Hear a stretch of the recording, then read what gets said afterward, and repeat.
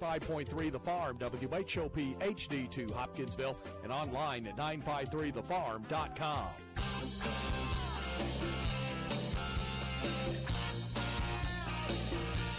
Hoptown Hoppers baseball is on the air. This Hoptown Hoppers broadcast is brought to you by Hopkinsville Milling Company, Southern States Petroleum and Co-op, Hayes Furniture, Pennerall Electric, Max Arnold & Sons, Raymond Nelson Insurance, Planners Bank, J. Schrecker Jewelry, Toyota of Hopkinsville, the Hoptown Hoppers, and All Clean Services and AKS Flooring and Design Center. Now let's head out to the ballpark for today's game. Good afternoon. Welcome to Hopkinsville High School's Tiger Field, where tonight the Hoptown Hoppers entertain the first place Henderson Flash in an OVO baseball doubleheader. That's right, about 5 hours plus of top-notch OVO baseball today. Thank you for listening, everybody.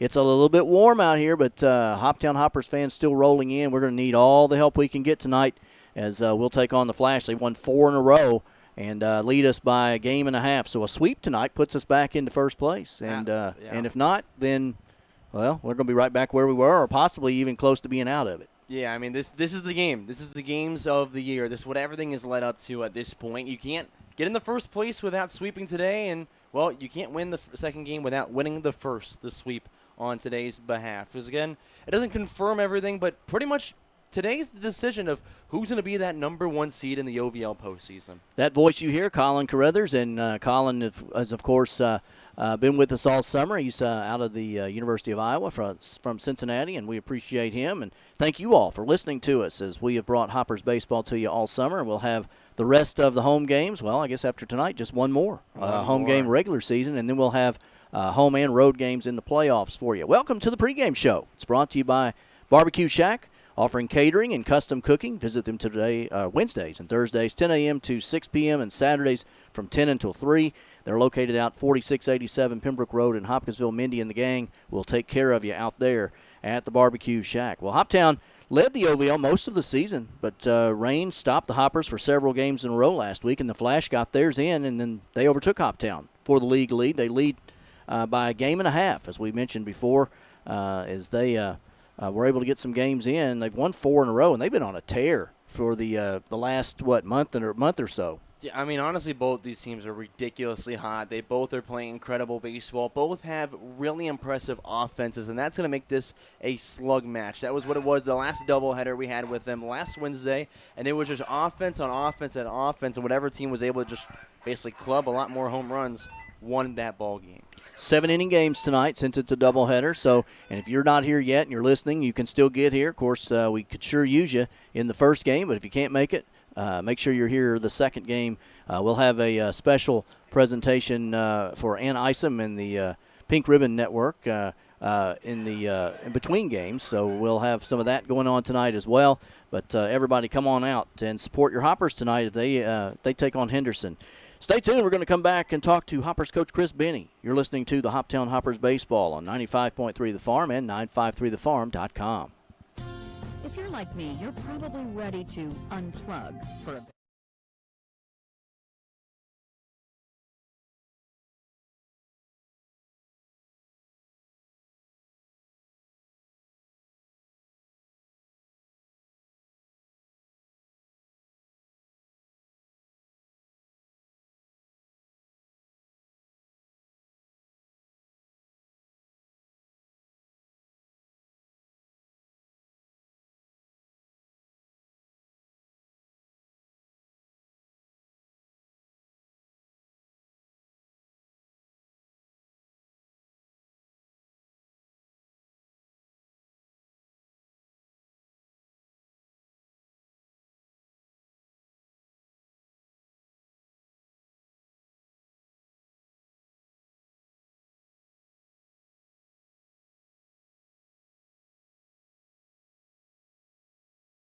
.3 The Farm, playing country favorites for Hopkinsville and Crofton. The Farm.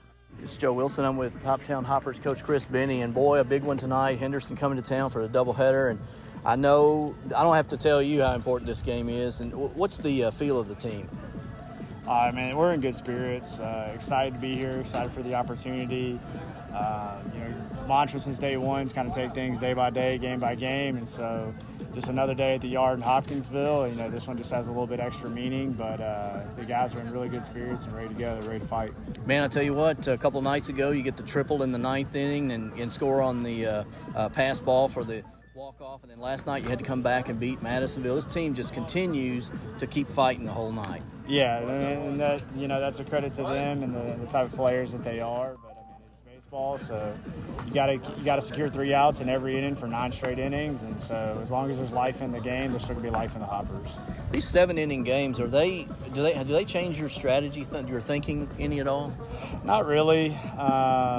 It's obviously 14 innings, so we're going to try to get more position players out there. But, honestly, just kind of as far as pitching goes, I think it has the biggest impact because you could have a guy, 2 guys were thrown tonight, very likely to just roll 7 innings. And, or it's, becomes a game where you got to get them out in the third. You just really never know. It kind of does change how long you let your pitchers go. And but other than that, it's not a whole lot of difference. And, a lot of them have played 7-inning games before. A lot of them end up playing doubles in college on Saturday or Sunday. And, so it's kind of customary to them. And, it's a weird feeling. The guys could all go 14 straight and be fine. But, with the weather and stuff, you have the opportunity to roll a fresh one. So just kind of think of it as one big 14-inning game is kind of how I look at it. All right. Huddy went 6 in relief last night for you, so he's out. But what's your plan on the mound today for both games? Well, game 1 we're going to start Heath Henley. Just really competitive, really good arm for us. And then we'll go with Tristan Cepedis soon. So Cepedis has been good all year. Every time he's took the mound, we've won. So just hoping to keep that streak alive. All right. This team is trying to get it back in first place today. And, I know a loss kind of hurts the chances, but feeling pretty good today going into this one? Yeah, always. Always going to choose the hops. Hops are going to be on top. And so we just get this thing going, get it hot before playoffs. 2 wins today will turn it into a 4-game streak. And then, 2 more games left in the regular season before playoff time. Coach, good luck tonight. Appreciate it. Thank you. All right. That's Chris Benny, Hoptown Hoppers coach, as they get ready to take on the Henderson Flash tonight. You're listening to Hoppers Baseball on 95.3.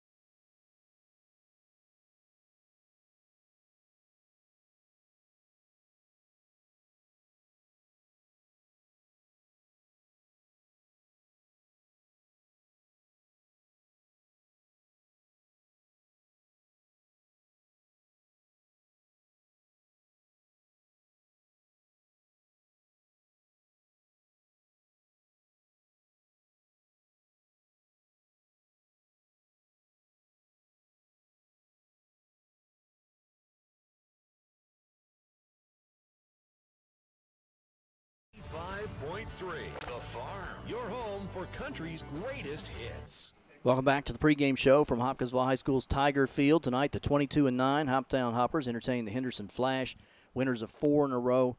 They're a game and a half ahead of the Hoppers for first place in the OVL. Joe Wilson with you, along with Colin Carithers in the Chick-fil-A broadcast booth. And Hoppers enter tonight's game coming off a come-from-behind 9-5 win over Madisonville last night. They've won 2 in a row. Henderson is 25-9. And these, my friend, are the biggest 2 games of the season for both teams. And following the first game tonight, a special ceremony planned to honor Ann Isom and the Pink Ribbon Network. And the second game of tonight's doubleheader, they'll begin about 30 minutes after this first game ends. It's going to wrap up our pregame show. We'll be back with the starting lineups and the first pitch when we return. You're listening to Hoppers Baseball on 95.3 The Farm and 953thefarm.com.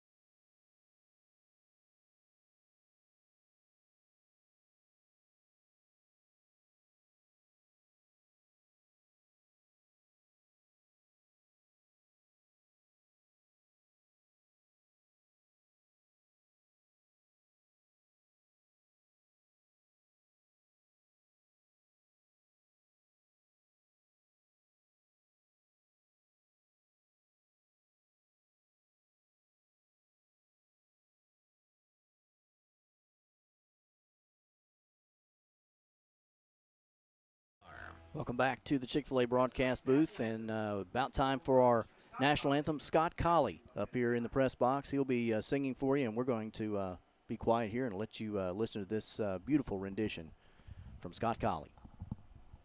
Oh, say, can you see by the dawn's early light what so proudly we hailed at the twilight's last gleaming, whose broad stripes and bright stars through the perilous fight o'er the ramparts we watched were so gallantly streaming, and the rocket's red glare, the bombs bursting in air, gave proof through the night that our flag was still there. Oh, say does that star-spangled banner yet wave o'er the land of the free and the home of the brave? No one does it better, that's for sure. Scott Colley with the national anthem tonight as we get ready for this doubleheader tonight here from Tiger Field as the Hoptown Hoppers entertain the Henderson Flash. Game time weather is sponsored by Charlie Henderson State Farm. It's a beautiful day out there right now. We're just hoping that the storms will hold off. Here's your WHOP Weather Center forecast. Lows level off around 72. Tonight, under mainly clear skies with a slight chance of thunderstorms. Southeast winds at around 5 miles an hour. A mix of clouds and sun tomorrow. Chance for storms, 88. Slight chance for storms tomorrow night. Lows around 72, mainly clear. That's the forecast from the WHOP Weather Center. I'm meteorologist Megan Mulford. Currently, 89. Starting lineups brought to you by Riken Elastomers. Join the Riken Elastomers team with process operator starting pay at $20.50 an hour, topping out the year at $24.43 an hour, plus shift premiums for second and third shifts. An excellent benefit package that includes employee paid benefits day one of employment. Call them today, 270-475-2150 for extension 214 to learn more. Starting lineups for Henderson tonight, they'll start Gunnar Waldrop. He'll bat first to play left field. Batting second and playing third base is Peyton Tatum. Batting third and playing first base, Braden Menillo. Also at fourth tonight, and the cleanup spot will be catcher Don Davis. Clark Grease, or is it Grease or Grice? Grease. Grease. He'll be the DH tonight, batting fifth. Noah Briggs will bat sixth and play shortstop. Jacob Freilich will bat seventh and play right field. Tyler Reinhardt is the center fielder, batting eighth. Jacob Tucker is second baseman tonight, batting ninth. Bryce Humphrey pitching for the Flash this evening. For Hoptown, Brennan Gibson gets the start in center field tonight. He'll lead off. He'll be followed by Jordan Atkins at the left field spot. Batting third and playing second base is Dom Hartman. Batting fourth at first base is Brennan Mueller. Miles Denton bats fifth and plays third base. Ryan McCartan is the catcher tonight for the Hoppers in the sixth hole. Nick Johnson is the DH tonight. He'll bat seventh. Batting eighth and playing right field is Reed Hayes, and batting ninth and playing shortstop Cade Wall. And Tristan Cepedus is pitching for the Hoppers tonight. One thing we know, Cepedus is going to give a great effort, and it is, as you heard in the interview, he actually had planned to go with a different pitcher tonight, but changed his mind last minute. So Cepedus will start tonight in the first game. Henley was expected to start, but it was a last second. You know, sometimes coaches get that feeling, and let's hope it pays off, Colin. Absolutely it does. I wouldn't be shocked if Heath Henley ends up going in that second game as the starter, but as you mentioned with Cepedus out there on the mound, he's been phenomenal in his previous two starts for the Hoppers. Been not only one of the most efficient but most accurate pitchers we've seen as a starter this summer for this Hoptown squad. And if he can carve up this lineup like he has the others that he's faced this year, Lord, it's going to be a world of hurting for the Flash, because this is an offense that does not miss much at all. No, they are a very powerful offense, and they're going to present a problem for the Hoppers tonight for sure. So Gunnar Waldrop leads off. First pitch is outside for ball one. We're underway in game one. of our doubleheader tonight. And as we mentioned before, it is a 7-inning ball game. Both games tonight, 7 innings.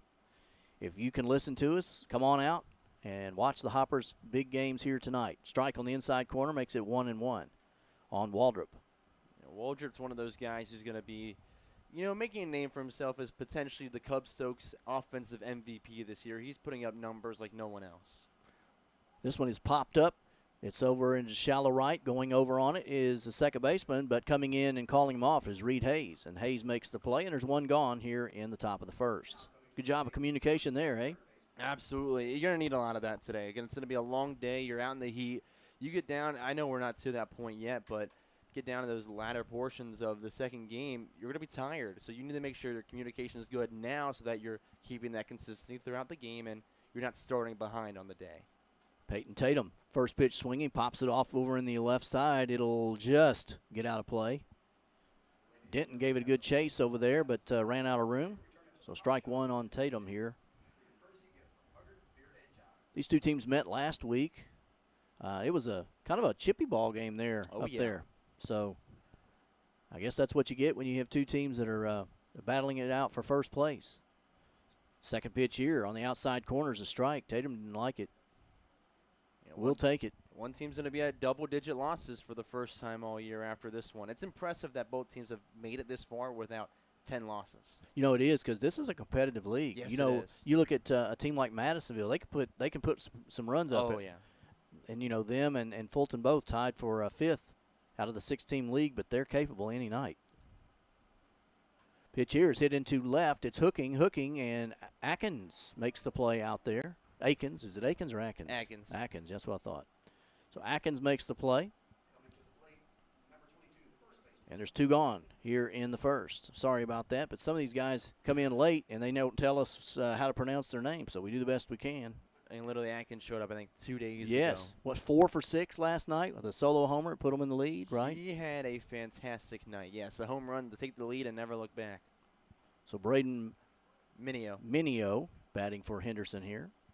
And he takes one on the outside corner to start off, and there's a 0-1 count. Two gone here in the top of the first. Big game for the Hoppers here. Big night for the Hoppers and the fans. Here's one right down the middle. Fastball fools Minio, and it's 0-2. Talking about going right after someone with that pitch. Sure did. He's not messing around, is he? Left-hander for the Hoppers. Oh, I don't know where that one was.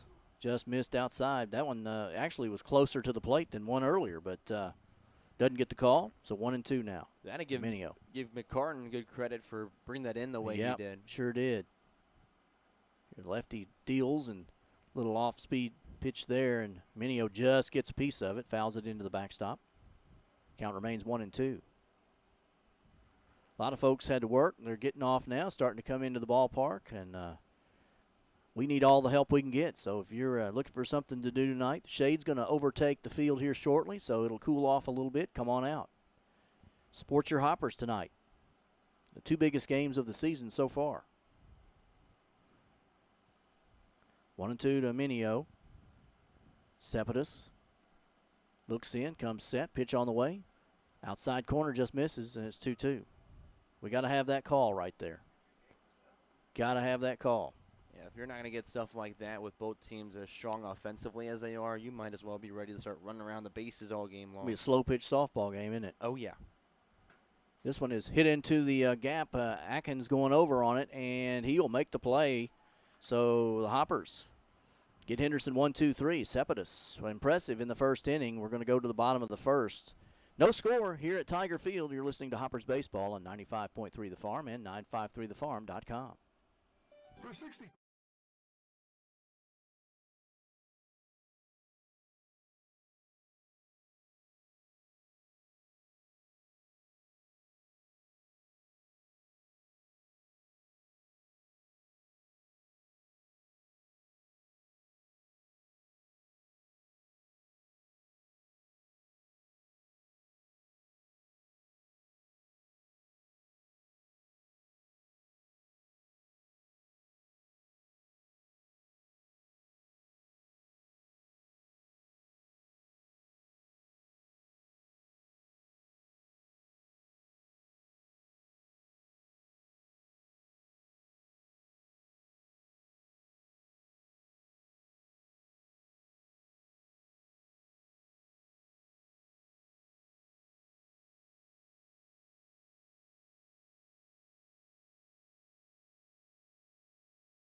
for country's greatest hits.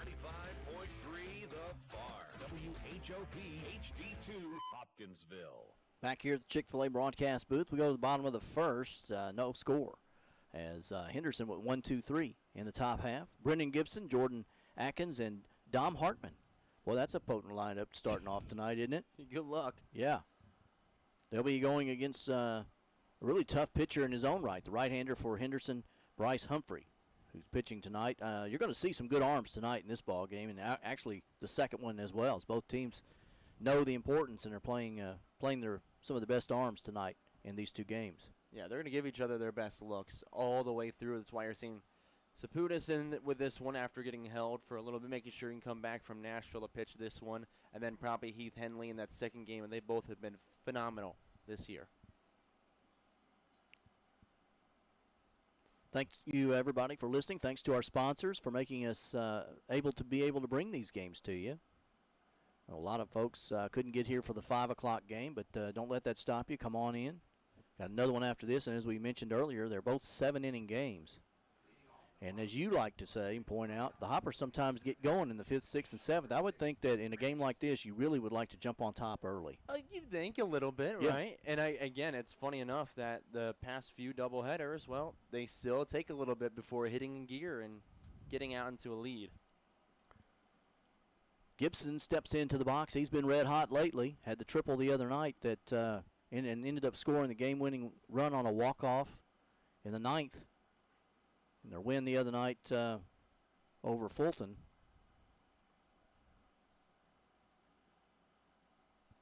First pitch is a ball on the outside corner. Humphrey now comes with the second pitch. This one's chopped down towards shortstop. Briggs comes in, makes the play. Long throw over to first. It's close. They're going to say he got him. Tell you what, Gibson was getting it down the line there, wasn't it? Made it interesting. I think if there's any time if you're not overly rushing over the first, he's going to make it close down that line. He's got some fantastic speed that he showed off. Again, the other night with that triple, yeah. He showed it off with the inside the park home run. He showed it off with about 8 stolen bases already this year. So Jordan Akins batting here. 4 for 6 last night at Madisonville. Home run. Just came up with the ball club. He chops the first pitch foul over on the first base side near the Henderson dugout. He's behind the count 0-1. Getting that home run last night for him was poolside, and afterwards we're getting off the bus. A couple of guys told him, hey, you're going to love Fulton, by the way. That's true. Left-handed hitter going that short porch and right. Yeah. He got a little giddy here, and the distance wasn't far. Pitch low here on the outside, and it's 1-1 now. Dom Hartman waits on deck for the Hoppers. Pretty potent lineup for Hoptown to start it off, as Mueller also waiting, as well as Miles Denton. So this is a strong offensive lineup for Hoptown tonight. Akins drives one into left. It'll get down for a base hit, and he stays hot. And the Hoppers have the first runner on tonight, and watch out because he's got some speed too. He's a base stealing threat. But Don Davis has shown us in the past he's tough to steal on. Dom Hartman comes up. One of the crowd favorites. You know, this is Humphrey's first start this summer for the Flash. He's only come out of the bullpen so far. Carries a 4.77 ERA, but he's only given up 3 runs on 9 hits, 4 walks, and 7 strikeouts. So guys have been able to get on against him. They just haven't been able to string hits, and when there's guys on behind him, he's done well at barreling in, focusing, and making sure he's getting out of those innings of work. You can see the importance of this game already, as Davis has already gone to the mound to speak to Humphrey, and they got to be talking about, hey, look, we got a guy over here at first base that can run. We can't be fooling around here. We got to know. We got to be on the same page. And you put him in scoring position for Hartman, who leads this team with plus 30 RBIs. Yeah, you're in a world of trouble early. So Hartman now will step in as the meeting's over. The umpire had to go out and break them up. Aiken at first base with 1 out here in the bottom of the first. The Hoppers hoping to get something going against Henderson early. First pitch, curveball, misses high. 1-0 now to Hartman. And I've seen Dom a lot at third base. He's playing second base tonight for Hoptown. Not much of a lead over there for Akins at first. Won't go. Pitch here. Ripped into the gap, and it's way back. That's going to be tough. Might be. Oh, it's in the gap. Akins will motor into third, and a stand-up double for Dom Hartman. So he went left center gap, and the Hoppers in business with one out here in the bottom of the first. He got all that one, didn't he? Yes, he did. I mean, purely ripped that. Got some good launch angle off that ball as well, just to the point where a little bit more straightened down, it might have gotten a chance to escape the fence, but perfectly placed in a gap where it's a deep part of the park here. We were talking about it the other day where out of the OVL, it's kind of here in Paducah. That center is pretty much the deepest, Yep. and you put one in the gap there, you can start unhooking the trailer and get on your horse to start getting some extra bases. So Brendan Mealer comes up with one out, runners on second and third. Chance to give the Hoppers the lead. First pitch in the dirt. Mealer's another guy that can get it in the gap Easily. Oh, yeah. Henderson bringing their third baseman in on the edge of the grass. He's way off the line. Shortstop playing close to second. First base deep. Outfield pretty much straight away. And the pitch here is ripped foul down first base. That ball's stroked pretty good, too. The Hoppers come out hitting the ball today. You know, the other night against Fulton, they went 13 straight batters without getting on base, and we're getting kind of worried the other night. Yeah, we were. I will say personally, I was getting very worried. Then Gibson came up, made it the one hit that they had in like 4 innings. Was a triple off the center field wall. This ball's low, 2-1, and it's blocked in the dirt by Davis, keeps the runners from moving up. Again, now you're seeing what we were talking about, how important that win was, because that's the only thing that's keeping you in a chance for first place. That's right. And even last night, they were behind, 5-2, came back and scored the final 7 against Madisonville. 2-1 the count. This one runs way out.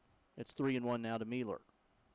I like the idea of Humphrey trying to go outside with these pitches, and I understand the slight, if you want to call it, shift in the infield, that third baseman playing off the line and in, because Mealer's only had one opposite field base hit so far this year. Everything else has been post side or up the middle. Scouting is good because they have him played just about right. Humphrey, curveball ripped deep and foul over on the right side. He put that one over in somebody's yard over there on Springmont. And their count now full for Mealer. Go out, start mowing the lawn, and they find out they got an OVL baseball. Yeah, that's right. The ball just flew in on them. Scott Colley, who sang the national anthem, he had a theory that the next pitch on a 3-2 is always a foul, or most of the time a foul. So we'll see if he's right here. Pitch coming in, and it's fouled at the plate. Yeah. How about that? Just barely, but it counts. Scott, if you're listening, that's one. He used to keep track when he was up here. We'll keep a tally. Here, I'll start writing it down. All right, there you go. 1 for 1. I might need a reminder, but. Yeah. Well, you're waiting on me. You might need to get Carter to help you over there on that one. So Mealer trying to get a ball out of the infield, get the Hoppers on deck here. Oh, all right. Walk as the pitch inside. And the base is loaded now for Hoptown here in the bottom of the first. And here comes Miles Denton, 5th batter in the lineup. Hoptown. No better way to start a game. I will say this, too. Henderson here lately has been on top most, but they've had a couple of games where they got behind and came on strong later in the game. The reason they've won all their games to their offense, their pitching is good, but they've given up plenty of runs throughout this year. They carry a team total 4.93 ERA and a +6 ERA against Hoptown this year. Just their offense that's so good. Curveball here in for a strike to Denton. 3rd baseman tonight for Hoptown. Hoptown wearing their pink jerseys tonight. They're clean. They are. Nice looking white pants. Pink stripe on the pants. Henderson wearing their blue with yellow sleeves. 0-1 the count now coming. Pitch on the way. Swing and a miss. And Denton goes 0-2 here. Ryan McCartan hoping to get a chance. He's on deck. It's a big at bat here for the Hoppers. Denton needs to get a ball in play. Flash have the first baseman in on the grass. 3rd base playing back. Denton's a guy that likes to pull the ball. Pitch on the way from Humphrey. Chopped foul on the third base side. Count stays 0-2. Now, if you're able to bring a few runs across here in this inning, it'll be the first time you've been able to jump on top of the Flash from the get-go all summer long when you've got that series split 3-3 between the two squads, and that would be monumental in today's doubleheader. Humphrey checks the runner at second, comes set, pitch on the way, high for ball one. Hopper's threatening here.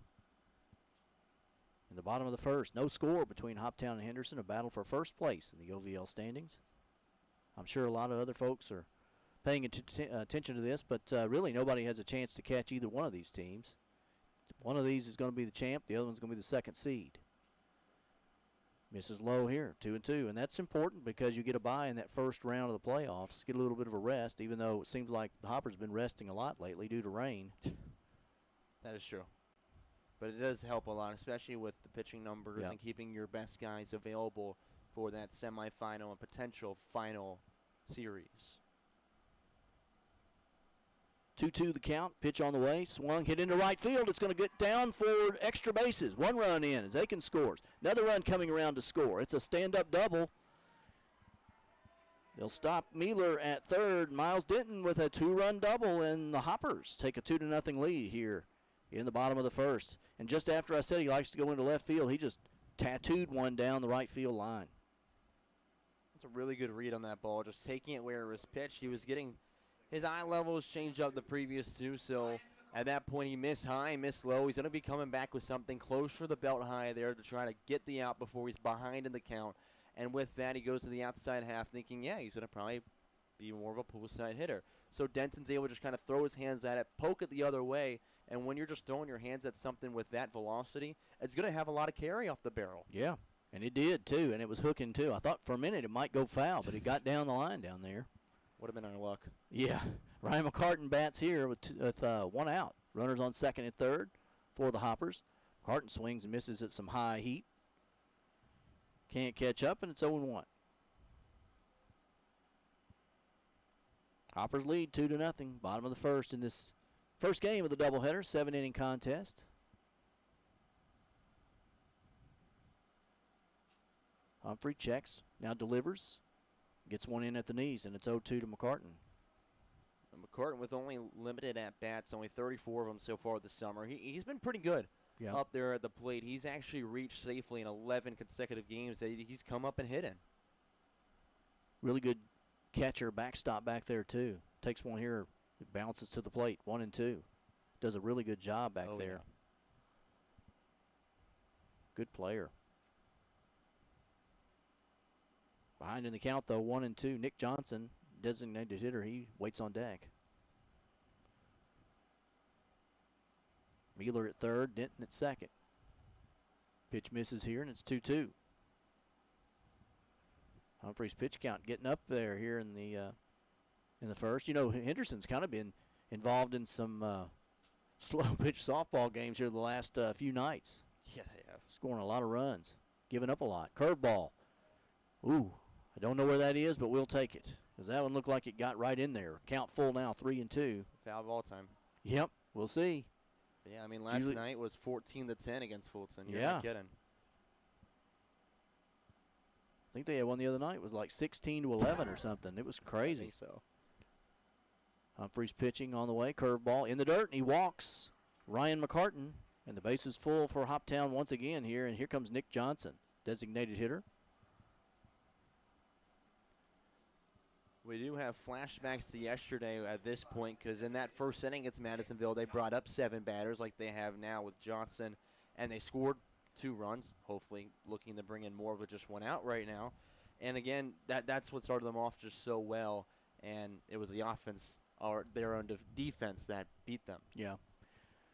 Henderson going to have a meeting at the mound here as head coach heading out there to talk with Humphrey. They've had someone warming up for a bit. It's a righty over there in the Flash bullpen. And this might just be a stall tactic at this point to give him one more batter and try to get out of it. And if you can't, you're done. This might be his last batter overall. How about that? Wasn't chasing in the first inning. I mean, it helps that it's only 7 innings per game, even though, as we heard in the pregame show with Chris Benny, you treat it like a 14-inning day because that's what it is. It's 14 innings of baseball. Yeah. And you got to know that the leashes are going to be short for a lot of these Henderson pitchers because they've got a lot more guys that have come out of the bullpen for them this year.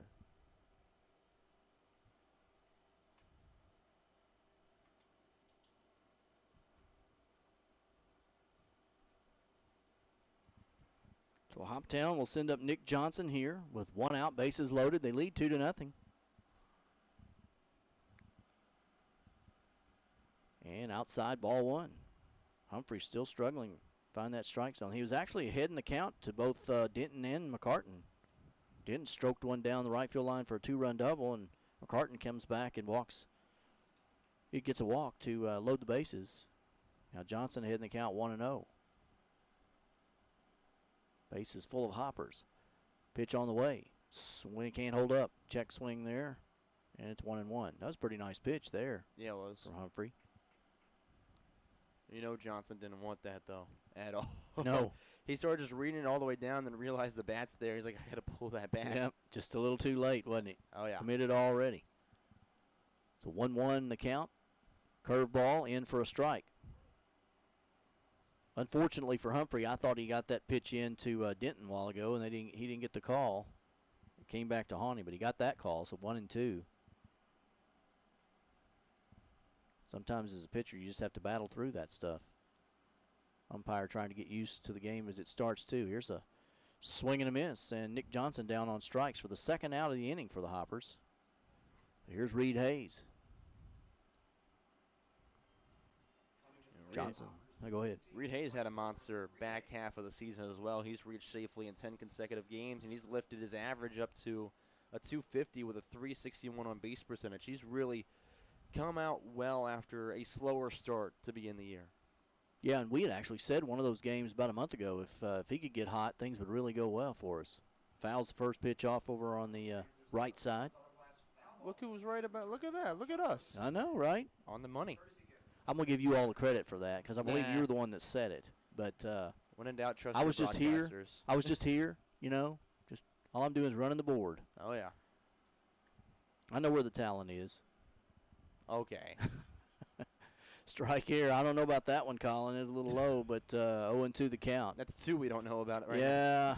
Yeah, the umpire getting going early in the game too just hasn't established his zones yet. But that one looked a little low, but he got the call. So 0-2 the count. 2 out here with bases loaded. Pitch on the way and chops just enough. Little piece of it. That's the one thing for Reed Hayes. Sometimes some of his bigger swings, his front foot kind of steps out a little bit. And when that doesn't happen, he's driven the ball really, really well. If he's able to correct his two-strike approach to not, come back and all the way around on the pitch and just go straight to it, he's probably going to be fouling off things a little bit better. If not, put him in up the line. Henderson has everybody back. Nobody, they're not holding the runners on, which you would expect with 2 out. Humphrey delivers to the plate. Curveball got him swinging. Hopper's out. Leave the bases loaded here as we check the Michael Venable State Farm scoreboard. The Hoppers get 2 runs on 3 hits, and they lead it after 1. Hoppers 2, Flash nothing. Back with more Hoppers baseball on 95.3 The Farm.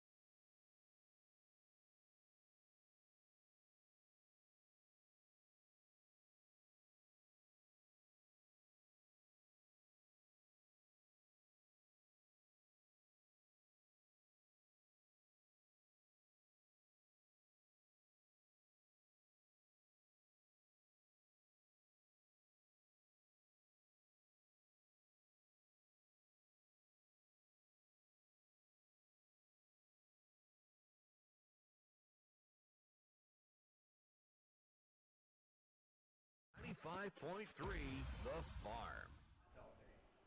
Back here at the Chick-fil-A broadcast booth, and Colin Carruthers going to take you through for the next few innings here on the play-by-play. So, Colin, it's up to you now, buddy.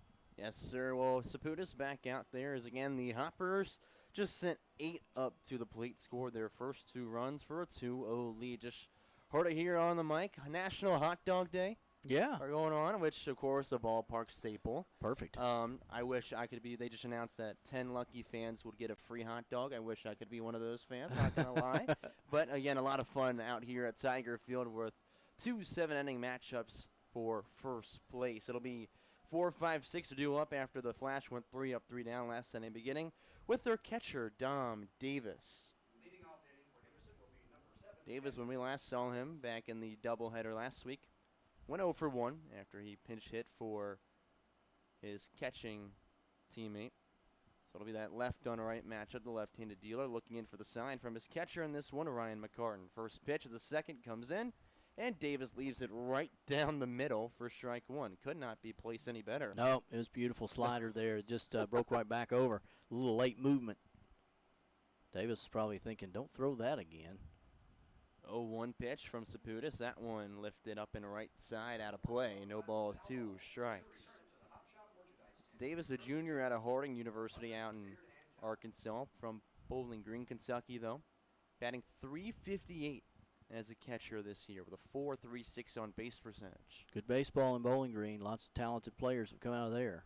0-2's lifted strong in the left field, but dying quickly as Atkins scoots over and is underneath it for the first out. With 1 away, they bring up Clark Greaves, the DH, batting in the 5 spot for the Flash. Greaves has been one of the best two-way guys this year in the entire league, doing it well.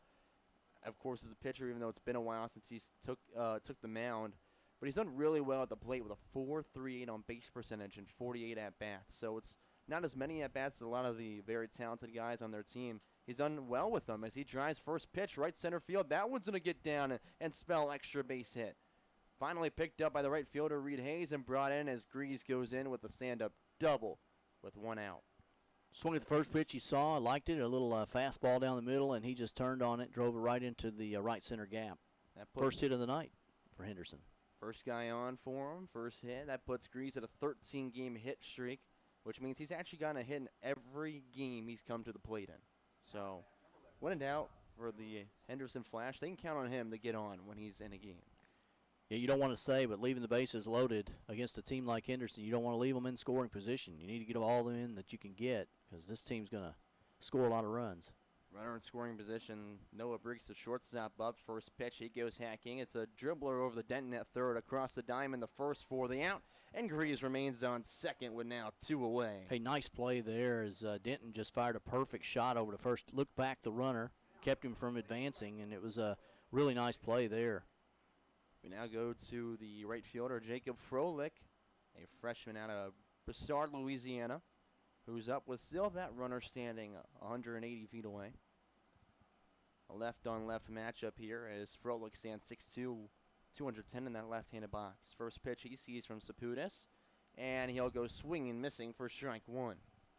It was Hartman playing at second base is all the way back, feet in the grass. He's expecting something here. That's also at first base. Mealer playing in the grass. So they're playing deep in the infield over on the right side.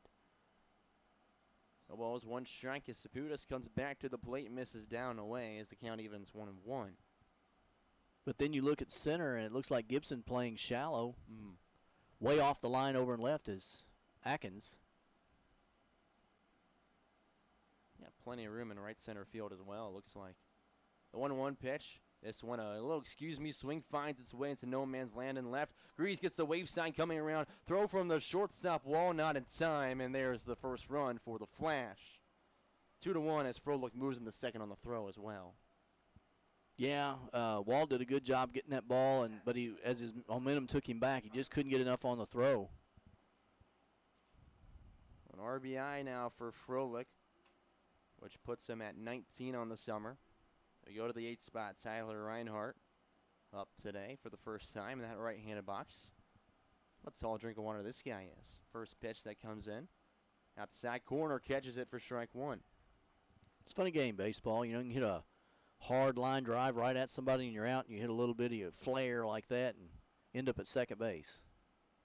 Reinhardt standing 6'3", 205 in the right-handed box. The 0-1 pitch from Saputis. That one driven left center field. Back in a hurry as Gibson goes chasing towards the wall. It bounces off the midsection of it, and Gibson throwing it back in as he rounds second and chugs for third. Wall is going to be held up with the cutoff throw and will not be able to get it in time as Reinhardt has a RBI triple. We're tied at 2. Boy, he got all that one, too, and just missed getting it out of the ballpark there. Any other place in the ballpark, and that's gone. I mean, I don't think we've seen one dead center field this year. No. It's ridiculous. I'd be shocked if someone does. It's probably only happened once or twice since this field was open for play. Well, now Reinhardt has an 11-game hit streak after that one. See, this offense is ridiculous, 1 through 9. First pitch now to Jacob Tucker. He'll go swinging and missing for strike one. Tucker batting in the 9th spot as the second baseman in this one. It's like we've mentioned with the Hoppers. You can't take a break 1 through 9 with them. You can't take a break 1 through 9 with the flash order. 0-1 delivery from the left-handed dealer. It's another swing and a miss for strike 2. He's not messing around. He's just rearing back and throwing it here. Go-ahead run standing 90 feet away. Got to keep him there. No balls, 2 strikes, and 2 outs away. Tied at 2 in the top of the second. The leg kick as the pitch comes in. It's a curveball that's fouled out of play. Maybe look for something here that's going to change your eyesight level just a little bit. Maybe see if you can get him chase something high. I'd love that idea at this point, especially when he couldn't catch up to the other fastballs. The 0-2 again as he leg kicks, deals, and misses downstairs for ball 1. Again, that's that same pitch that Humphrey didn't get a while ago, but it looks good from up here. Got to have that call. Now getting set for the left side of the bump. Comes in with the 1-2 pitch. That one misses as well. Same spot downstairs. Count even 2-2. Tucker batting .232 this year. He's collected 14 RBIs. The go-ahead would be his 15th, standing on third. Saputis again from the left side of the rubber. Comes in. There's a curveball that doesn't break into the zone, and the count runs full. On foul ball watch, but also on Henderson lead watch. That's right. Take a striker out right here if we could get it. Any kind of out at this point. Be huge. The 3-2 comes to the dish, and this one popped up right field as Reed Hayes trying to track it in the shade, going back towards the track, and has caught it on the base of the warning track for the final out. So that go-ahead run will not come across. It's a 2 spot for the Flash as we check the Michael Venable State Farm scoreboard. Flash 2, Hoppers 2 as we head to the bottom of the second.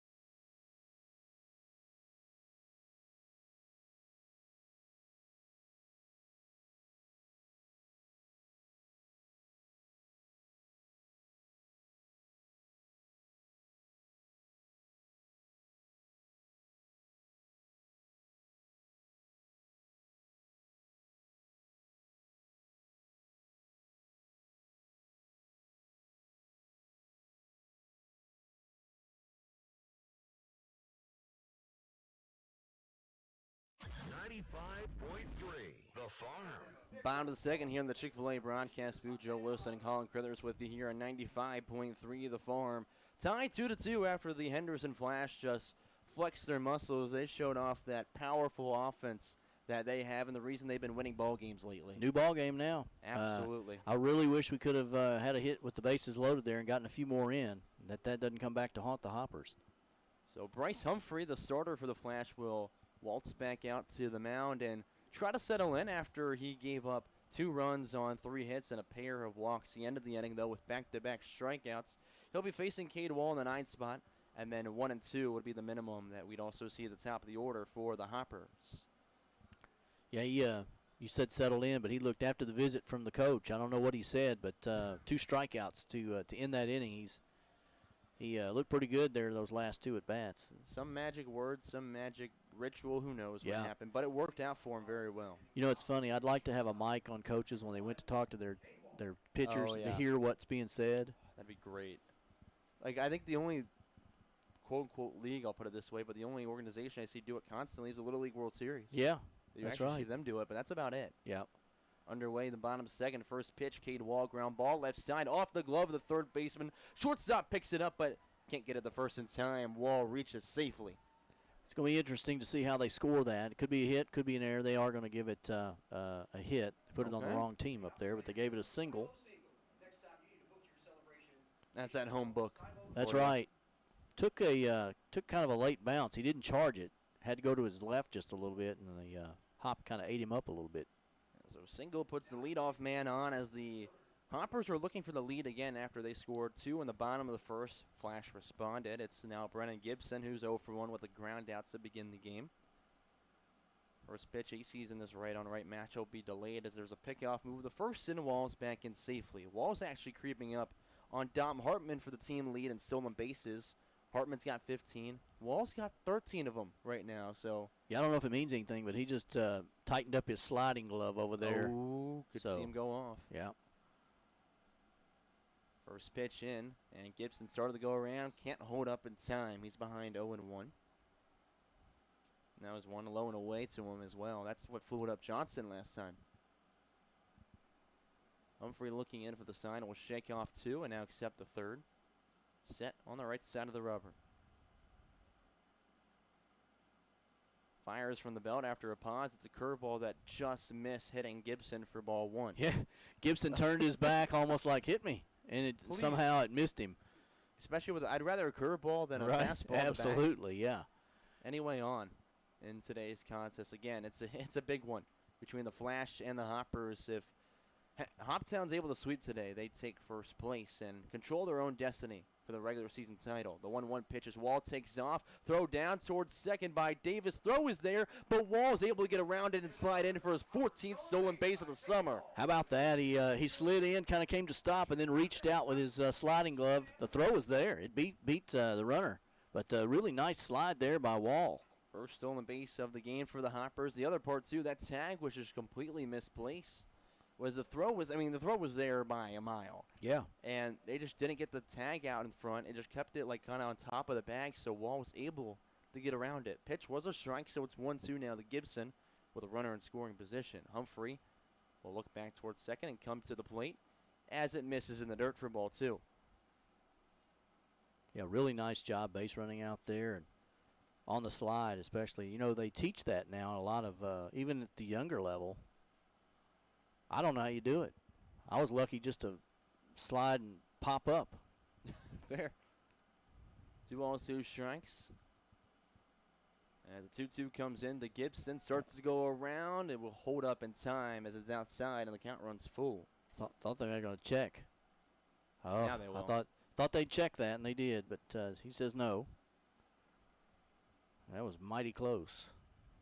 Humphreys had 3 previous appearances. He's given up 3 total runs in those. He's already given up 2 today and in danger of matching that with Wall standing in scoring position. Gibson already with 9 RBIs this year. Looking for 10. 3-2 pitch way outside in the opposite batter's box, and there's a walk to put the runner on first. You know, that's the 3rd time today that Humphrey's been ahead in the count and ended up walking the batter. This feels very backwards from what we've seen recently from Yeah. any team in the OVL, honestly. Everyone's really settled in with their pitchers. They have, yeah. They're not falling behind like that after starting ahead in the count much. Here's a guy you want at the plate in this situation. How about that? Jordan Atkins, who's been on fire in his past 2 outings, this one and yesterday included. See, 5 of his last 7? Yeah, 5 last 7 he's gone on with a base hit. Ooh. One ripped down right field. You can forget about that baseball. Bat flip it, pimp it. You've got the lead. Trip around the diamond, home run! 5-2 as the Hoppers take the lead again with Atkins' 2nd home run in as many days. He turned on that.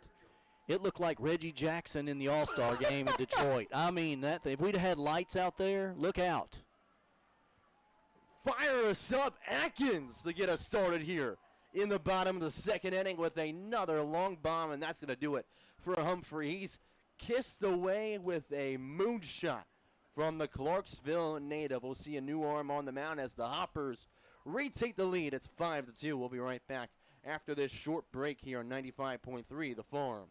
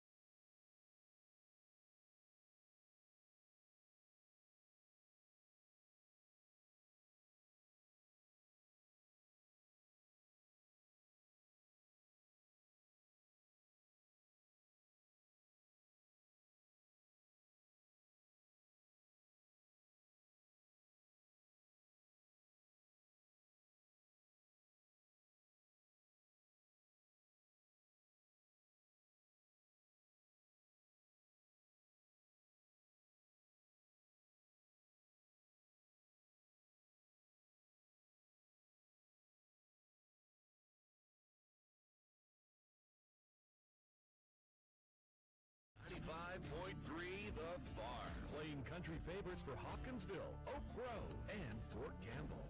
New arm on the mound after the Hoppers just decided to pour on 3 runs in the biggest fashion possible. Oh, my goodness. I've watched baseball here for close to 20 years, and I have never, ever seen a ball hit that far out into right field. It almost looked like it cleared the trees back there behind right field fence.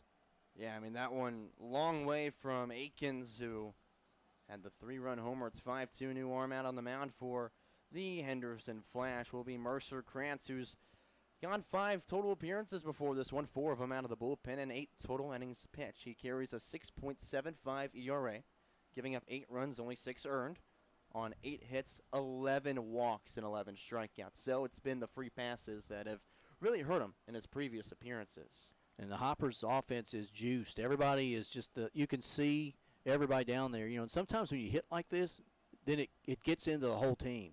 And you needed this way to start off. Yeah. You've got a long day of baseball ahead of you, some very important games. Today's not just baseball. Today carries some weight with it as what you've built up to at this point of the year. And, again, you couldn't ask for a more beautiful start to today's contest. Absolutely. We continue here in the bottom of the second. No one on and no outs. It's Dom Hartman in the 3 spot coming up to the dish. He was 1 for 1 with a double last inning. That one was cranked well into that left center gap. Sure was. I thought it had a chance to get out a while ago, too. Grant's the tall righty. Will come in with his first pitch. Hartman leaves it high and tight going to the backstop for ball 1.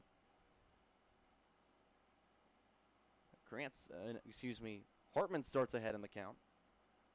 Much needed. And that hit for Hartman, that double, puts him at a 5-game hit streak and 14 consecutive games that he's reached safely in. 2 weeks straight for him that he's gotten on safe. I guarantee you to put the man on base. Pitch way outside, and he'll miss glove side with ball 2. Yeah, he wanted that one, but able to hold off.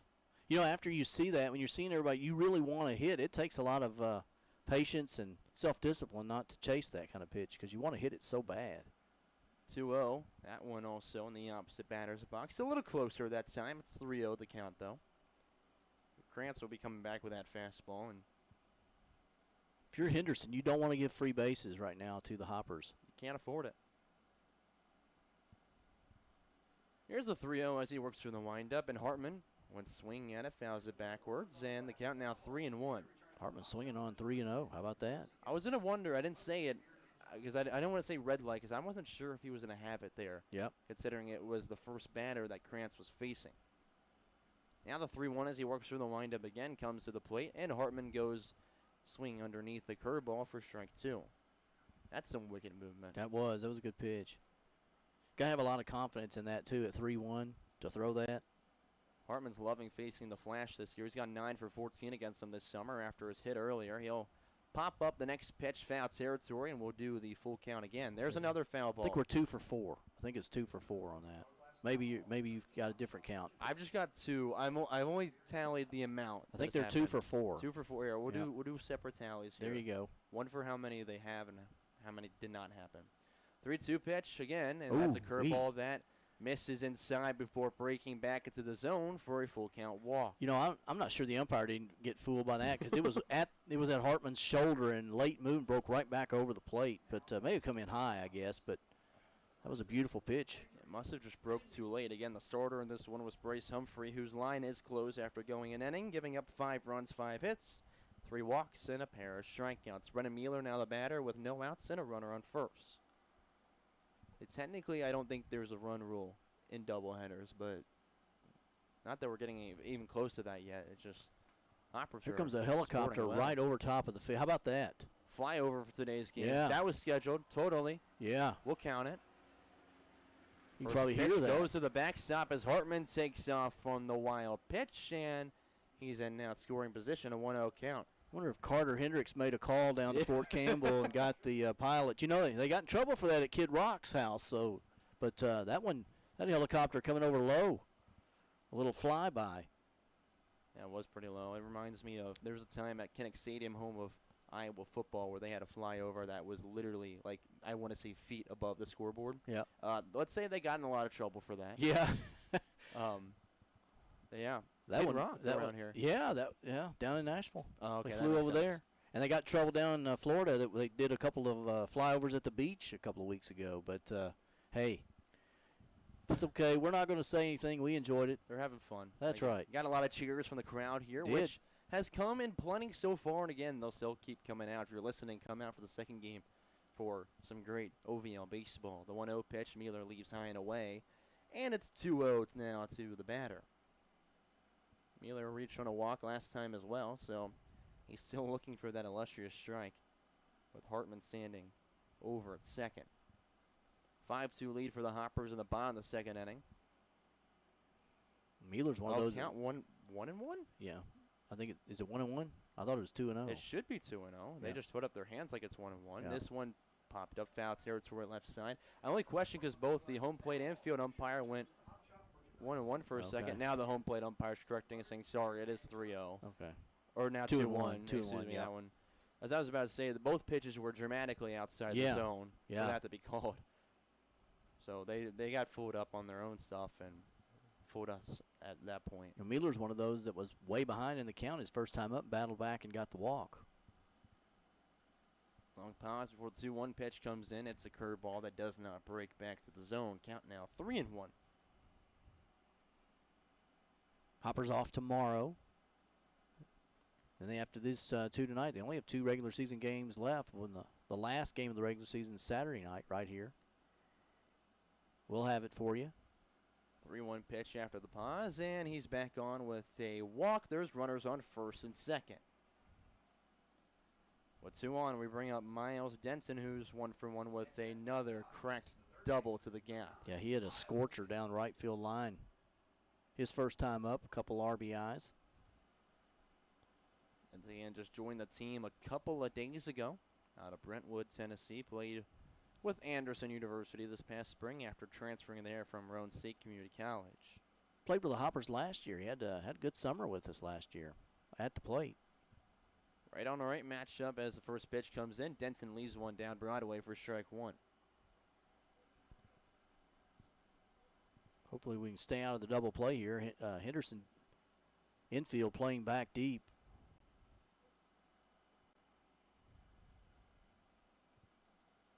Long look in from Krantz before finally getting set on the mound.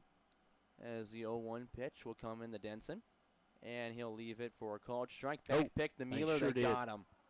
And now there's 1 out and just a runner on second. Mueller slid in awkwardly, and that did him in. You know, he got kind of a little lazy getting back after the first pitch, and he just caught sleeping out there, as you mentioned. And, of course, Minio was coming over to catch a throw, kind of got in his way trying to get back to the bag. Now it's 0-2 with just a runner on second, one out in the bottom of the second inning. 5-2 lead still. Denson lets one run off the outside corner just barely in the count 1-2. That didn't miss by much. No, it didn't. Denton so far has just collected one hit. Tell you what, Davis has a strong arm back there behind the plate. Yeah, he does. Even earlier when Wall had the stolen base, the ball was there before the runner. Tag was late, and a good slide by Wall. Krantz now leg kicks the 1-2 pitch, curveball way outside, 2-2.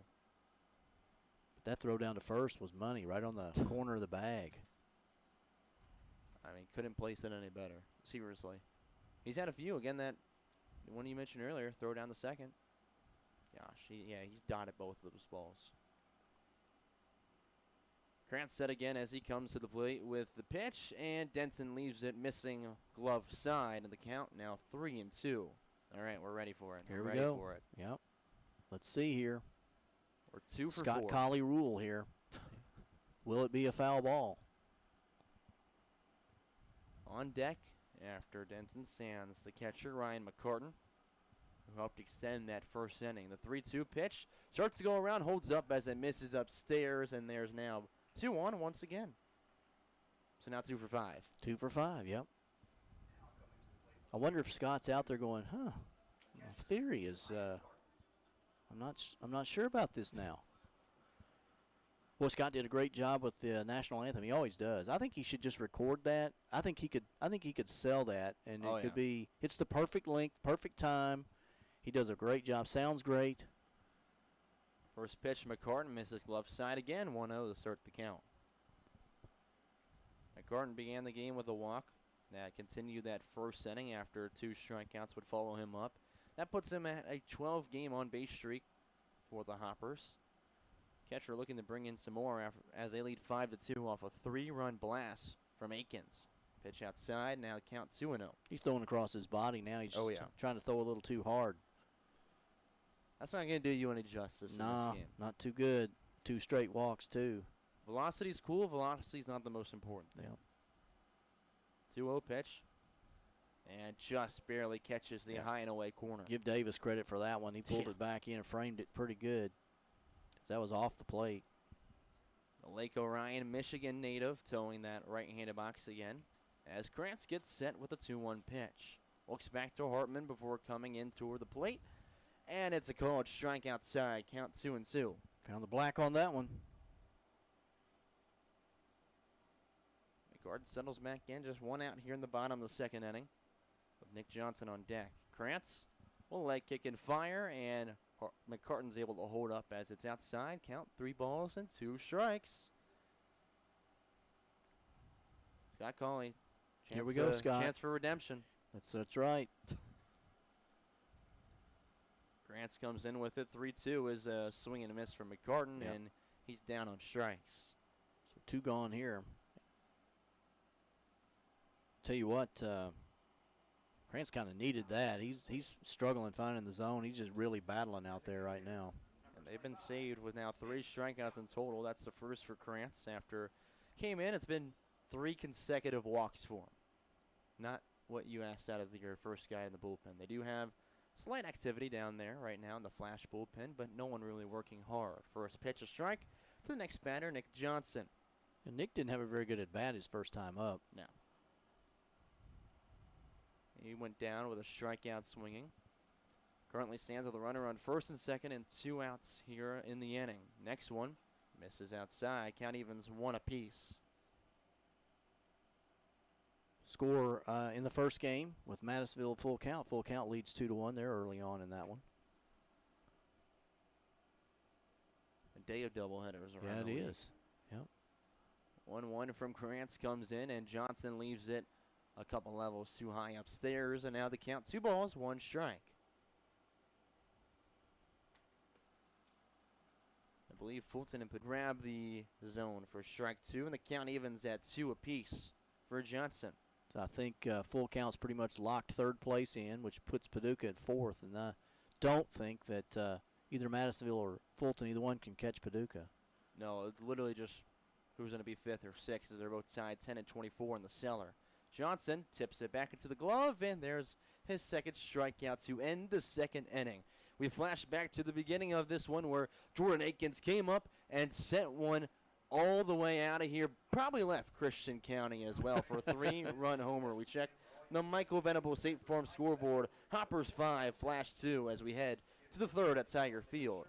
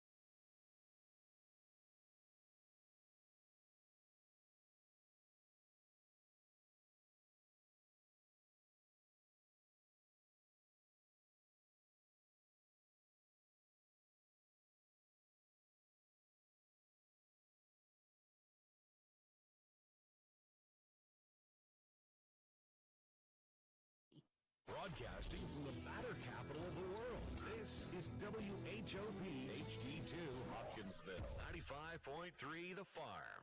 Back now at the top of the 3rd with a Flash at the plate. Back in the top of the 2nd inning, they had something finally cooking, bringing up 6 batters and scoring 2 runs. But a response to that, a 3-run homer from Jordan Akins gives the Hoppers a 5-2 lead. And it feels like all the momentum's on that side of the dugout right now. It really does.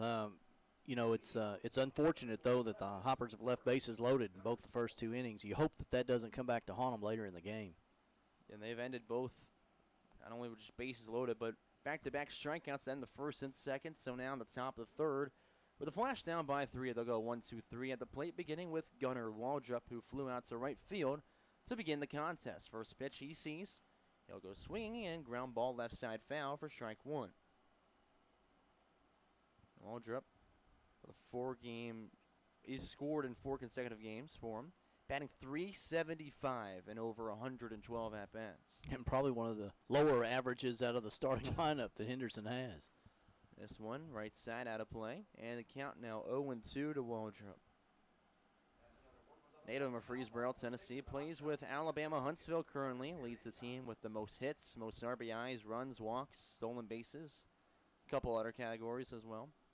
He has a laundry list of stuff that he's been leading this team with. The 0-2 pitch, and that one outside corner, can't grab it, so it just misses for ball 1. Good idea, though. That's a good pitch there on the 3rd, looking for maybe a swing or maybe even if we could get McCartan to frame that.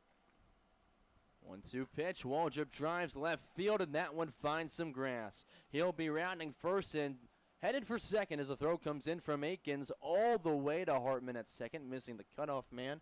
And he's in with a stand-up double to lead off the top of the 3rd. Yes, Pudas left that one over the plate just a little too much. That curveball hung up. Now Waldrop's 1 for 2 after we held him decently 1 for 2 in Game 2 of the doubleheader last weekend. He did reach with 2 hit-by pitches as well. We go to Peyton Tatum, who is 0 for 1 with a line out to left field. And him and Waldrop are a good dynamic duo, 1-2 in the order, because when Waldrop comes in, Tatum brings him around. He's got 22 stolen bases and is or 22 RBIs as first pitch blown away, ball 1. And that's the reason that Waldrop leads this team with 43 runs this year. Man, 43 runs. How about that? Ridiculous. So 1 ball, no strike as Saputis looks in and accepts the sign. The lefty will deal to the plate. It tries the outside corner again and misses downstairs again. 2-0 the count. Both pitchers trying that outside. They're just not getting that call, so they're going to have to adjust. And unfortunately, they're going to have to come a little closer, and that's not good as both offenses hot tonight. 2-0 pitch from Saputis, and Tatum tried pulling that one just a little too far for a foul ball. 2-1 the count. We were surprisingly able to hold Tatum to an 0 for 4 game. Last time we faced the Henderson Flash, which he doesn't go hitless much whatsoever, to put it lightly. He's batting .333 this year. with a team leading 6 home runs. The 2-1 pitch. Tried the outside and can't get him to bite. It's 3-1. He's got everything is compact with him. You know, the swing's compact. He doesn't move a lot up there at the plate. He gets up there, he gets set, and looks real comfortable in the box. Tatum, a native of Grapevine, Texas, stands 5'10", 170 in the left-handed box. 3-1 pitch is fouled backwards, and we've run to a full count again. Boy, a lot of full counts tonight for both teams. Perfectly exemplifies and illustrates the battle that we have today. A colossal matchup between 1 and 2 in the OVL. And pretty much whoever wins the doubleheader would be in first place. And for Henderson, splitting today would be a win. 3-2 delivery on this left-on-left matchup. A swing and miss, and Saputis has his first strikeout of the day. Really nice pitch there. Took a little bit off at the knees. And Tatum swung over top. 1 away. We bring up Braden Minio in the 3 spot, who's also 0 for 1. Fly out to left field. That's when the Flash went 3 up, 3 down, 1, 2, 3 in the order. He hit it in the gap, and Akins did a really nice job of running over. Got a good break on it, made a good play on it. First pitch, Minio will leave on the outside corner. It's called strike to begin the at-bat. See, that's the problem there. That's that one's a little farther out than the other. So when you're the pitcher, am I going to get that call or I'm not going to get that call? I don't know. We'll take that one, though, won't we? The 0-1 goes outside again, goes down, though, and kicks away from McCartan. So Waldrop moves in the third, and the count evens 1-1. It's a pass ball that he moves up on. Again, you kind of want to go right at Minio because he's a really strong bat, but he's a really tough out. But the thing is with him, he's been getting walked a lot recently. He's been walked in 5 consecutive games that put him up at 21 walks this year. So he's not going to be as aggressive with some stuff that might be borderline. Pitch outside, 2-1 the count. And he's got an open stance. He opens out there with that lead foot, the right foot, out, and then steps in as the pitch is about to be made. Not quite fully there yet, but almost Aristides Aquino's look. As Yeah, that one's ripped right center field. If you're talking about Aquino, you got to talk about the home runs. But on the walls, Reed Hayes, he's caught it before it leaves the yard. Waldrop's going to come home with a sac fly, but it's now only 5-3 with 2 outs. Boy, another 2 feet, and that one's gone. I mean, if Reed Hayes not there, it's a very short wall in terms of height. It could have had a chance of getting out of here, so that might have been a robbery. I won't say anything because I think it would have hit off the top of the wall and stayed in. But Reed Hayes saving a hit there to put 2 outs up on the board. Now up is Dom Davis, who we've seen the arm behind the dish for. First pitch slider in there for strike 1 at the bottom of the zone. That was the best off speed we've seen from him today. Yeah, absolutely. He had pretty good off speed there to get Tatum a little while ago, too. It's good to know, though, that he can throw that for a strike. Ground ball over the Hartman at second after he collected it off the mound. It pulled Mueller off the back, but as he came down, he applied the tag to Davis for the final out. So he recovers, and that does it for the top of the third. After one comes across on the sac fly, we check the Michael Venables 8-form scoreboard. It's Hoppers 5, Flash 3. We'll be back here on 95.3 The Farm after the break.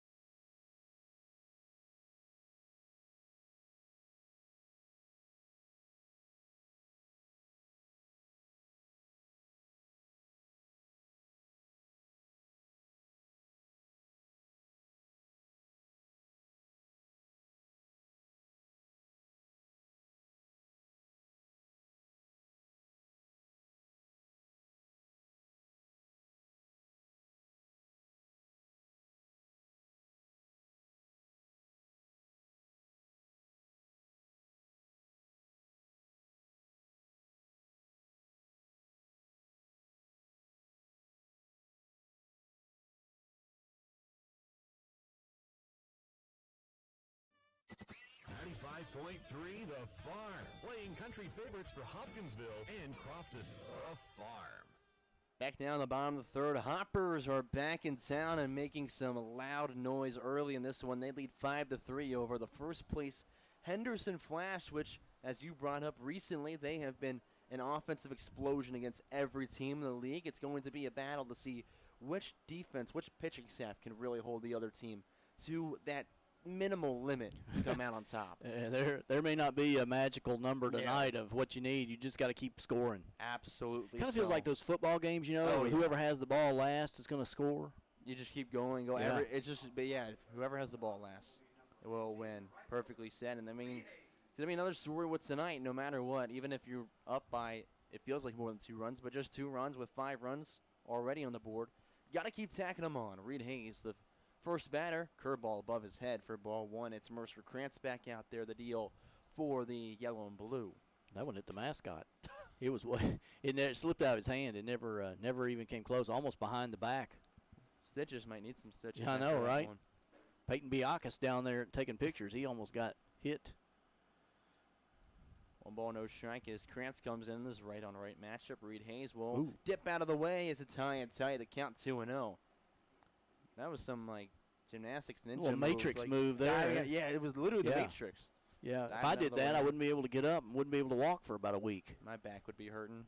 I'd be uncomfortable laying down tonight. I'm happy to be here.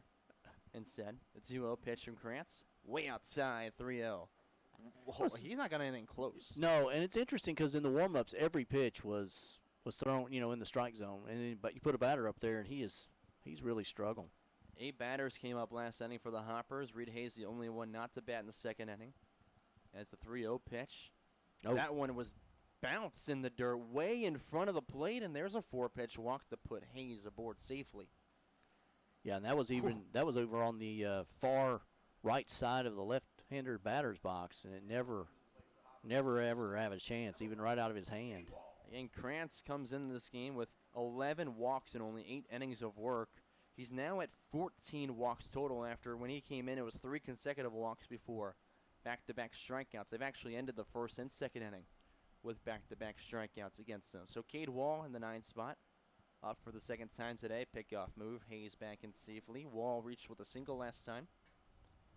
And he came around and scored on what was probably the longest home run we've seen this year. Oh, my goodness. Towering shot. First pitch outside and count 1-0. You might have the red light at this point. Yeah, I want to make him throw me a strike. Both McCartan and Johnson last inning were struck out swinging, and they were pitches that were there, but they were strong battles in the strike zone as well. It was long at bats. It wasn't like they were put down on 3 pitches. If they're not swinging as much at some of it, they also might have been working themselves to draw a walk. J.D. Art, the head coach for the Flash, comes out to have a conversation with Mercer Krantz, and I'm sure this one doesn't feel very fun out there. I don't imagine he's got anything good to say. I will say this, if David Joyner's listening tonight, coach for Henderson is, I don't know, he might have your walk down perfect as David used to take his time. And I know it was because he wanted to have time to think about what he was going to say, but the Henderson coach, he even had the hand in the back pocket. I mean, it was spot on. To a T. Yes. He'll slowly walk back to the Henderson dugout among the first base line, and they're not going to have many. No, they don't. Options to go back out there. They're not going to have many meetings remaining in this game. And that was a one-sided conversation too. Oh yeah. Krantz didn't have much to. He just looked and shook his head. A righty warming up heavily in the bullpen for the Flash. No one up for the Hoppers. Oh. Pitch skips in the dirt, goes all the way to the backstop. Hayes takes off, will round second softly and hold up with the wild pitch. That's a wild pitch, at least number 5 for. No, it's number 6 now for Krantz in total. Yeah, and that doesn't count the ones he was throwing when nobody was on base. Exactly. They do have action up in the bullpen down there. I would think that another walk here might be the end of it. An ugly outing so far for Krantz as he has to work from the stretch with the 2-0 pitch. And runs inside, almost hits Wall. He stands back in with a 3-0 count now. Yeah, Wall, you've got a heavy red light at this point. Absolutely. He's got to come twice. If you're me, I'm not gonna make him throw a strike. Even if he gets in with one, he's sounding thinking, oh, now I have to be careful again. So yeah, I agree with the 2. Oh, it doesn't matter. He's going to miss outside. There's back-to-back 4-pitch walks, and that's 8 consecutive misses to begin the inning for Krantz.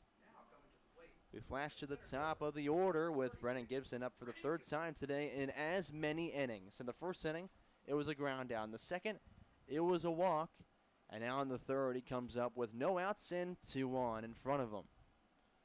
Second baseman, Jacob Tucker, quickly talking to Krantz just to calm him down. I think the big thing I saw, if I could read lips, which I can't very well, but was, you got this, man. You're all good. And then a little tap to the chest and ran on back to second.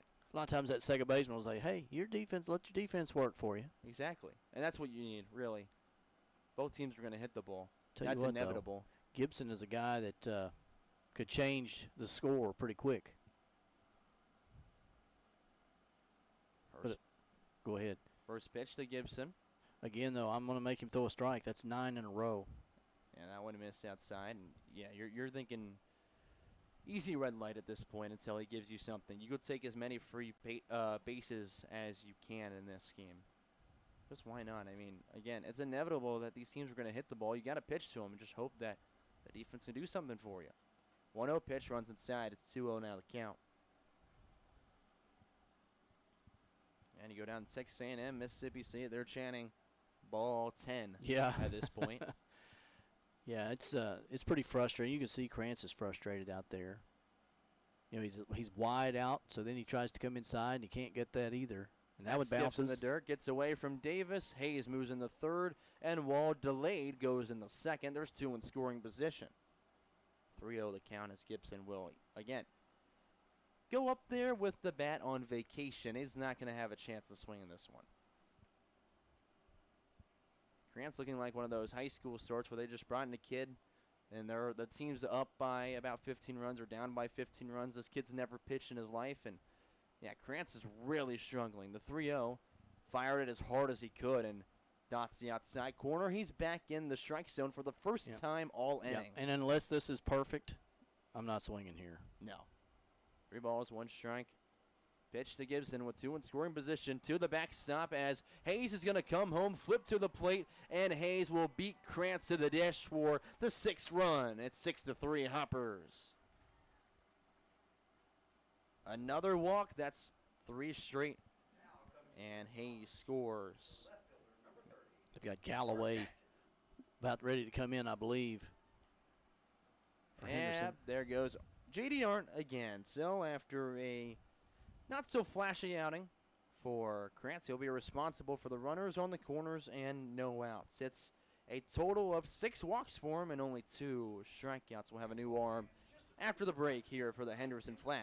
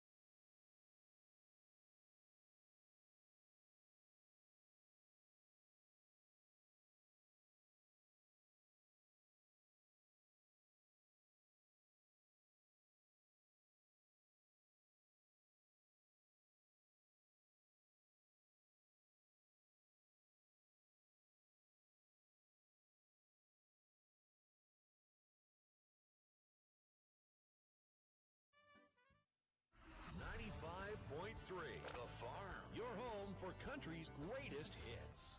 Third Henderson cannon out of the armbar, and they bring in Seth Galloway for Mercer Krantz, who Hopper saw all the way back on June 21st, and well, he threw the ball pretty decent in that one. Actually was awarded the win, even though he just went 1 1/3, giving up a run on 2 hits and 1 strikeout that outing. And the total this season, though, he's got 23 total innings of work all out of the bullpen.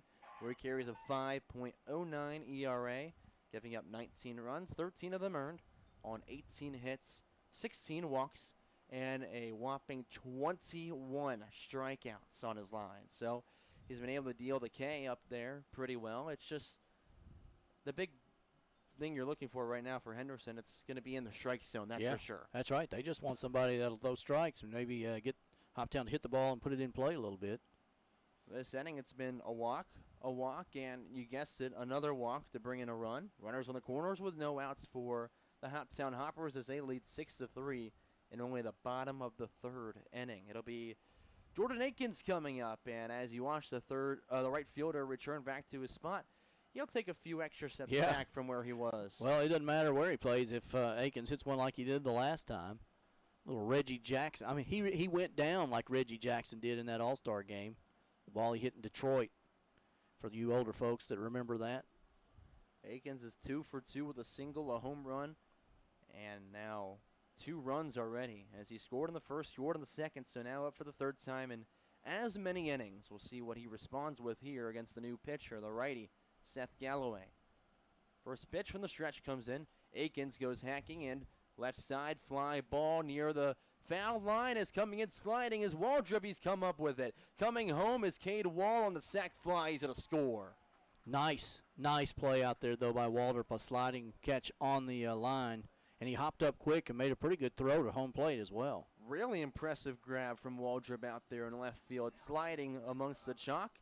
Gibson remains at first as it's 7-3 with 1 out here in the bottom of the third. Dom Hartman now the batter. And he's also 1 for 1 with a double, reach with a walk in the second inning. This team just coming up, like almost batting around every single inning so far. No, they've had 8 at every in the first 2 innings. They'd have to see 3 more come up to make it 8 this inning. Definitely possible right now with only 1 out. First pitch to Hartman. He drives it left field and foul for strike 1. Heads up down there. That one had some heat. Heading toward the legacy tent down there. Galloway, one of the many pitchers for the Flash that's a native of the same area, Henderson, Kentucky. Stands 5'9", 160 pounds as a right-handed pitcher. Just finished up his junior year with Lindsey Wilson University. As the 0-1 comes in, Hartman will lay off it, but it's belt high for strike 2. Very different feel right now. Yeah, it is, isn't it? Yeah. From Krantz, who threw 12 consecutive balls. I think Krantz just kind of got the yips a little bit there. You know, Absolutely. He putting too much pressure on himself, thinking about it too much. Runner takes off as Hartman fouls it backwards. Gibson will return back to first. Gibson quickly has already collected 11 stolen bases. Remember, he joined about late June, very late June, with this team. And, again, he's only 4 shy of the team leader who's at the plate, Dom Hartman, with 15 of them. Well, they're all a little gun shy after Davis has made a couple of strong throws today. I don't blame him. Pitch comes in on the 0-2. Hartman swings underneath, and he's down with a K, and there's 2 outs in the inning. And that one, with the pattern that we've seen recently, spells that the inning could end right here, as the first ended with back-to-back strikeouts. The second inning ended with back-to-back strikeouts. So now with the first strikeout, Brennan Mueller comes up looking to kind of be the outlier. Yeah, Brennan wants to change the pattern. He was picked off back on first base on a really nice throw by Davis back in the second. He's reached on 2 walks today. As the first pitch he sees, he'll ground ball to the first baseman, and that will end the bottom of the third. So it's not a strikeout, but it still does end the third. But the Hoppers tack on 2 more. They lead 7-3 as we check the Michael Venable State Farm scoreboard. We'll be back with the Hoppers in the field in the 4th when we return.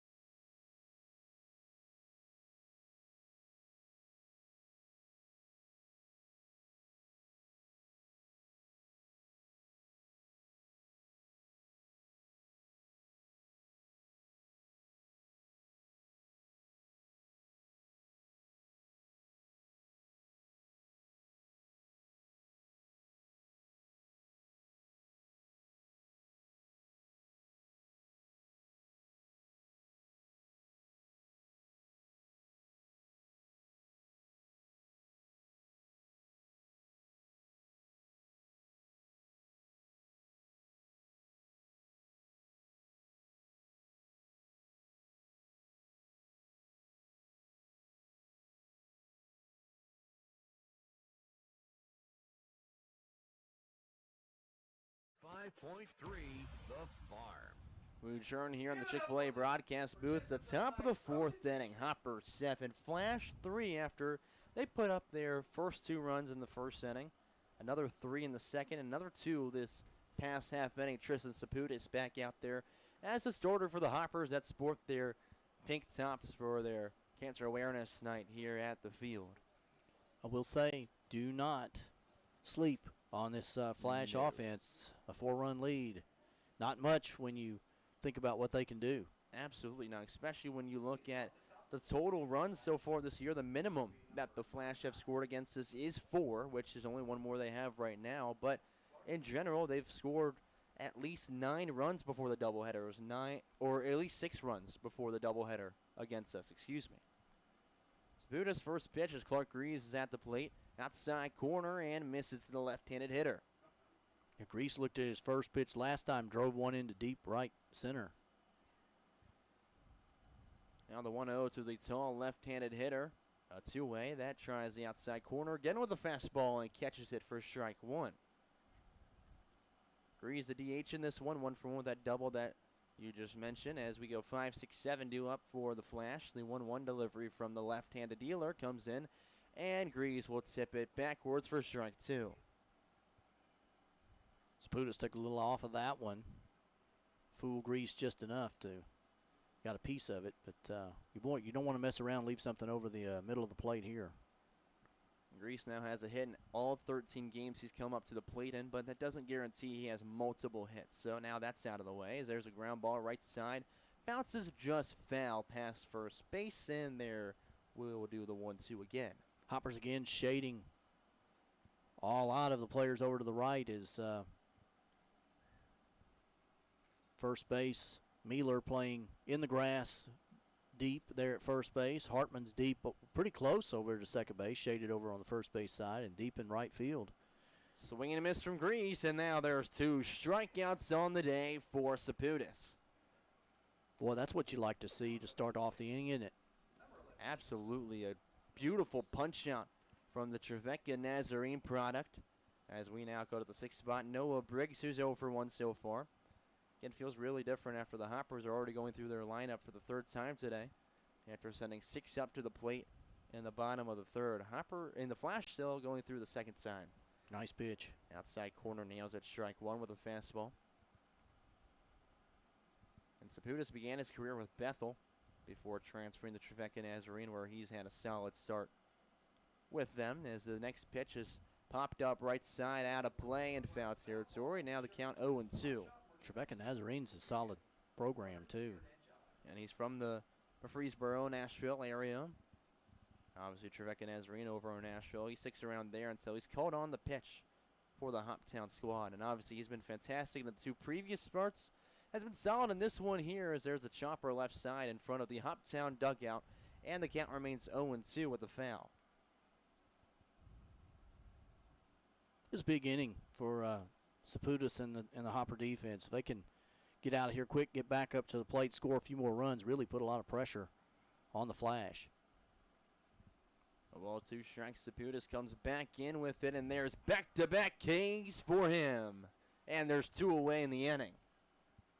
Another gorgeous fastball that he blows the doors off him with. Yeah, a little high on that one, gave him a little bit of a eyesight change and couldn't catch up. Jacob Froelich, the right fielder, looking to avoid going 3 up, 3 down for the 2nd time today. It was the top of the 1st inning when the Hoppers sat the Flash down in order. Could do it again right here. There's a swing and miss on the curveball. Gets us started with Froelich. Yeah, Saputis is really, really confident right now. Everything he's throwing, he can get it in for a strike. Over with Trevecca Nazarene. Saputis is a pre-physician assistant. He said he's passionate about sports medicine, healthcare. As there's another swing and miss, so 2 the count. And he's got to be passionate about the amount of creativity he has with these pitches. He is curving up the batters. Absolutely. Left and right looking to go with 3 straight strikeouts. The leg kick, the pitch to the plate. It's a ground ball right side. Hartman is going to not be able to catch up as it rolls all the way out to center with a 2-out single. You know, that's a play. If he's playing in his normal position, he makes the play, but he was shaded way over to the first base side. You have to wonder, too, if that maybe wasn't – they were playing that way for Briggs, and maybe they didn't make the change. That's the 5th hit of the ball game for the Flash. It's 3 runs on 5 hits for them, 7 runs on 5 hits for the Hoppers after they've been walked a whole bunch. First pitch now, the next batter is belt high and over the heart of the dish for strike 1. It's Tyler Reinhardt, who got on with that triple that almost left dead center last time he was up. Trying to make sure that doesn't happen again. Yeah, he hit that ball a ton. Swing and a miss on the outside corner. He's behind 0-2.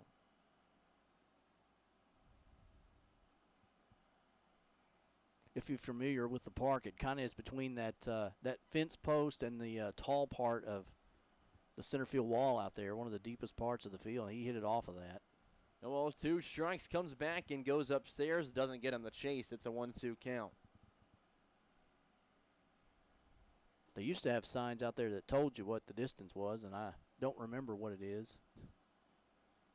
It's 4 something. It's 4 something out there.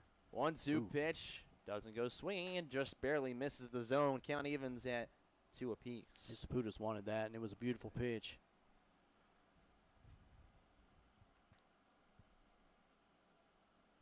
Saputis looks in for the sign, accepts from the stretch. From the left side, he'll deal.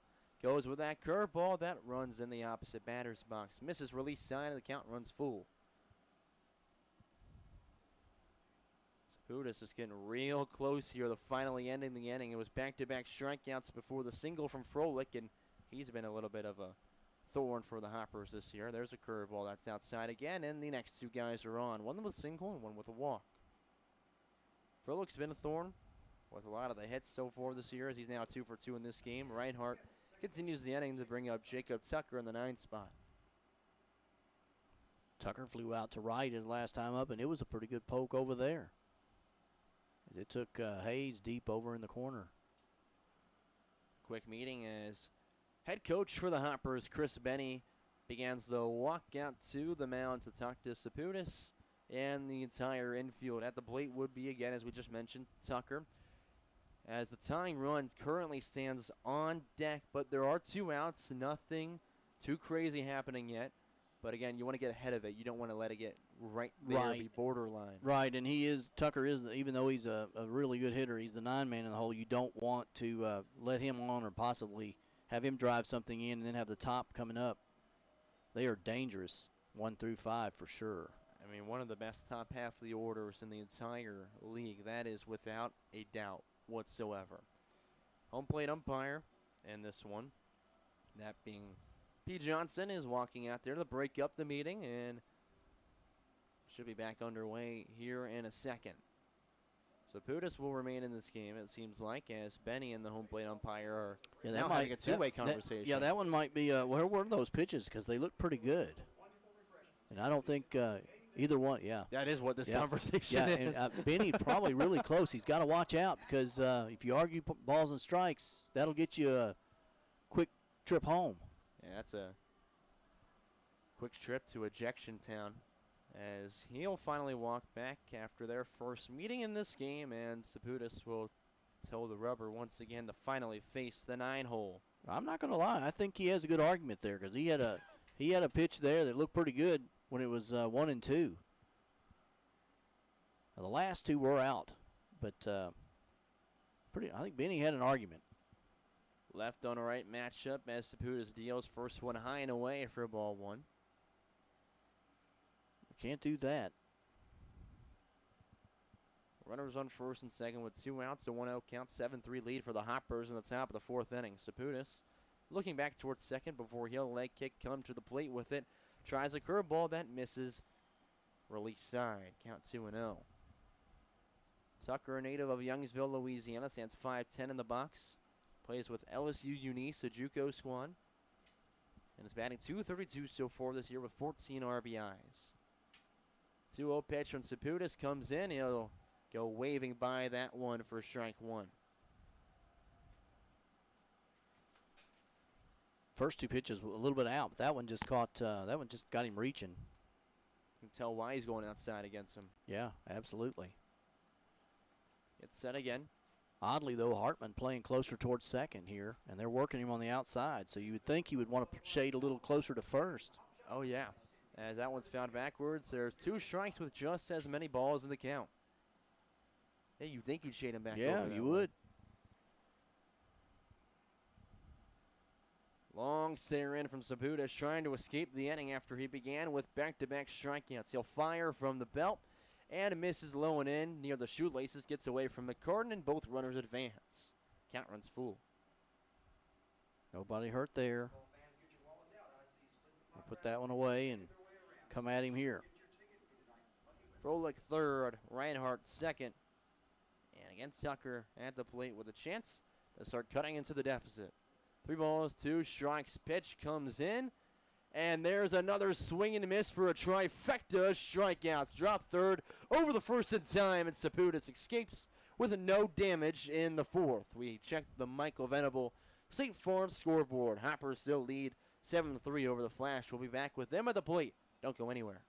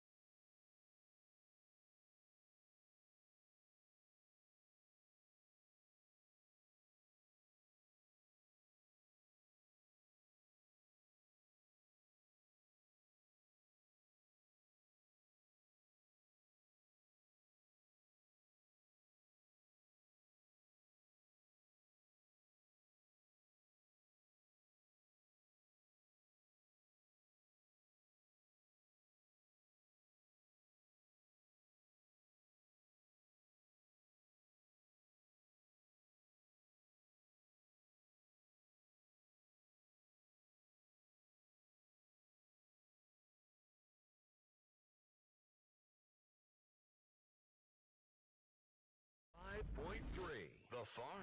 Bomb the 4th after a tad bit of a scare in the top half of the inning when the Flash were trying to spark a 2-out rally, but with 2 in scoring position, they're both stranded after a strikeout from Tristan Saputis. We now go 5, 6, 7 in the order with the Hoppers at the plate to face Seth Galloway back out on the mound, who came in relief for Mercer Krantz. He struggled quite a bit.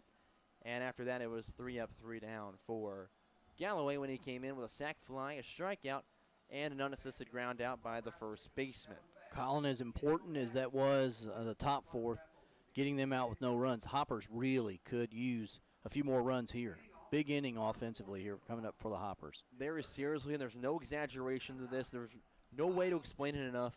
There's not enough runs to go in this game for the Hoppers to come out with a victory. Because, again, if they sweep today's doubleheader, they land back in first place over the Flash. Any other result, it remains in Henderson's favor. The Hoppers will need some help to get in the first place. First pitch of the inning, Denton started to go around, holds up as it misses low and away. And I'm assuming it would also give them the tiebreaker, right? I don't guess there's any way really they could be tied because Henderson's played more games, but. And they're currently tied in the season series, 3-3 so far this year. As the 0-1 pitch, Denton leaves belt high for strike 2. Should be strike 1, as the other one missed outside. Sorry, I looked at the scoreboard. My motto is on the road games is never look at the scoreboard. Yeah. That's what I've been, if people have been listening and tuning in all year, I typically say never trust the scoreboard. Though it's been pretty good here usually. Yeah. 1-1 misses downstairs, 2-1 now the count. As Denton will reset the batting gloves on the outside. He's currently in the transfer portal. As Galloway, the right-handed dealer, looks in for the sign. He'll work through the windup as he comes back with the next pitch.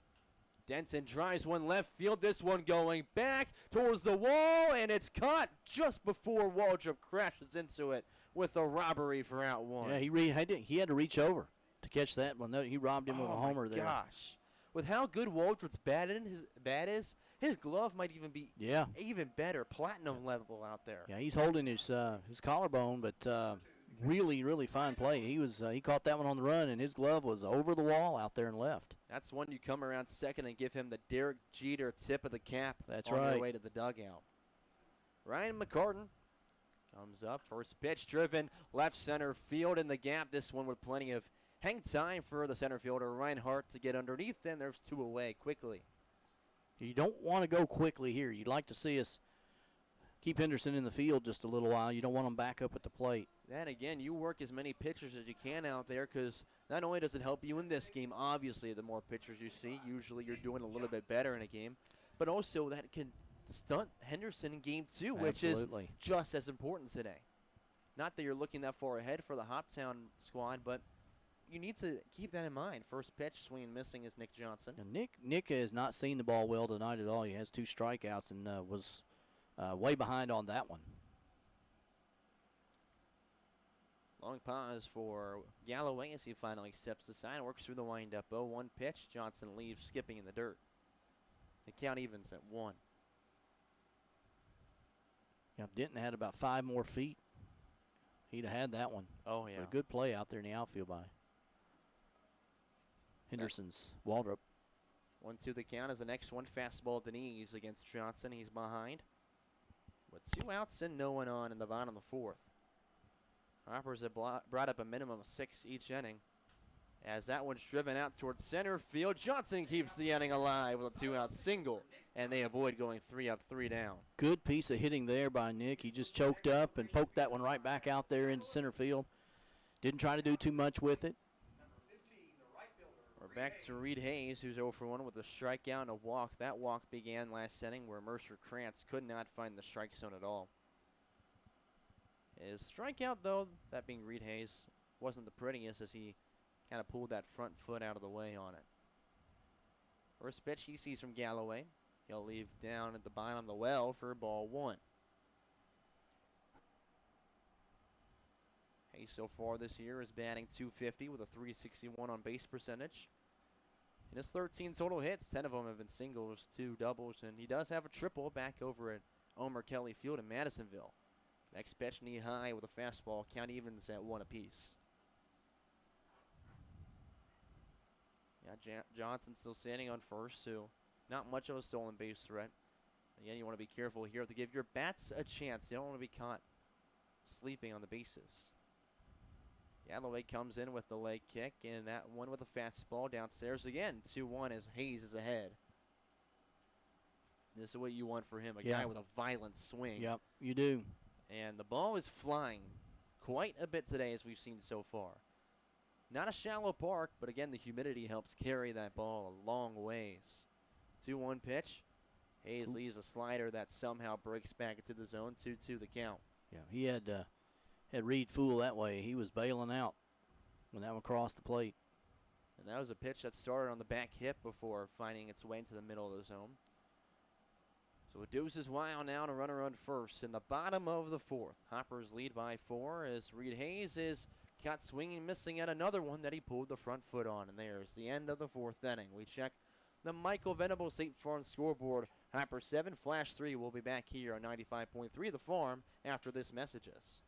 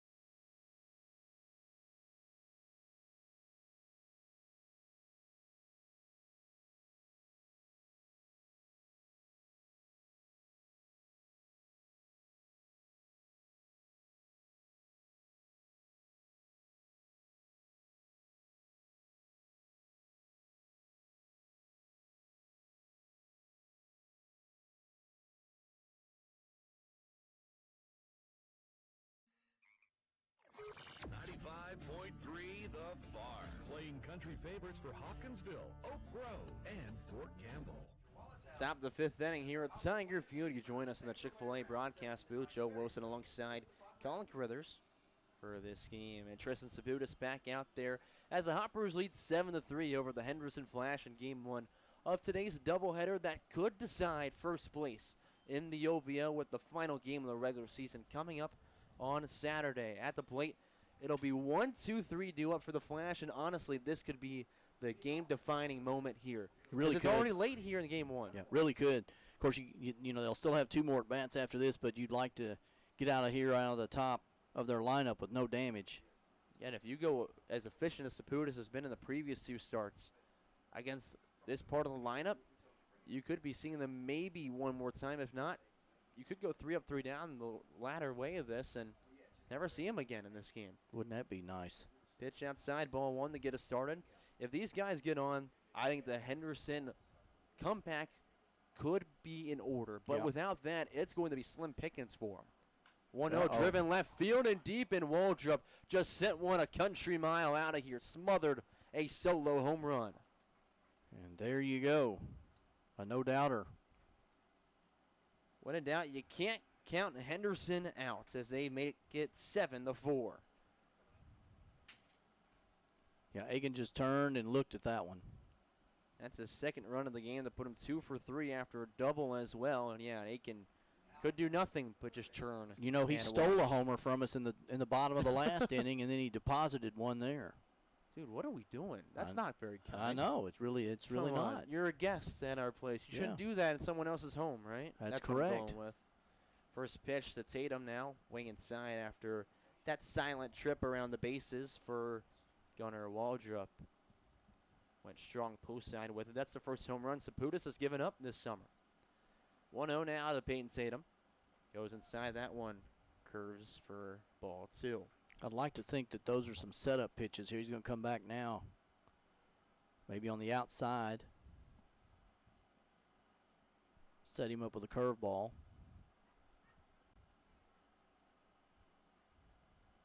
I'm sure it's hard to put a home run like that behind. Fouled backwards. Now the count 2-1, and there's a left-on-left matchup. Yeah, that's still got to be that's the biggest challenge right now for Saputis, is figuring out how he can kind of block that out of his mind right now.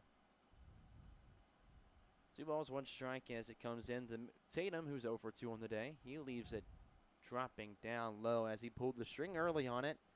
And now Tatum's ahead 3-1.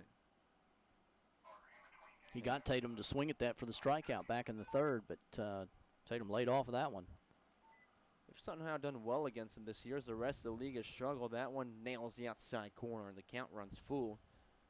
But yeah, he went 0 for 4 against us last time. He's gone 0 for 2 so far today. Tatum against the rest of the league, though, is just mashing the baseball across the diamond. 3-2 comes in, and down the outside corner for a strikeout. Drop third. McCartan throws down, and there's now 1 away, and there's strikeout number 5 for Saputis. You know, sometimes you'll see if the catcher doesn't catch it, they won't get that call, but it was a beautiful pitch there on the outside corner. I don't know whether it crossed him up or what happened there, but Carton dropped it. A great response to the home run as well. Well, punch out looking. Minio comes up 0 for 1 after a sac fly in the 3rd inning. Yeah, if you remember, that one was about 2 feet from getting out of here, too. First pitch upstairs. Minio won't go after it, so he'll start ahead in the count 1-0. And McCartan fooled on that one, too. Did you see that? They're starting to get things mixed up between the two. Again, they've been together before. They warm up together, so not like it's a completely unfamiliar pairing between the two, as there is some action down in the Hoptown bullpen as the 1-0 comes in, and Minio will tip it in front of the Henderson dugout. Count evens 1-1. In the bullpen right now for the Hoppers is Evan Woodward, who's just kind of tossing. Not going to lie, it doesn't really look like it. I don't even think that is. I think he's wearing a different number. It's number 21, but I don't think that's Woodward, as that one's a called strike. Bends in the outside corner for strike 2. Again, they are wearing different jerseys today. It's their pink tops in honor of cancer awareness. They look very clean. I'm digging these jerseys. Yeah, I do too. I like them. 1-2 pitch, and that one runs and misses glove side for ball 2. So there's a good possibility that a few of them have a different number just for this game, just because there's a limited amount of jerseys available. You want to mess around here. You need to come on and go after Minio here. The 2-2 pitch. He'll pull the string, but it's ran up the right field line, hooking foul, and will do the 2-2 all over. Boy, I tell you what, impressive swing there, wasn't it? Absolutely it was. And like you said, you got to get out of this one because you've got Dom Davis on deck, and once you're out of that, you can finally breathe a little bit more, but you still got to come with 100% because the rest of the order is really good. 2-2 is right down the middle for back-to-back Ks to sit him down for a strikeout. Fooled him. He was fooled. He was expecting the curveball or maybe the slider, and he came back with the heat right down the pipe. Both strikeouts this inning have been looking. As we go back to the fourth, he had 3 strikeouts that inning. One more would be back-to-back hat tricks for Saputis. He now battles the catcher. In the right-handed box, Dom Davis, who's 0 for 2 with a fly out and a ground out. First pitch coming in, outside corner, catches it for strike 1. And see the confidence coming back now to Saputis. He's that strikeout was big for him. 0-1 pitch. Curveball found backwards as Davis was underneath it. He's behind 0-2 now. The Bowling Green native is in danger of going down for the 3rd time today and giving the Hoppers quite the advantage. They lead 7-4 right now. If they go in the bottom of the 5th with that, it'd be 6 outs remaining for the Henderson Flash to make a comeback against Saputis, who's been wheeling and dealing in this one. 0-2 delivery. Ooh. Just misses the outside corner. Right at the letters there. Davis took a big deep breath after it was called a ball because, I mean, that was as borderline as you could get. I agree. Now the 1-2 pitch as the left-handed dealer comes in, and Davis stays alive with a tip backwards. The junior out of Harding University has a .358 average coming into this contest. Total of 9 extra base hits, 7 doubles, 1 triple, 1 home run. Just looking to get on, though. As the 1-2 comes in, this one popped up left side as the third baseman Denson coming in. Still in fair territory. He's caught it, and that'll end the inning after a leadoff home run. The Flash go 3 up, 3 down as we check the Michael Venable State Farm scoreboard. We head to the bottom of the 5th with the Hoppers at 7, Flash at 4.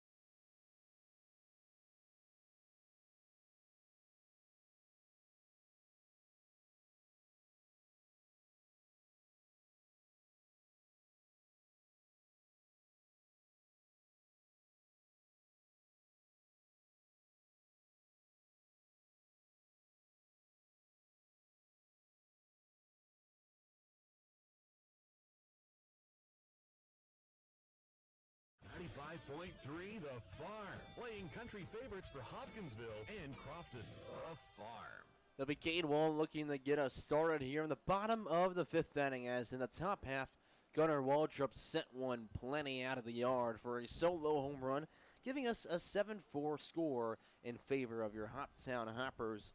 Again, it'll be Cade Wall in the 9th spot, and then 1 and 2 at the top of the order. After that, Seth Galloway still the pitcher out there on the mound for the Henderson Flash, as he's done well in relief compared to the previous 2 guys. He really has. He's much more under control. He's been able to throw whatever he wanted for strikes.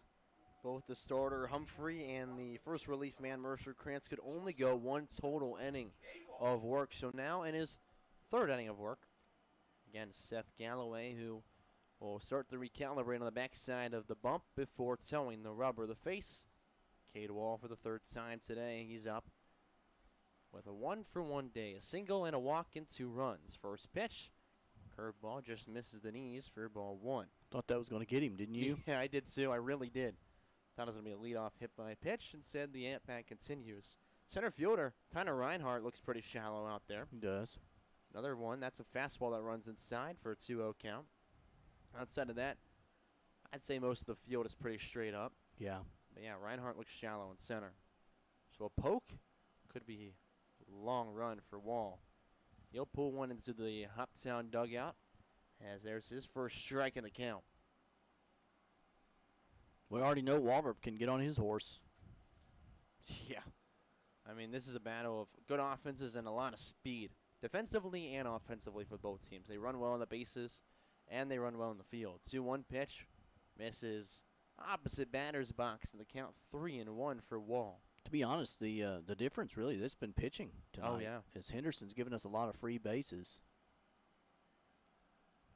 3-1 pitch comes in, and Wall leaves it at the eyes for a 5-pitch walk. And honestly, that's felt like the difference in a lot of these games. Just which pitcher gives up that much more in any little bit you give up to the opposite team. They've taken it and ran for the victory. I mean, last game, the doubleheader, the first one they won, Montes threw extremely well. Second game, we didn't throw bad, but it just wasn't as phenomenal as Henderson did. So with the leadoff man on, we go to the top of the order with Brennan Gibson up for the 4th time. The 4th inning was actually the only inning he hasn't come up to hit in so far. First pitch, curveball inside, ball 1 to the right-handed hitter. Got some speed on the base there with Wall. He already has one stolen base tonight on a really nice slide down at second base as Davis's throw had actually beaten him. Wall's now at 14 stolen bases. One more would be the team-tied lead with Hartman, which is his collegiate teammate at the U.S. Sports University. Upstairs 2-0, now the count. And that would be some bragging rights that they're kind of battling for, Yeah, right? Nothing more than just that. That's right. Remember that time when we were in Hopkinsville and You had Hartman's had the stolen base lead for the majority of the year, but then Wall comes up and steals it. Oh, he's going to be bragging about that all year down in Daphne, Alabama. 2-0 pitch from Galloway after the leg kick, and Gibson goes after one high and fouls it backwards. yeah, Brennan'd like to have that one back. That's right where he likes it. Look down, there is some activity in the Henderson bullpen. Someone, a righty, warming up dramatically fast right now. I mean, he's lightning speed. Or as I could go with the pun saying, as fast as the Flash. Hey, that would be good. Oh, See? boy. But 2-1 as Wall takes off down the middle. Throw is down from Davis. He slides in with his 15th stolen base. The tie, Hartman atop the team. And if you're looking for a steal of a deal, A pair of Eagles now with 15 stolen bases. There you go. Good jump on the pitch.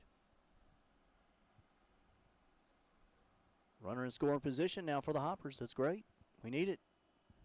That pitch was in there. Count even 2-2 for Brennan Gibson. And again, yeah, bring in as many runs as possible, please. As Wall's taking a dramatic lead off second as Galloway looks back. He'll finally go back towards second a little bit. Pitch comes in, misses low, and the count runs full again. Let's say I don't know where it is. I keep looking at that pitch. It has to be below the knee, but it looks really good from up here.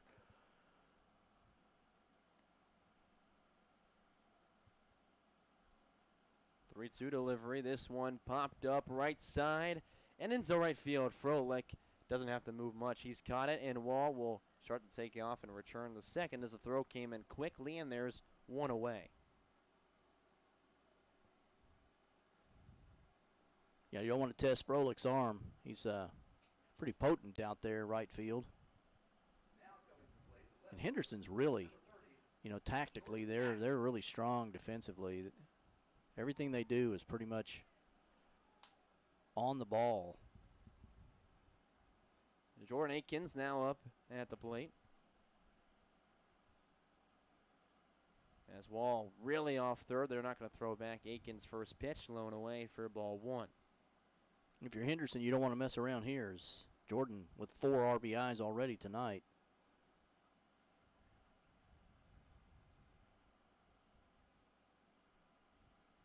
Long pause as Galloway from the stretch will throw off towards second. Wall didn't get as much of a lead that time, so he's easily back in. correction, Hopper fans, that's number 30, Jordan Akins at the plate. And we focus back at Akins with a 1-0 count, and he's been on a tear recently. A single, a 3-run home run, and a sac fly today after 4 hits and 6 at-bats yesterday. Galloway. Wall's dancing out there. He finally comes in. Yeah. Pitch Yeah, outside. he He's distracting slipped, him. and he slipped there. And I was thinking, he's dead meat. But Hey, that's when you got to throw back at that point. right. I'm surprised he isn't throwing back I believe more. they'd have had him.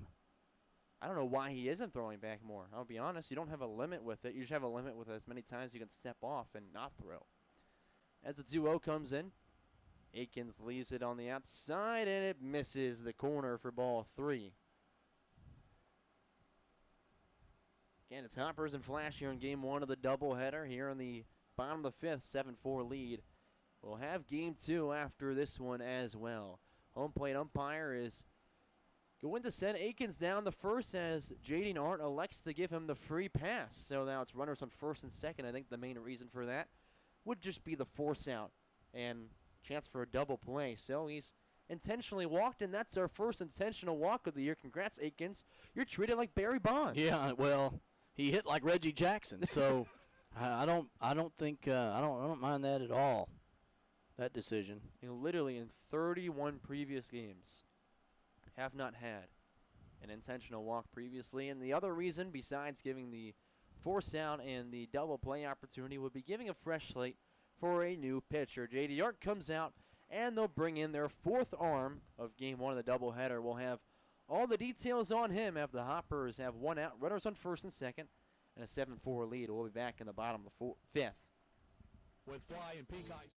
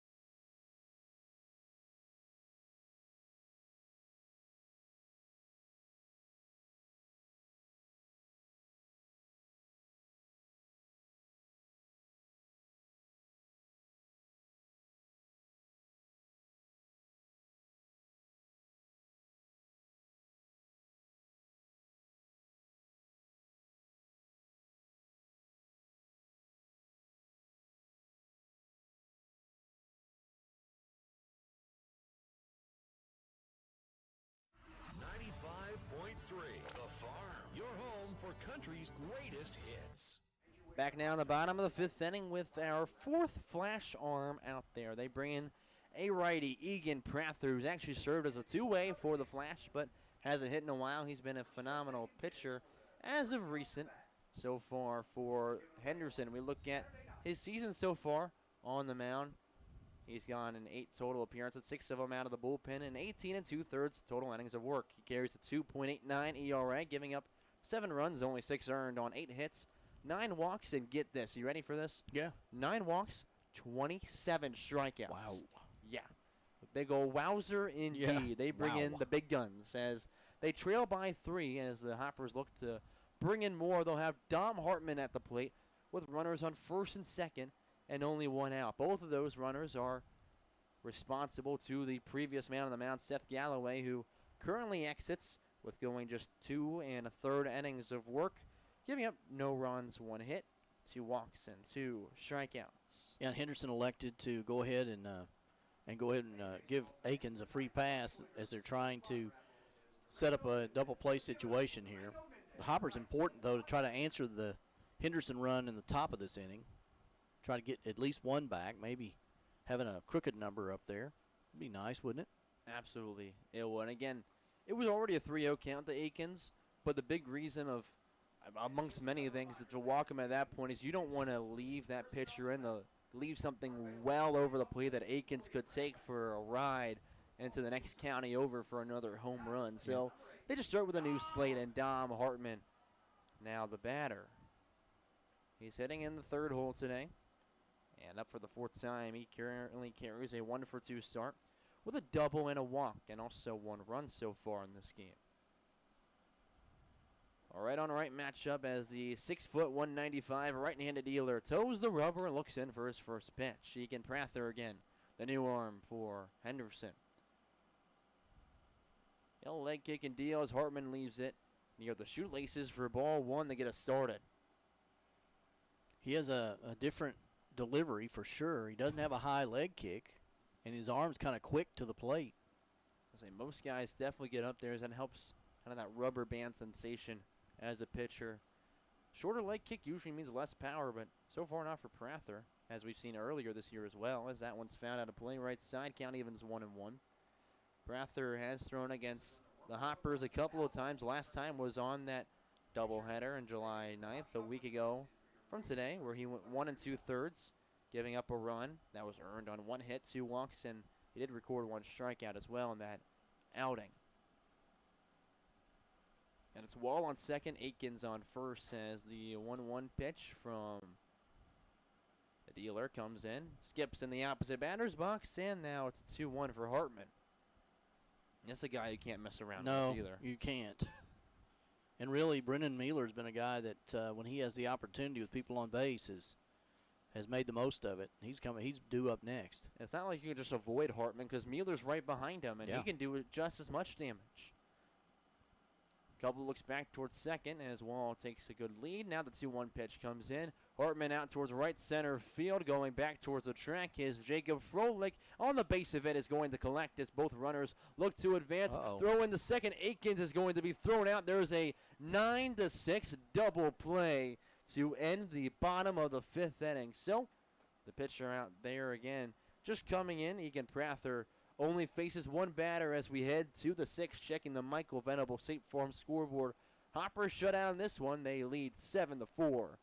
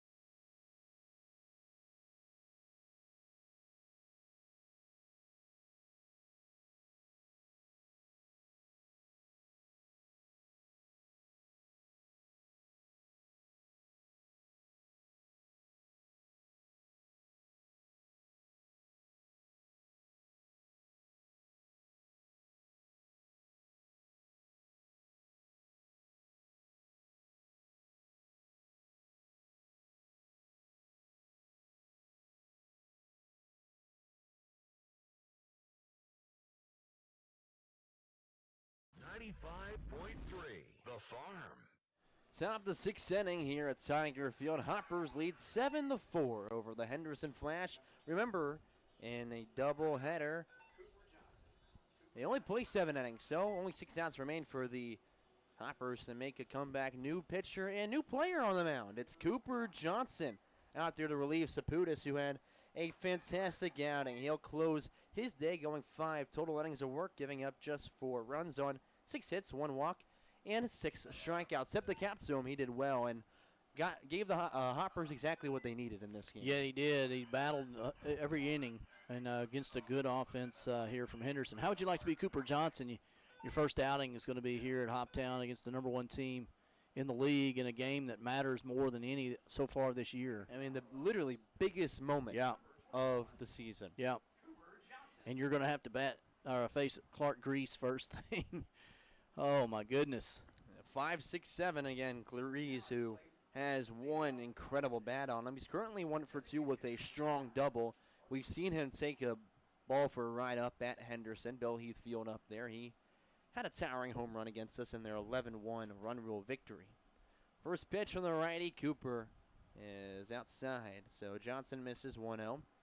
Again, you hope he works quickly because there is a little bit of negative energy out there coming their way. Yeah, there is. That, they may have running themselves out of that inning there as Aiken's trying to make something happen, gets the double play, and that gives Henderson a little life.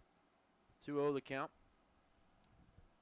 for Cooper Johnson battling Clark Grease, the DH in this game, with Briggs standing on deck.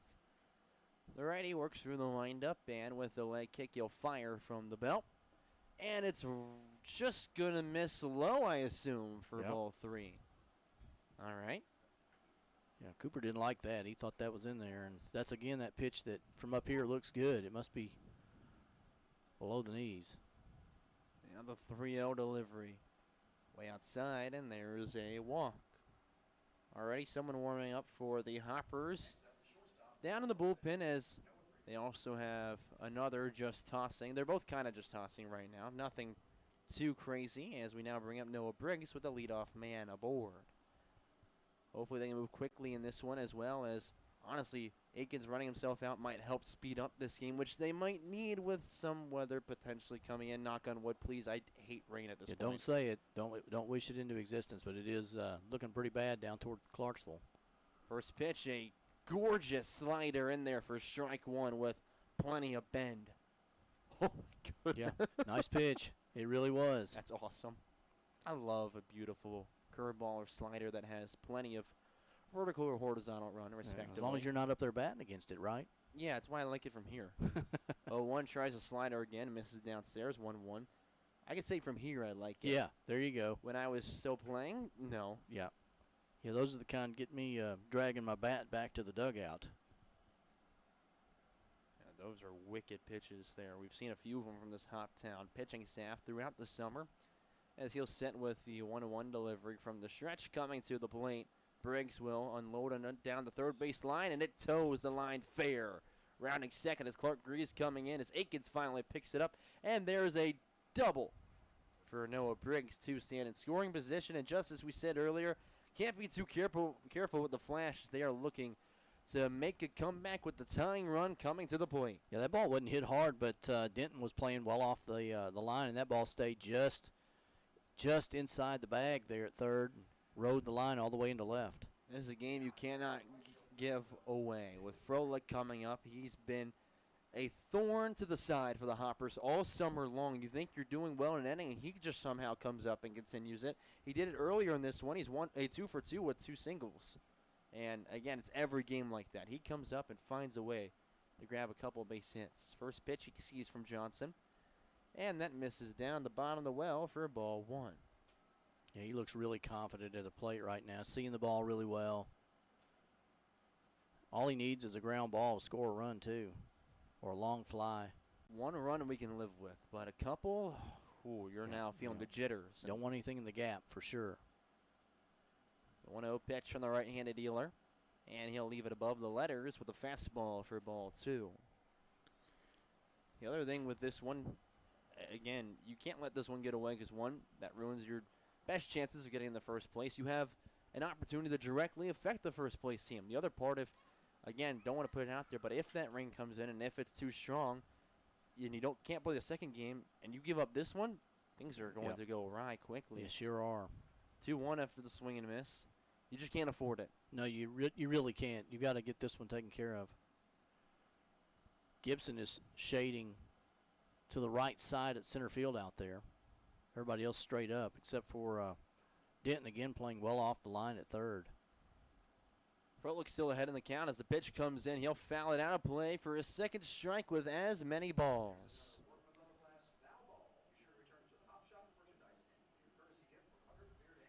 Big at bat right here. Hoppers need an out in the worst kind of way.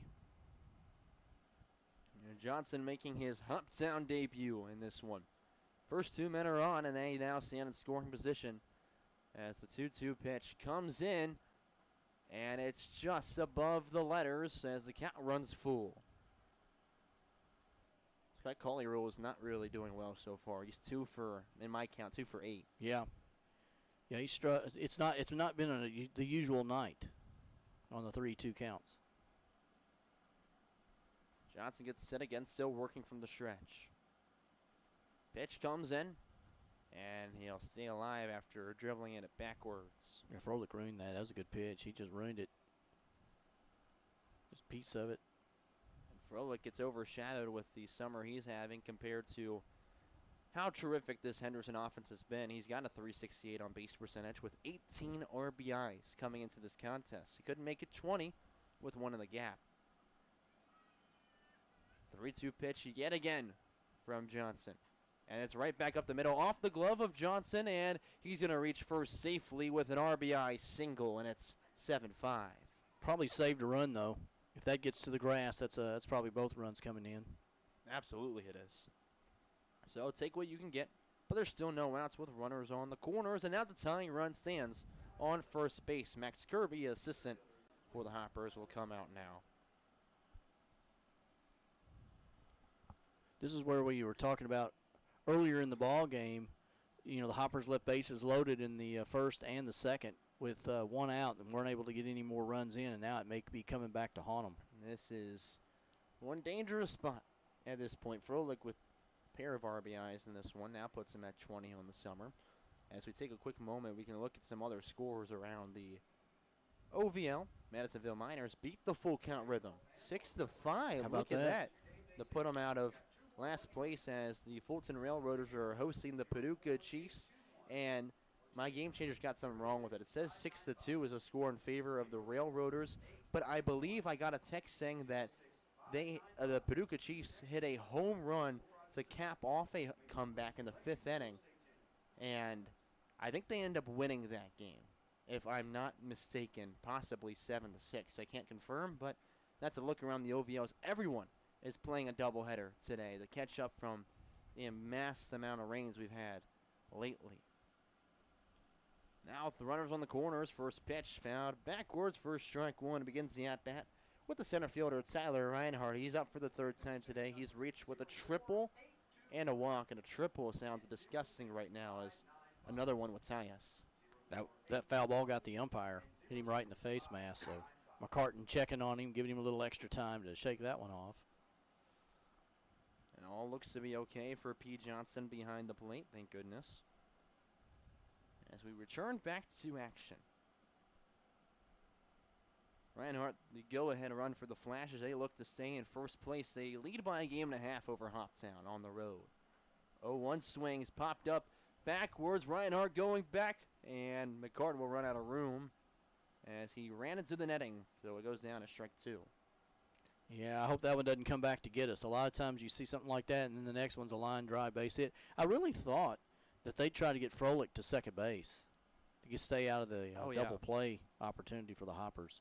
The more that Henderson can get right now, the better, because they've done well with getting guys on, moving them over, and then moving them in. It just hasn't come in waves like the Hoppers have had for the first 3 innings in this one, where they've scored all 7 of their runs.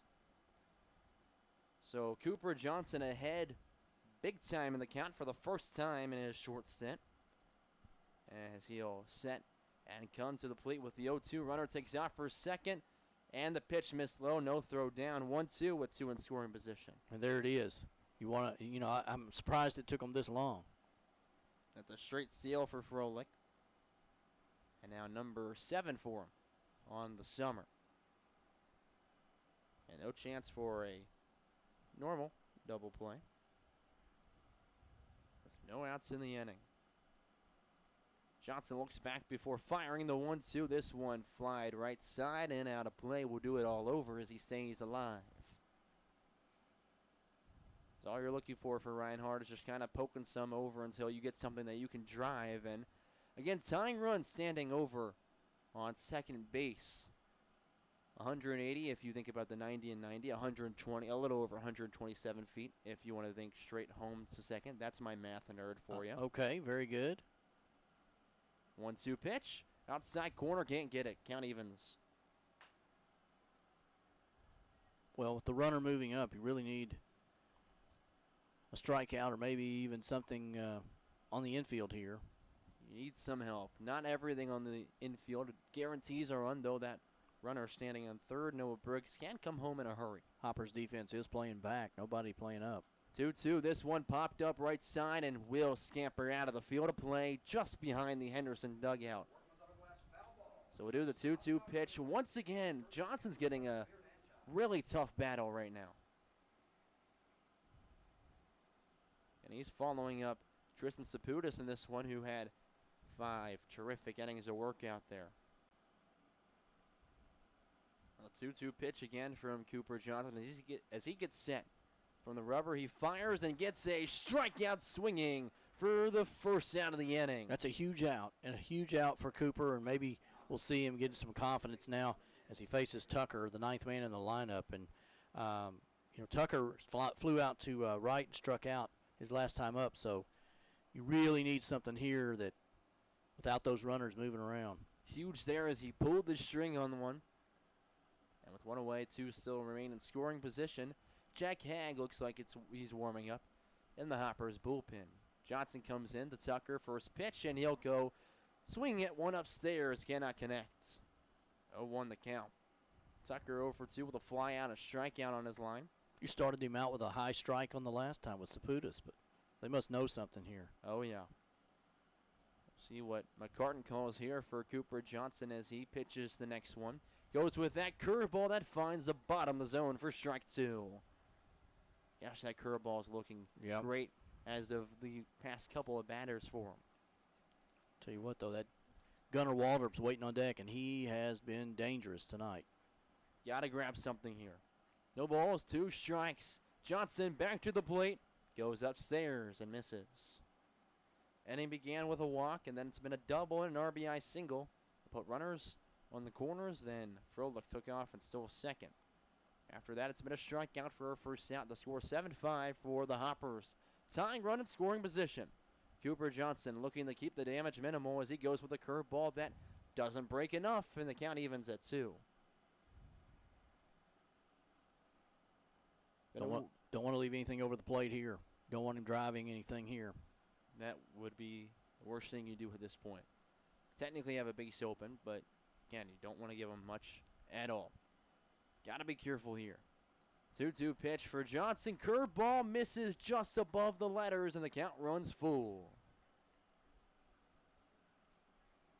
You can imagine every Hoppers fan in attendance right now, as it's a pretty good crowd, is holding their breath with this next pitch. Yeah, and the Henderson folks who are listening or maybe here watching know that Gunner's up next, and they're hoping for bases loaded here. Yeah, I'm not. No. 3-2 pitch, and it's fouled out of play. We'll do it again. Game-defining inning here for the Flash and the Hoppers. It was 7-4 as we entered after Waldrop had a solo home run last inning and then shut down the Hoppers in the bottom of the 5th. They've already scored 1 and a chance to tie things up for the first time today. Cooper Johnson, the 3-2 pitch again, and there's back-to-back strikeouts as he blows a heater by him. Good pitch there on the outside corner, and Tucker couldn't catch up. And now maybe the biggest at bat of the ball game. Absolutely, without a doubt. Up to this point, absolutely the biggest. As Waldrop comes up for the 4th time today, 2 for 3 with a double. And again, that solo home run an inning ago. Even his out was deep to right field to open up the ball game. Almost escaped the yard. So right on right matchup as Cooper Johnson looking to close out the first inning of his debut with only 1 run scoring against him. First pitch, a spinner bottom of the zone for strike 1. Gunnar Waldrop just went looking at it. If I'm Henderson, I really like the fact that Waldrop's the guy up there. Couldn't ask for anyone better. No, he's who I'd want. Long pause before the 0-1 pitch from the stretch. Leg kick comes in from the belt. Fastball down low, and the count evens. I don't know where that is. That's a strike every other night. And Waldrop has the team leading 40 RBIs right now coming into this game. He's well surpassed that. He's, I think, at 41 now with his home run. Cooper Johnson finally accepts the sign, getting set. Fires from the belt again, and Waldrop goes after it, fouls it backwards. He's behind with 1 strike remaining. Gibson, the center fielder, has kind of shifted over now. He's over on the left side of second base. Akins is deep in left. And Gibson's pretty poolside to cover that gap. Yep. I don't think anything in left center field with a decent amount of hang time will get down for Gunnar Waldrop. Right center, though, you got a chance. Yep. 1 ball, 2 strikes, 2 in scoring position and 2 outs. 7-5 lead for the Hoppers. Cooper Johnson to get out of the inning. Will have to do it again to see if he can escape as it's fouled backwards. This at-bat very well could decide how the rest of this game goes. Will it be a tied game where Henderson is giving the Hoppers trouble and they have to battle things out, or will the Hoppers hold on to their lead that they've stole all game long?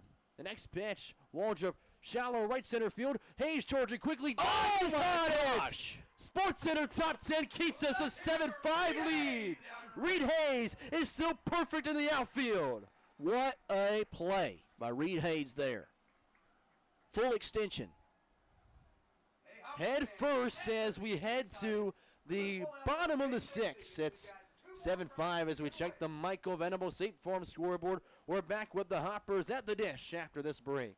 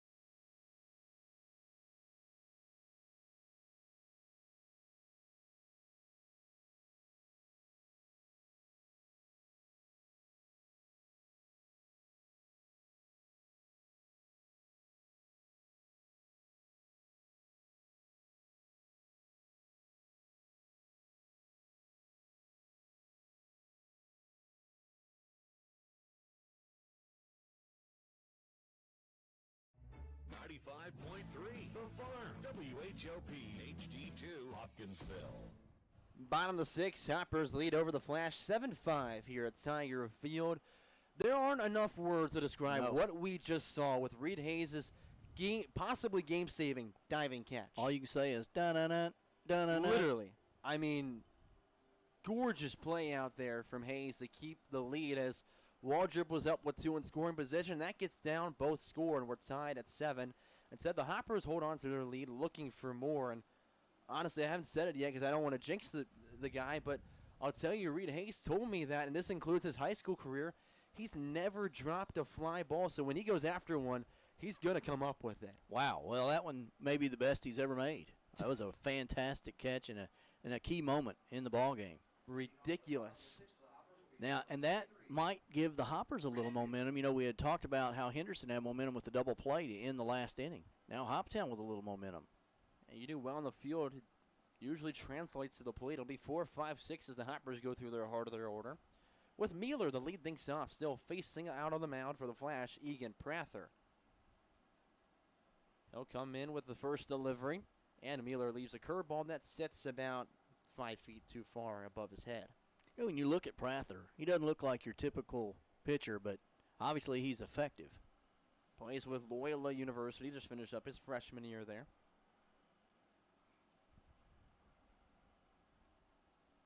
As he comes through the windup with the 1-0 delivery, Mueller misses downstairs. 2-0 the count. Prather out of Metairie, Louisiana.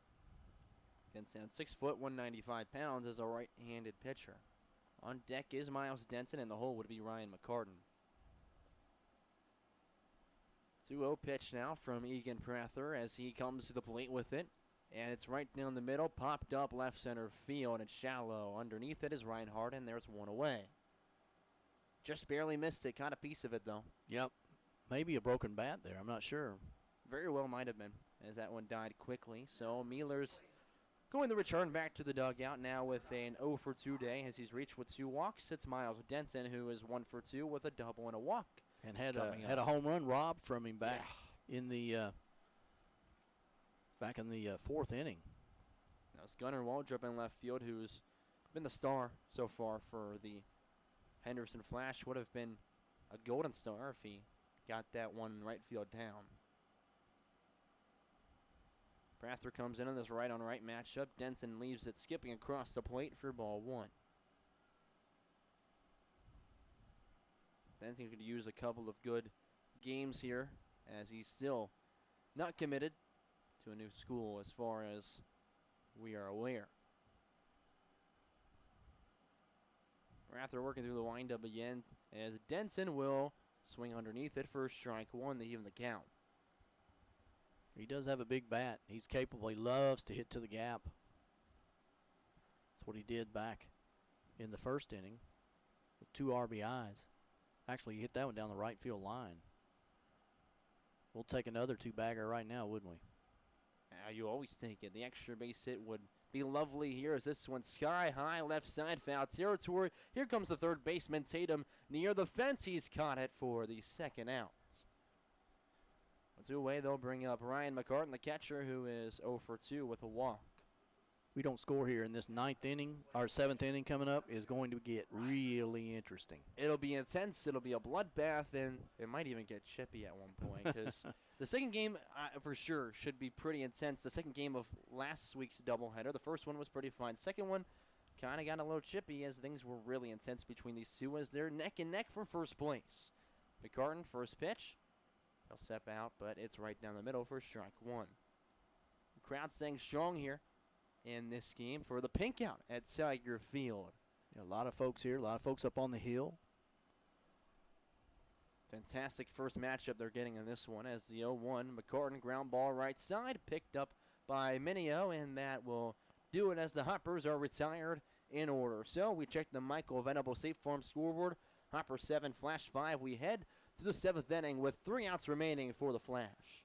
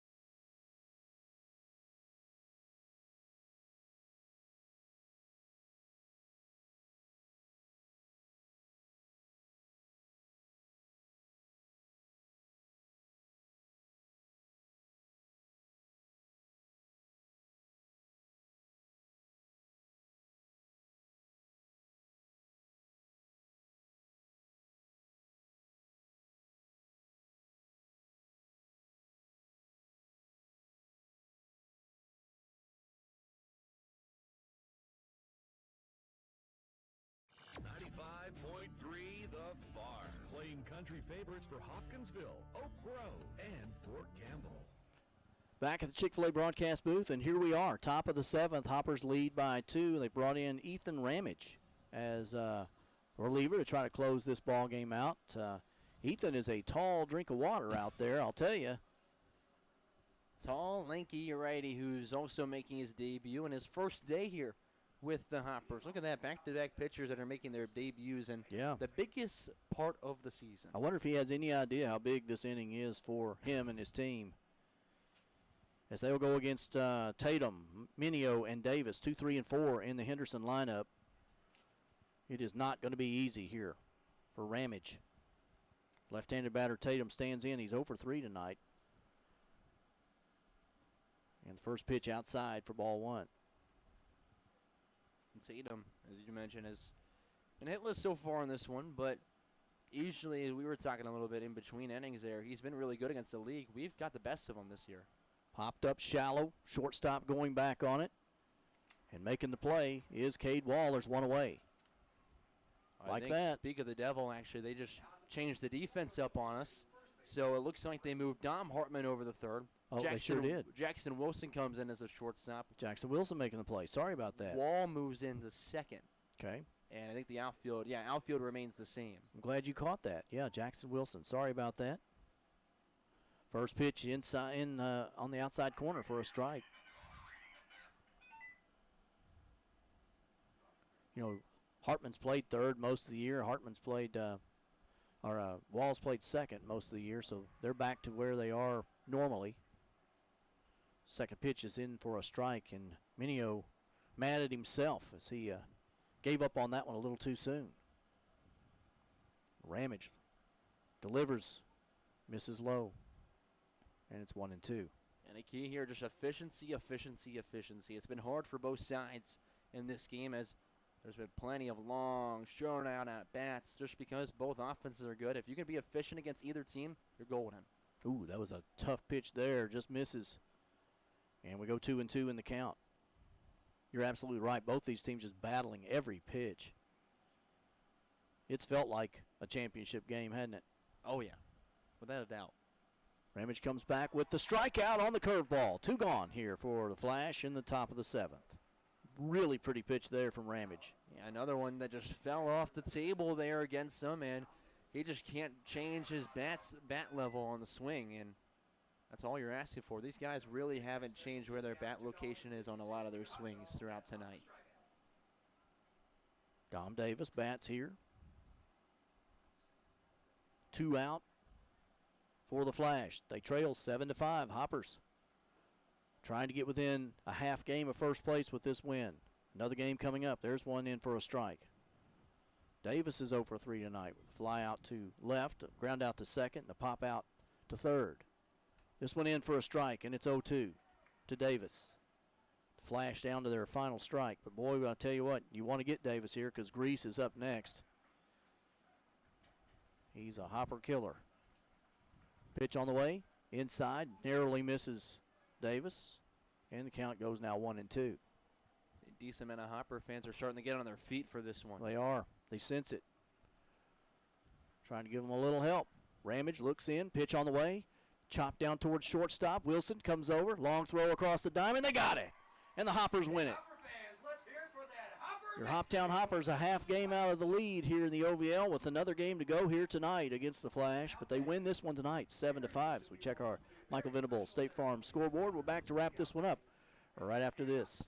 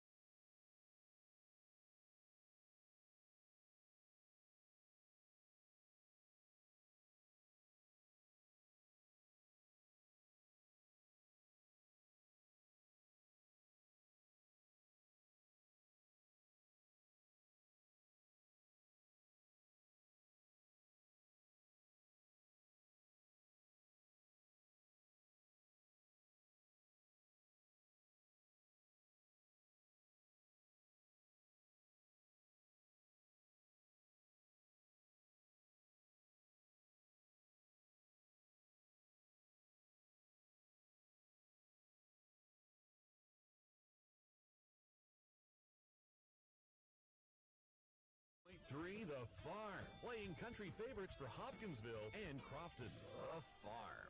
The Hoppers come away with a big win tonight, 7-5 over the Henderson Flash in the first game of this key doubleheader at Tiger Field. Hoptown now one half game out of first place in the standings with this next game coming up.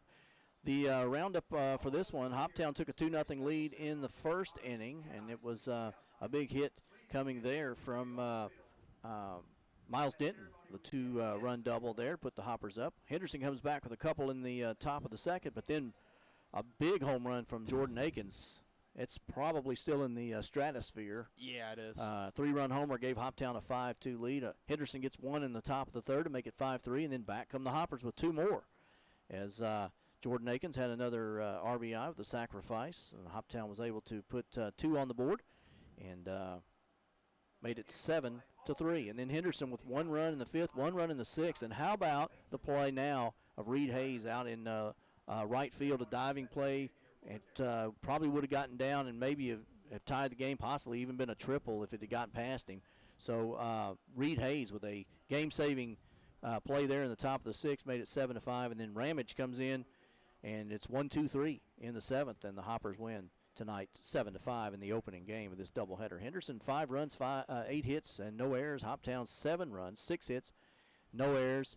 The big man in the lineup today, obviously for Hoptown, was Akins. He went 2 for 2 with 4 RBIs.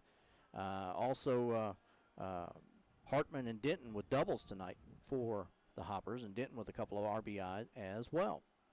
Winning pitcher tonight is going to be, I believe it's going to be Saputis, and he went 5 innings, struck out 6, only walked 1. Really good outing tonight for Saputis. Losing pitcher tonight for Henderson is their starter tonight, and I believe that was Humphrey that started tonight for them. So it looks like Hoptown now moving on. They'll be 23-9. And Henderson now, they have 10 losses on the season. So they'll be, 25-10, I believe is what they are, right? Hey, they beat us in the race there, didn't they? They sure did. So Hoptown gets the win here in the opening game in the final 7-5. Defensive highlight brought to you by Westside Body Shop, Hopkinsville's trusted name since 1968, family owned and operated, located at 2505 Fort Campbell Boulevard in Hopkinsville. And wow, I was just thinking we didn't really have much defensive play of the game up until Reed Hayes. He might be on Sports Center tonight. That was a tremendously good catch out there in right field there in the sixth that robbed a hit and possibly would have tied the game up. There's an argument for it to be on Sports Center. Absolutely. We're going to have to get that up somewhere online soon for him. Absolutely. It was a fantastic play. So Reed Hayes has our play of the game tonight, and that's brought to you by Westside Body Shop. Our player of the game, as we picked that, it's brought to you by Skyline Animal Clinic and Oak Grove Animal Hospital. They support all the area schools, athletes, and students. Skyline Animal Clinic has been your source of veterinary care for small animals and livestock since 1956. Call them today for your pet's veterinary needs. I'll go let you call this one, Colin. Yeah, player of the game, got to go with Jordan Akins in this one after that 3-run homer. Again, the Hoppers don't really win a lot of games in blowout fashion down the stretch. They just find something, they ride with it as soon as they get a little bit of momentum.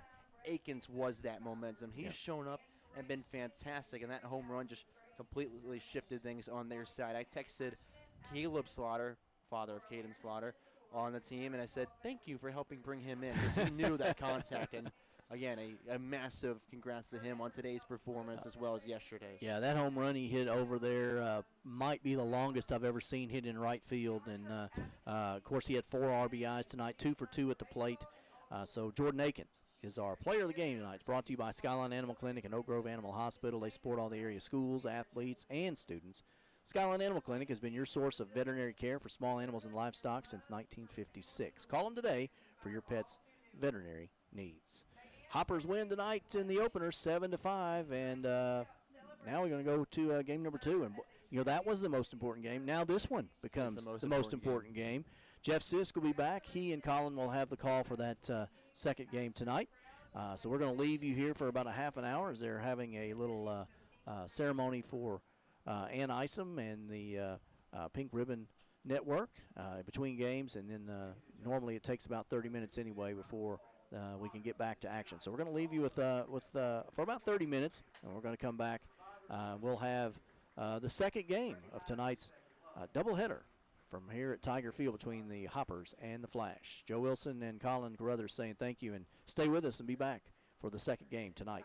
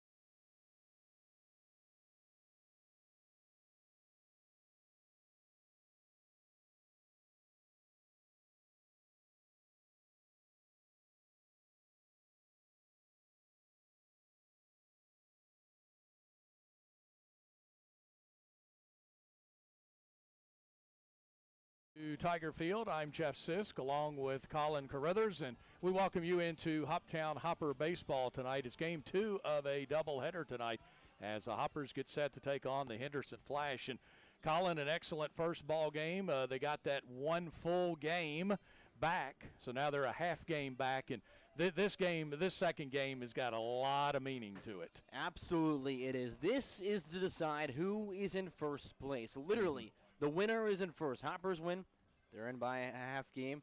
If Henderson's able to win, they'd be back a game and a half over the Hoppers. But literally, with only 2 more games after this left in the regular season, this could very much decide the regular season champion in the 2026 campaign.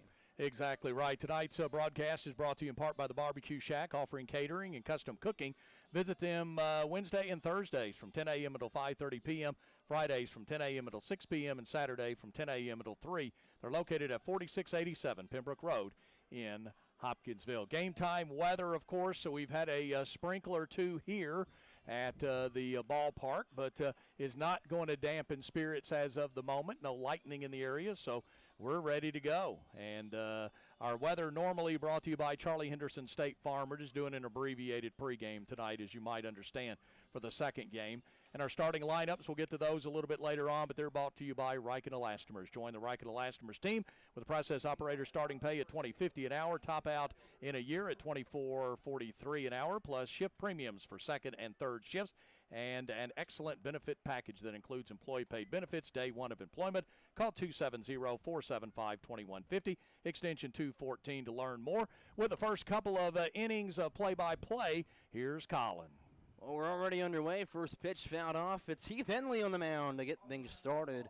He'll be battling Gunnar Waldrup to lead things off here in game 2 of the doubleheader, deciding the first place in the standings in the OVL. Next pitch, inside half, can't catch it. 1-1 even after the fastball. We can look at Heath Henley so far this year. He's looked really good in his couple of starts out of Douglasville, Georgia. Plays with Auburn and Montgomery. As the 1-1 comes in to Gunnar Waldrup, this one popped up in the middle of the infield, just past the dirt. Dom Hartman losing it, and it's eventually caught after the right fielder came in behind him, that being Easton Beatty. There's one away. Going to be harder to see at this point. Right. With it just dropping dark pretty dramatically with those clouds coming in. And, of course, about 8:18 local time here at Tiger Field. And as I've been told, especially out in center field, right field, or left field, excuse me, it's hard to see when those lights are on. As first pitch misses downstairs, 1-0 now the count to Drew Eisenberg, who did not play in the first game of today's doubleheader. Next pitch comes in after the leg kick, and fastball misses low, 2-0 the count. Eisenberg enters today batting .333 with a .636 on base percentage. Henley working through the windup again. 2-0 delivery. Fastball belt high, and now the count 2-1. Eisenberg trying to make it a 3-game hit streak if he can get on with the base hit here today. As Henley works through the windup again, fires the 2-1. Ground ball right side. Hartman will scoop it up and throw over the first in time for the second out. Now 2 away, they bring up Braden Minio, who was also batting in the third spot last game as well.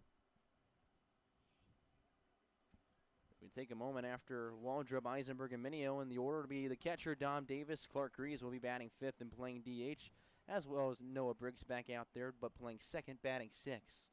Pitch coming in, and Minio swings underneath it for strike 1. 7-8-9 in the order for the Flash will be Reinhardt, the center fielder, the third baseman, Cooper Vowles, and then Alex Satterfield as the shortstop to round things up. 0-1 delivery from Heath Henley.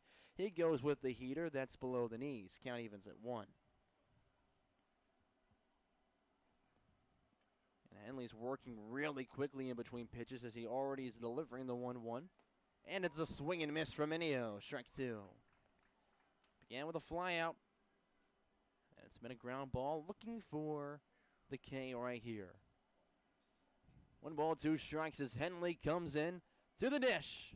And it's a strikeout looking, throw him a chair. He's out of the first, retiring the Flash in order. We head to the bottom half of the inning with the Hoppers looking to strike first in game 2 of what could decide first place in the OVL.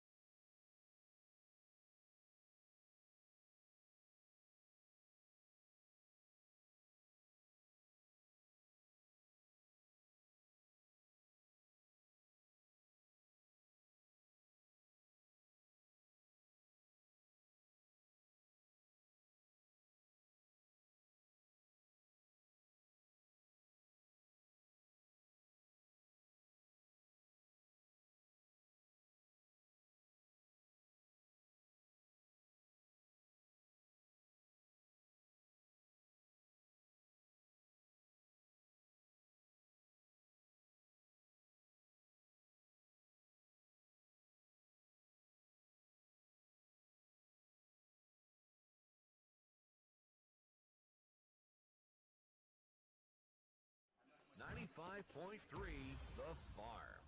Back with the bottom of the first here at Tiger Field. It's Hoppers and the Flash. With the Flash in first, but only by half a game after the Hoppers won game one of today's contest 7-5. It'll be the starting pitcher out there for the Flash, Kiefer Parsons, making his third appearance and first start this summer. He's gone 4 total innings pitched with a 6.75 ERA, giving up 4 runs, only 30 earned on 3 hits, 2 walks, and 5 strikeouts.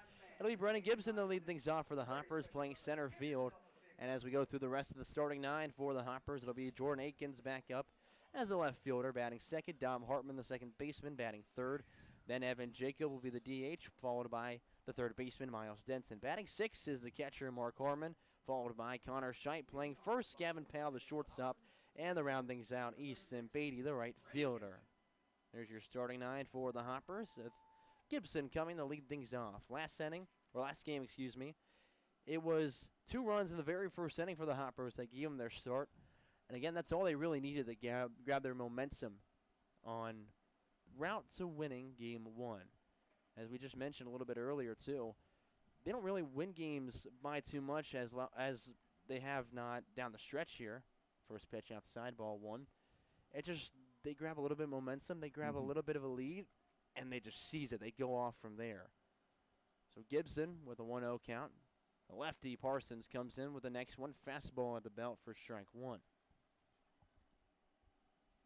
Hoppers could use just a little bit of a good start here again. Would rather, like last game's result, getting ahead quickly instead of trying to make a comeback victory where a majority of their wins have come. Backhand from the first baseman after the chopper, and Gibson will beat the pitcher back to the bag, and there's a leadoff single. Oh, we called him out?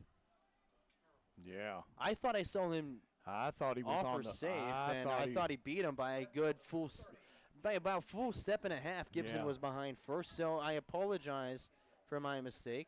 I thought I saw him motion that he was safe, but I guess not. So there's a 3-1 ground out. Jordan Akins comes up. He had that towering mammoth home run to right field in the previous game and was the player of the game. First pitch, curveball, dips off the plate for ball 1. And that was a rough one because Gibson getting on with a leadoff there would have been a good start with some momentum here in the first inning. 1-0 pitch, Akins swings through it, and the count even 1-1. Akins outside of that home run in the first game, reached with a walk and a single. Also had a sac fly, so technically just 2 for 2. Fouls the next one backwards, and he's behind 1 ball, 2 strikes in the count to Parsons. And this is the 3rd game he's been with the club, is that right? Correct. Yeah. Or 4th, I guess, technically now. 3rd right, day. Yeah, that's correct, yeah.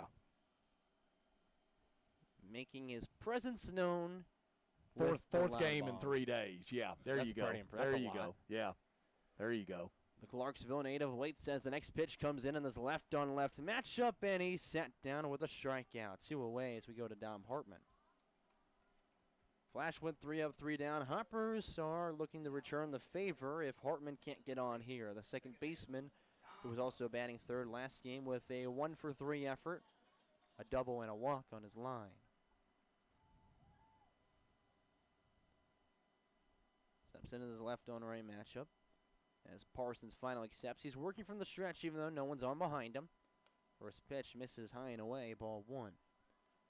With his hit and a reaching in the previous game, Hartman's now collected a 5-game hit streak as well as reached safely in 14 consecutive games. That's a 2-week stretch for him at this point. Next one, Hartman drives left field. That one will be foul for strike 1. Caught off the barrel well. Sounded good anyway. Sounded great. Yeah. Looked great. Yeah. Just didn't straighten it out. Giving a nice souvenir to the fans up the left field line. I brought up the lawn chairs because this is a packed house for this one. 509 the attendance tonight. A strong showing for 1v2 and the best matchup we've gotten all year in the OVL. Pitch skips to the dirt, and Hartman's now ahead 2 balls to 1 strike. And Hartman's got team best 31 RBIs coming into the day as well as runs, stolen bases. He's got one of the best on base percentage, as above 400 now. Next pitch he'll grab a piece of, and after he tipped it, the bat escaped his hands, and now the count 2-2. It flew all the way back to the backstop. So the man on deck, Evan Jacob, picks up the bat, and they bring out a little bit of pine tar for him. Hopefully the bat stays in the hand this time. Right. It's the ball that leaves. Oh, yeah. And Hartman plays with the U.S. Sports University Eagles, a native of Taylor, Texas. Stands 5'8" and 185 pounds, majoring in sports management. I think there's a pretty obvious reason to us why he was named the Small College World Series All-Tournament team this past year. He has been terrific here with the hopper. Starts to go around as that pitch missed low. They'll say it missed. They'll check if he went down, and he did not offer. Count runs full. And we were checking last game with Scott Culley rule. If a 3-2 count, next pitch would be fouled off. Right. Did not go very well in his favor, but I know it's been good in other games. The tally, the tally didn't show it very well. 3-2 pitch. Hartman ground ball left side. Third baseman Cooper Vow scoops it up and has thrown it over the first as both the Flash and the Hoppers go 3 up, 3 down to begin this game. We check the Michael Venable State Farm scoreboard. Still scoreless here as we head to the second.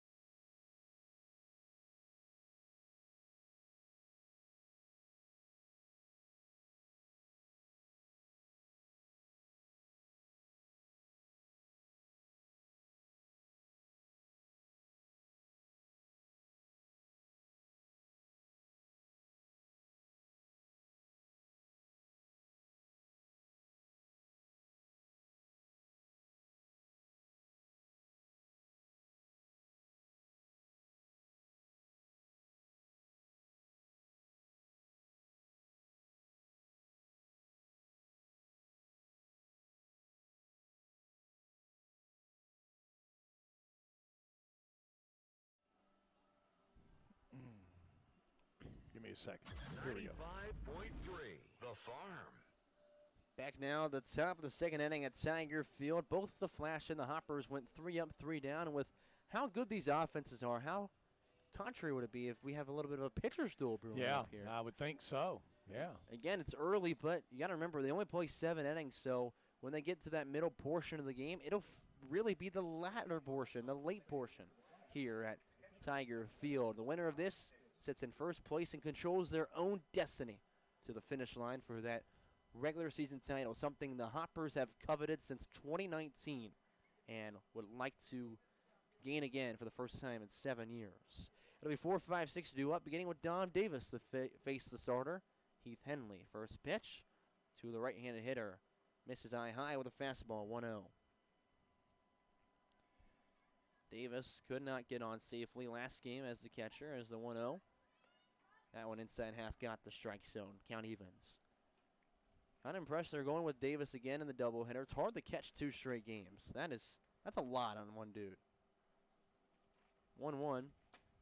That one's fouled backwards. So Davis behind 1 and 2. You'd think maybe they'd even just DH him too. No. Right. They've got him catching both of these ball games. Yeah. This public service announcement, if you're sitting in a truck up by the softball field and your lights are on, the umpires would like for you to turn those off. Please. There's a truck with lights on up on the hill by the softball field, and the umpires want those turned off. Ground ball, foul side. I'll let you listen to this.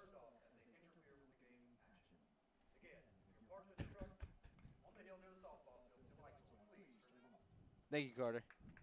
Appreciate our PA right there. I thought they might have the There it radio is. on. They probably do. Well, there's one. They still have them on though up there, so they're I saw one they're of them not turn it off. listening. Yeah. Foul out of play for the next one. Count still 1 and 2. The Dom Davis, the leadoff man in the setting. Yeah, you don't want to take away from a terrific game we have here, which I don't blame you for at least tuning in, if not a attending tonight's ball game. Swing and miss, and Henley's got his second strikeout of the game. We finally moved the Clark Grease, who's a DH in this one. He was DHing in the last game as well. They'll stick with him after he reached with a double and a walk last game, which for him puts him at a 13-game hit streak.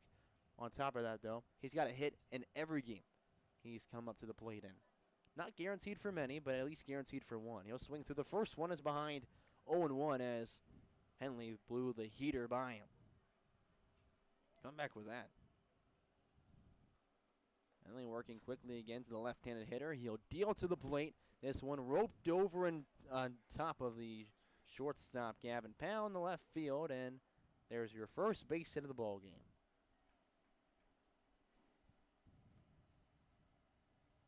Runner on first, one out here. And we bring up Noah Briggs, the second baseman. The Flash never really led in game one of today's doubleheader. But they get something sparked here. They could lead in game two with Henley on the mound. First pitch inside and runs too far for ball one. Briggs also played last game, though he manned the opposite side of the middle infield at shortstop, playing second in this one. Briggs enters the day with a .310 batting average. As the 1-0 pitch is popped up right side, going after it is Easton Beatty in foul territory towards the wall. Can't catch up to it as it lands for a long strike. Noah Briggs in the previous game, though. So far today. Went 1 for 3 with a double. So batting average probably sitting right around just north of 300 still. Mm-hmm. 1 ball, 1 strike, 1 out away here in the top of the second, and a runner on first. So scoreless. Pickoff move over. Scheidt has the tag applied, but not in time. And just as a reminder, we're just playing 7 innings. 2 7-inning games tonight. Henley's next pitch. There's a swing and miss from Briggs. He'll be behind 1 ball and 2 strikes now. Already with 2 strikeouts, 1 looking to end the first, 1 swinging to begin the second. Henley gets set again from the stretch. Next delivery misses glove side, and count evens at 2. And it'll be an off day tomorrow.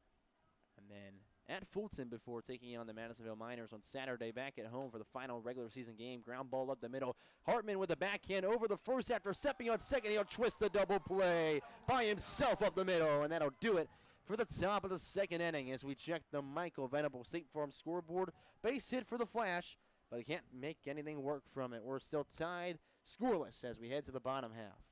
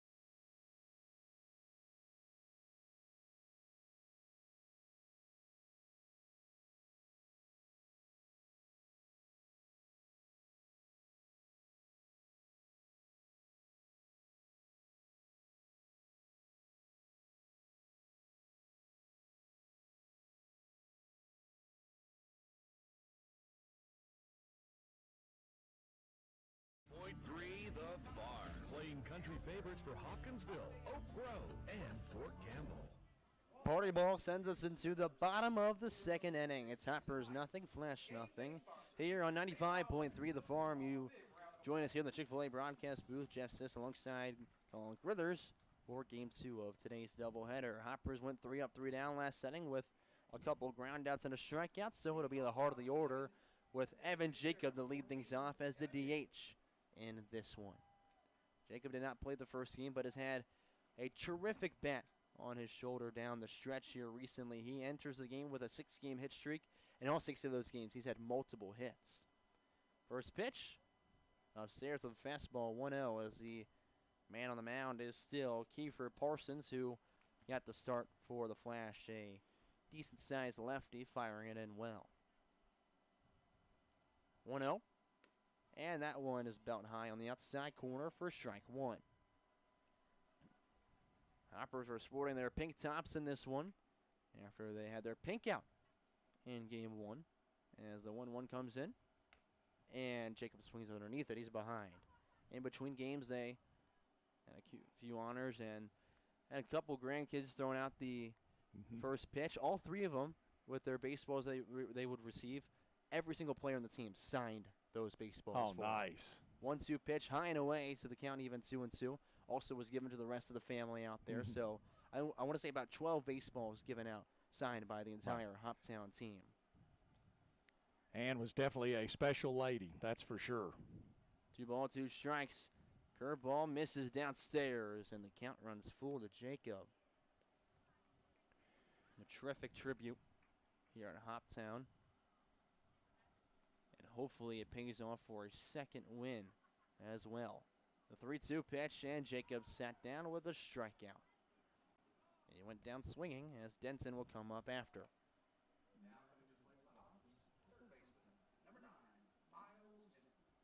Denson, last game also played over in the hot corner. He's over there again in this one. In that previous outing, he did a little bit better than he has at the plate. He got on with a double as well as a walk to go 1 for 3. That's about where he sat in other games. He just hasn't gotten on with the walks so far, even though he's been here for as many days as Aikens. First pitch in the zone for strike one. He's definitely still warming up. He's a returner from last year's 2025 roster. As looking down the barrel is Parsons. He'll finally accept from the stretch. He'll fire from the left side of the rubber, and that one skips in the dirt. Count evens at 1 ball, 1 strike for Miles Denson. If you aren't with us for the first game, we mentioned that he's currently in the transfer portal after spending the year with Henderson University, where he had a .324 batting average this spring and a .400 on base percentage. Upstairs, 2-1 now the count. His OPS north of 9, just shy of 1,000. So north of 900, just shy of 1,000 for the Brentwood, Tennessee native out of Ravenwood High School. Stands 6'2", 195 in the right-handed box as Parsons comes back with the 2-1 pitch, and he'll swing through it to even the count with the same amount of strikes. After Denson in the order is Mark Harmon, as we are towing what could be a pitcher's duel in this one. Parsons set again. 2-2 pitch, and there's back-to-back strikeout swinging. Mark Harmon comes up with 2 away and no one on. The catcher, who did not play in the first one, Harmon's been a really solid piece when he's played for this team. He's got a 3-game hit streak, and he's gotten a hit in actually all but 1 game he's played this year. That was back on June 16th against Henderson, ironically enough, where he went 0 for 3, and I believe that's when we were run ruled 11-1. Pitch down in the dirt, and they'll check down to see if Mark Harmon went around. He did offer, according to our first base umpire in this one. Count 0-1 to the catcher. Harmon Jr., by technicality, obviously. Swing and miss, 0-2. And obviously, for those listening, not the actor. Right. NCIS. Haven't thrown that one out in a bit. Right. From Fisherville, Kentucky, where he attended Eastern High School, home of the Eagles over there. Behind 0-2, he's got a .258 batting average. Riding through this game as he fouls one off backwards. Plays with the Midway Eagles, an NAIA school near Lexington. They play in the River States Conference and went 28-21 this past year. Parsons looking in again as Harmon's already been set, just standing still. Curveball goes downstairs, and the count now 1-2. He didn't even flinch in between pitches. No, he didn't. He stuck it in there like it was Joey Votto. You've seen half his at-bats. He just doesn't move in between pitches. What a wacko. The 0-2 from Parsons, and there's a hat trick of strikeouts, all swinging against the Hoppers. So he strikes out the side as we head to the third, still scoreless. Checking the Medical Venable State Farm scoreboard. We'll be right back with more Hoppers baseball after this.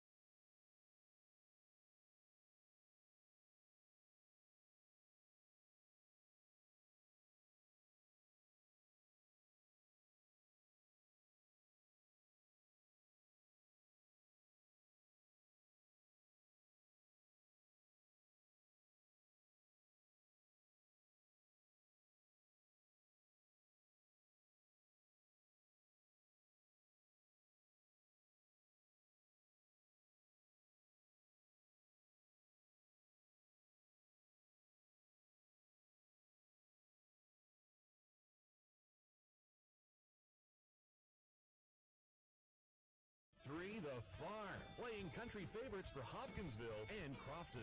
The Farm. Welcome back to Tiger Field and the Chick-fil-A broadcast booth as the Hoppers' Heath Henley will come out for his third inning of work here tonight. We are scoreless as we go to the top of the third. Hoptown and Henderson. Henderson with a half-game lead after the Game 1 win by the Hoppers. And, boy, it would be so sweet if the Hoppers could get the sweep of this doubleheader and get that half-game lead back with 2 to play. It's literally what you ask for. It's what you dream for. I mean, you play baseball to win games. You play to play in fun, big moments, and that's exactly what today is. Sure, summer ball is about getting work and getting guys reps before they return back to their college, but today is just baseball being in its pure form, just a lot of fun battling for first. Bottom 3 in the order now for Henderson. It will be Tyler Reinhardt, Cooper Vowles, and Alec Satterfield. Reinhardt swings at the first pitch, fouls it back to the netting, so the count is 0-1. And again, Henley wasting no time. Here's a chopper to third, taken by the third baseman. Long throw over to first in time for the out. Good play there from the third baseman for the Hoppers. That's Miles Denton over to first base. Who's manning that bag tonight, of course, is Connor Scheid. Hey, he's settled in. Denson is. Oh, yeah. After, the past few games that he's played over the hot corner, he's had some struggles defensively, but happy to see a terrific play like that. The pitch is high and inside to Cooper Vowles, the third baseman, as we're at the number 8 hitter in the lineup.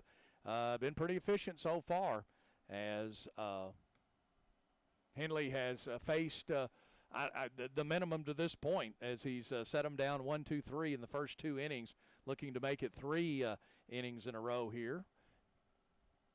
And it's a foul tip at the plate, so that's going to run the count to 1 ball and 1 strike now to Cooper Vowles. Again, 508 in attendance tonight for this doubleheader. I would say some have left the building, but we appreciate you coming out tonight. This is foul backhand out of play. And that will run the count even now at 2 balls and 2 strikes. You look through the starting 9 for the Henderson Flash. I'm surprised, unless there's something we don't know with, like, maybe an injury or innings limit, that Froelic's not in there. Right. Swing and a miss for strike 3. 2 outs now in the inning, and Alex Satterfield, the Henderson High School product, will be coming to the plate. So, again, unless there's something we don't know about, I'd be shocked if they don't have Froelich come in as a pinch hitter later. Right. Because according to the scouting report, unless they are oblivious to it, he is the number 1 thorn to the Hoppers so far on this team, consistently. This one bounces off the glove of the catcher. Will go back to the net, so it's going to be a ball. So 1-0 the count now. I mean, sure, it's Froelich and Waldrop and those guys are doing well against everyone, but Froelich against us specifically.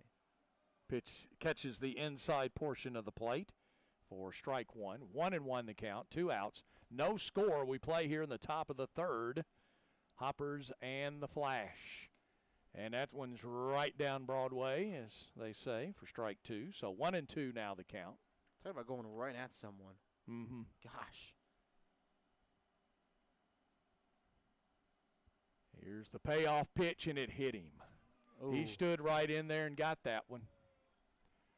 As it was well inside. Kind of looked like it might have been a curve ball when it left his hand. It did not curve, and it's going to be a hit batter. So now we're going to go back to the top, and Gunnar Waldrop, who popped out to right field in the first, will come to the plate here in the third. And the first inning that Henley has not gone 1, 2, 3. Again, Waldrop going to be in contention for that Cubs-Stokes Offensive MVP award. Not who I want to see here. Nope. Pitch, he takes it for a strike. So 0-1 is the count. To be able to get through the first 3 innings without seeing him twice would have been absolutely terrific from Henley, but now you're giving him a chance to try to poke something here early. Swing and a miss for strike 2. And with the velocity on that bat, it looks like he was swinging for the fences for sure. That was the same swing as his home run in Game 1, and it would have, if he connected, that would have been the same result. Sure. Outside, it's going to allow the ball gets away from the catcher. That's going to allow the runner to take second base on the wild pitch. And the count 1 ball and 2 strikes.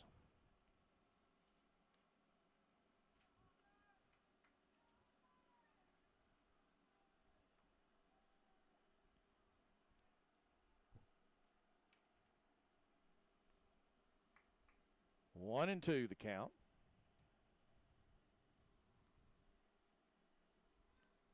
Henley looks back at the runner, comes to the plate. This is going to be popped into right. Right fielder is there, going back to the fence, to the wall, and it is gone for a home run to right field over the tallest part of that fencing there. Gunnar Waldrop with the 2-run home run, and the hit by pitch really hurts there, as it's now 2-0 in favor of Henderson on the long ball to right field. Well, I unfortunately called it. Right. With Waldrop's 9th home run of the summer. Not happy about it, but again. Second one tonight, right? Yeah, second one tonight. You were 1 strike away from being out of the inning. Here's Eisenberg, hits one. Now it's going to get past the first baseman, between the first baseman and the second baseman, as Scheid made a good dive for it, but could not get that ball stopped, and it goes into short right field for a base hit for Eisenberg. That's what I mean. If you bring up this portion of the Flash lineup with even just a tad bit of hope, there hasn't been a single game this year that we played against them that they haven't taken advantage of it. They do almost every single time. Braden Mineo is the batter. He struck out back in the first. Seeing the plate for the second time tonight. Here's the pitch, and it's inside, gets away, and the runner is easily going to be able to take, that's Eisenberg, be able to take the bag. He's at second now on the pass ball. Hit by pitch has thrown Henley out of whack at this point. 2-0, Henderson on top. We're in the top of the third. It's another home run threat at the plate. Mineo is a guy who's taken us long a couple times this year. The pitch, and this is going to be sliced to left, and is it going to get out? It is a home run as he goes opposite field with that one. And it's now 3-0. A couple of home runs in the inning. Braden Mineo goes opposite field as he stood in there batting left, pushes one out to left field over the fence there. I didn't see the ball, but you can tell that the left fielder for the Hoppers watched that one sail over the fence. And no one sees it anymore on the opposite side of the wall. No. From being 1 strike away from being out of the inning to this is going to hurt. Pitch is outside for a ball. And if you don't mind, Jeff, I might have to refrain from talking after that. Yeah, yeah. Stop it with the home run talk, at least. This one's going to be sliced to third, but it's foul. So 1-1 the count now, and it's a 4-0 ball game now. 4 runs here in the third, and 2 home runs. Pitch is high for a ball. So 2-1 the count now. Here's the pitch. It's in there for a strike to even it up at 2-2. Or is it 1-2? Is it 2-2? It's 2-2. It is right. 2-2. You're Okay. Right. This one's fouled back and out of play. Scoreboard is wrong. Well, as I just telling Joe in the first game, as I like to say on the road, never trust the scoreboard. I never can. Right.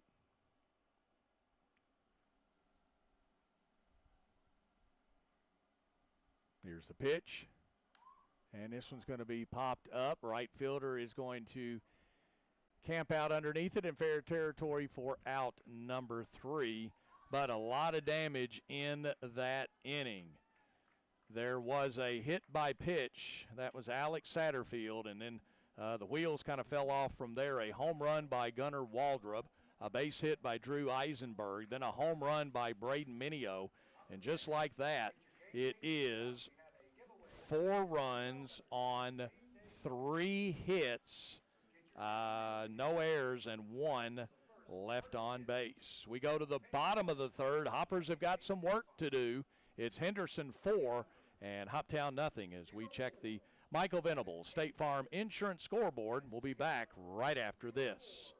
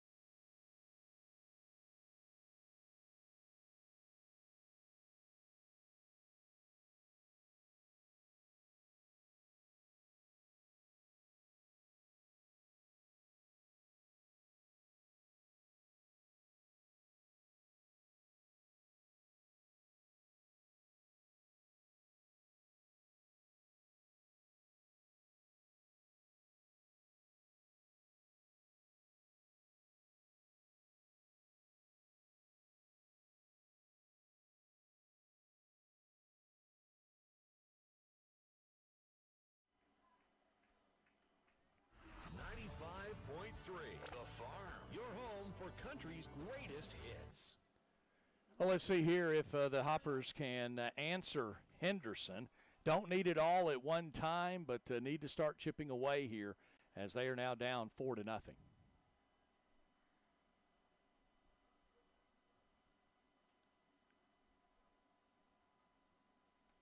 Pitch is in there for a strike to the bottom 3 in the order for the Hoppers, Connor Scheid, Gavin Powell, and Easton Beatty.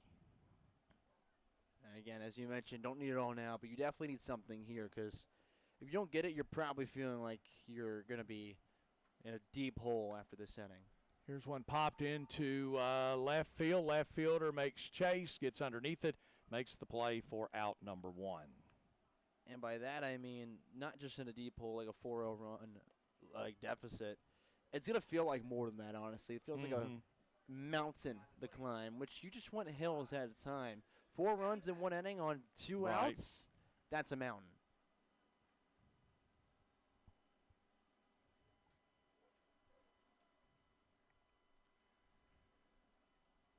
Here's one sliced into right.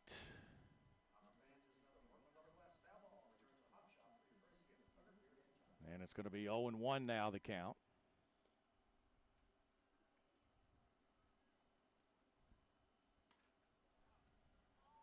Ooh. 1-1 the count. Call that a ball. I guess. With the Hoptown Hoppers, we will take it. But I don't think that really missed, to be very honest. Here's the pitch. This one hit to the shortstop, scoops it up over to first in time. First baseman digs that out of the dirt for the out, and there are 2 outs now in the inning. In danger going 3 up, 3 down for the third consecutive inning. Exact opposite of that first game where they brought up 8 batters in the first inning, 8 batters in the second, 6 batters in the third. They were hitting the ball all over the yard. Right. And, well, the diamond's empty right now with hits. Yep. Easton Beatty, the right fielder, is the batter now for the Hoppers. Here's the pitch. And it's going to be a ball.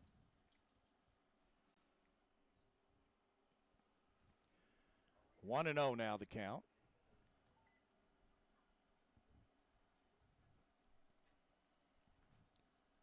Here's the pitch and a swing and a miss. Makes it 1-1 now the count. 1 ball, 1 strike. If Beatty can get on, we'll go back to the top of the order and start it off with Brennan Gibson. That's exactly where the Flash on the opposite side of the inning were able to get things started. Pitch is inside. No, I've really liked Beatty's production as of recent. Even if he's not loving everything as much, he's been able to get on at a way better rate, and he's really effective when he's on the bases. 2-1 the count. Now make it 2-2. Is that pitch in the zone for the strike? 2-2 the count now.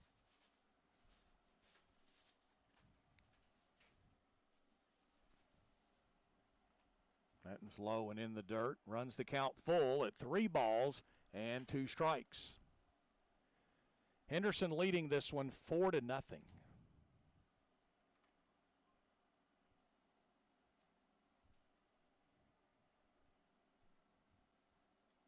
Here's the pitch. And got him looking, strike 3. So, third straight inning where the Henderson pitcher, Parsons, gets them to go 1, 2, 3. So in the inning, no runs, no hits, no errors, nobody left on base. 3 complete, and Henderson has a 4-0 lead. As we check the Michael Venable State Farm Insurance scoreboard, back after this timeout.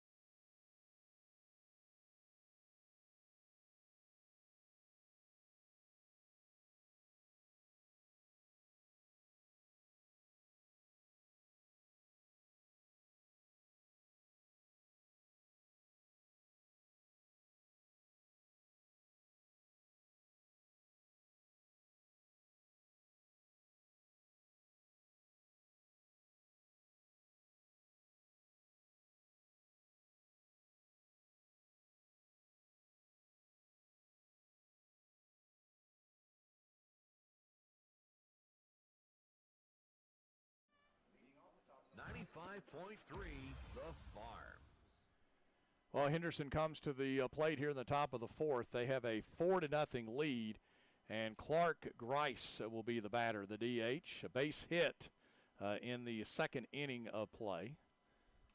But the Hoppers were able to get Henderson to hit into a double play, so the base hit there did not hurt. But, boy, the next inning, that's where the Henderson Flash did their damage with a couple of home runs and a hit by pitch and a base hit to get their 4 runs. Counts 0-2 now to the batter, Grice. On deck will be Noah Briggs. Here's the pitch, and it's going to be high. Well, Clark, the DH for this one, has been really good as a two-way guy this year, and again has been one of the stronger bats in this Henderson roster all year. Here's one hit between the first and second baseman. It's going to be a base hit. And that got through there pretty quick, and now they're kind of throwing the ball around, and he's taking second base. I think that will go down as a double as he reached second before that throw really came in. But Lord, I got to stop talking. Well, a really sharp hitter, and then he blasts one hard in the right field again. This is the Henderson offense you expect. We mentioned in the first game. You mentioned again in this one. Both offenses are really good. And even though it's been offensive battles every game, it's really about which pitcher just gives up a little bit more than his counterpart and the opposite team wins. Right. So far, that's obviously Henley. Noah Briggs is the batter now. He grounded out 4-3 back in the 2nd. And that one is a strike. So 0-1 the count now.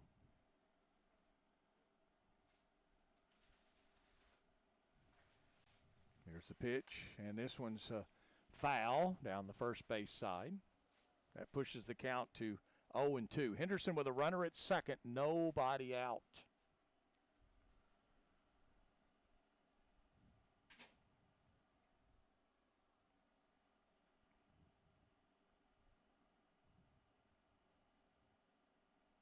Here's the pitch, high. Thought he was going to raise up, and it kind of, he waited. He gave it a high. Before he even came out of his stance, behind the catcher. They'll come to the plate with a pitch. This is fouled back. Count remains 1 ball and 2 strikes.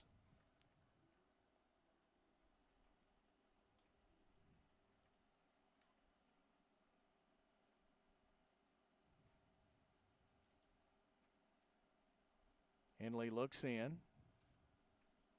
Now looks back at second. He'll come to the plate, and it's going to be inside, and no call there, so it's going to be 2 balls, 2 strikes.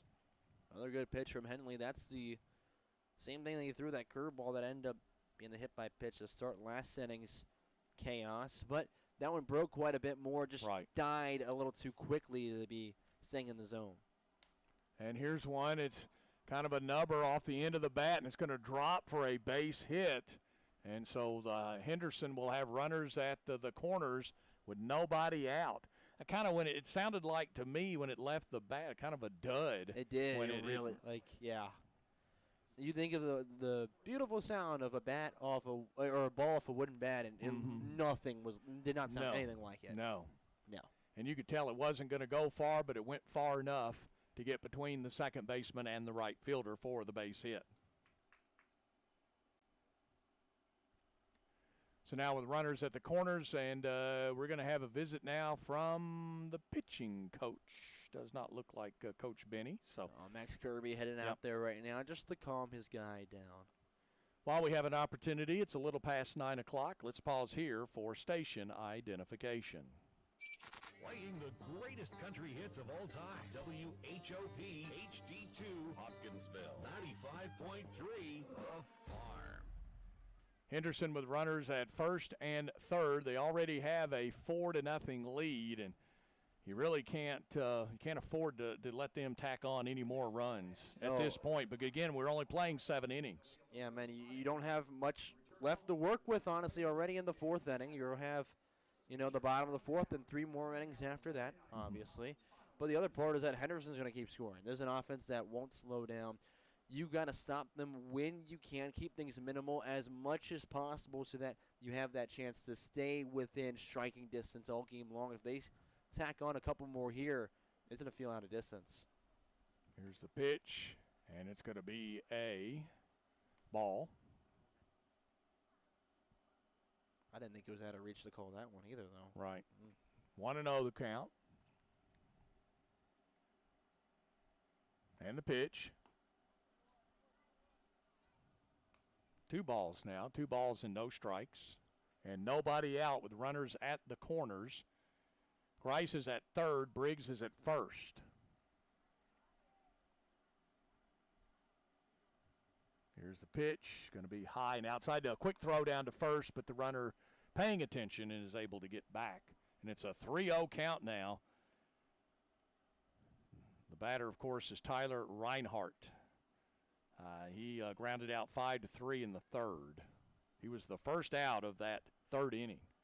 Here's one hit. It's going to be a base hit and an RBI for him as Henderson tacks on one more to make it now 5-0. And runners at first and second now on the base hit.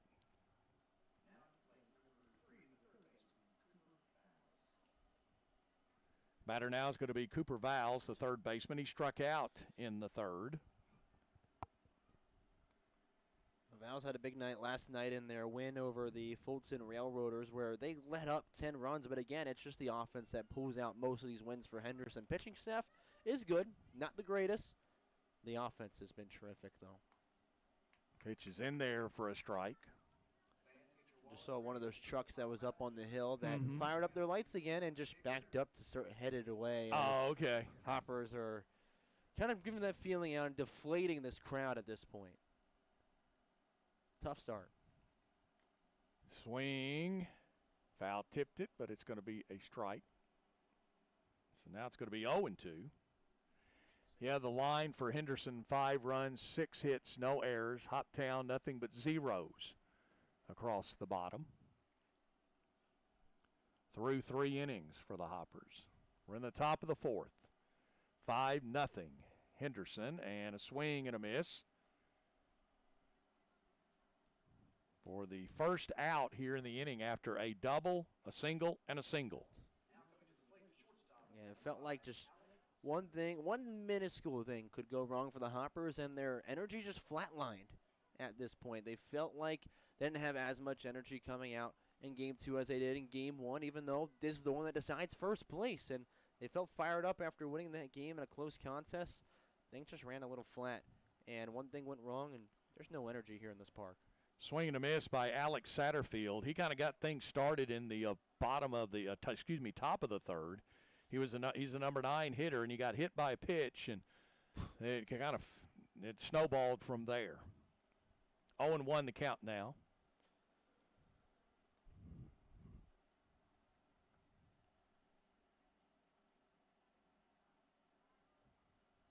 The pitch, and this is going to be outside. Evening the count at 1 ball, 1 strike. There's 1 out.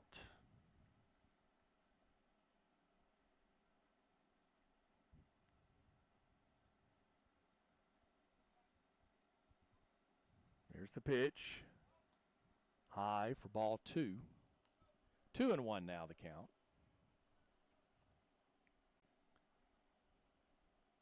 Five nothing in favor of Henderson. Runners at first and second for the Flash. Here's the pitch. Inside. 3-1 now the count.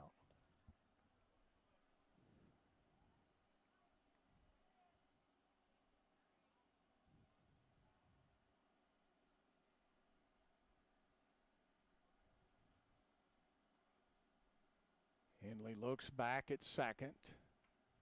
And this is going to be a slow roller, and it's picked up by the third baseman over to first, and it's not in time. And the bases are now loaded. Tell you what, the third baseman there, he had players coming at him. He made a great play on it. He sure did. And a great throw at that. Again, it was, really close call down there.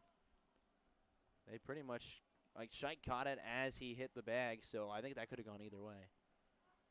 I agree with it. He probably reached safely. But just another one that hurts.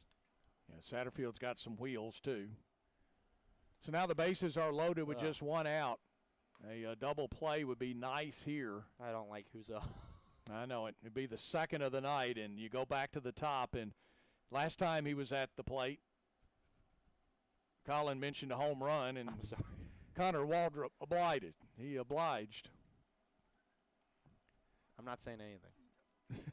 I didn't say anything. This one's not on me. 2-0 the count now. He's just I admire him. He's a really good hitter, and I give him credit. Sure. You just call it like you see it. A really strong bat who's carrying a lot of confidence every single time he walks up there. You never see it drop in any way. Here's the pitch, and it gets the outside corner for a strike.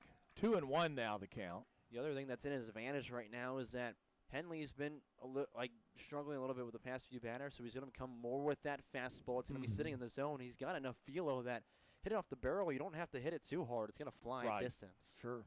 Here's the pitch, and this one's hit right up the middle, and it's going to be a base hit. 1 run will score. They're going to send another one home, and he will score. So 2 more come across on the base hit by Connor Waldrop.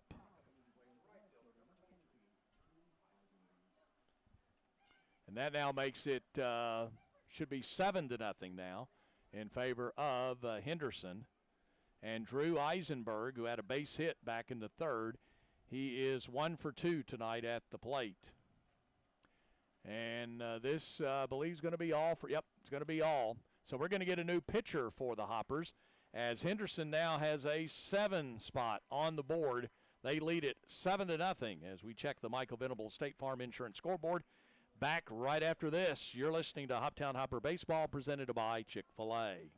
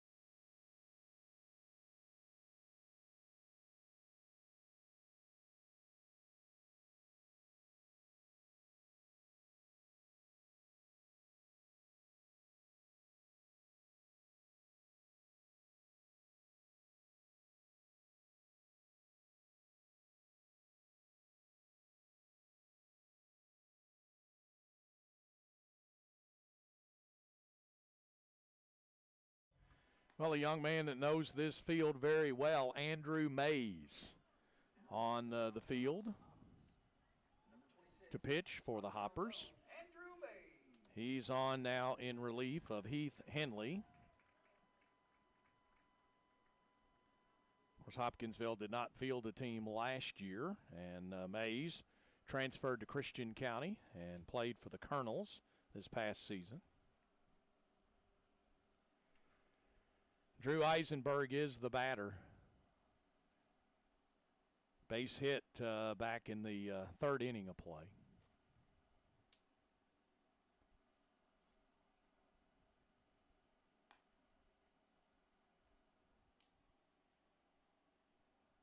Pitch is a ball. Mays, a guy who, outside of maybe one little appearance, but throughout the summer for the Hoppers has been consistently really good for them, has delivered very solid innings.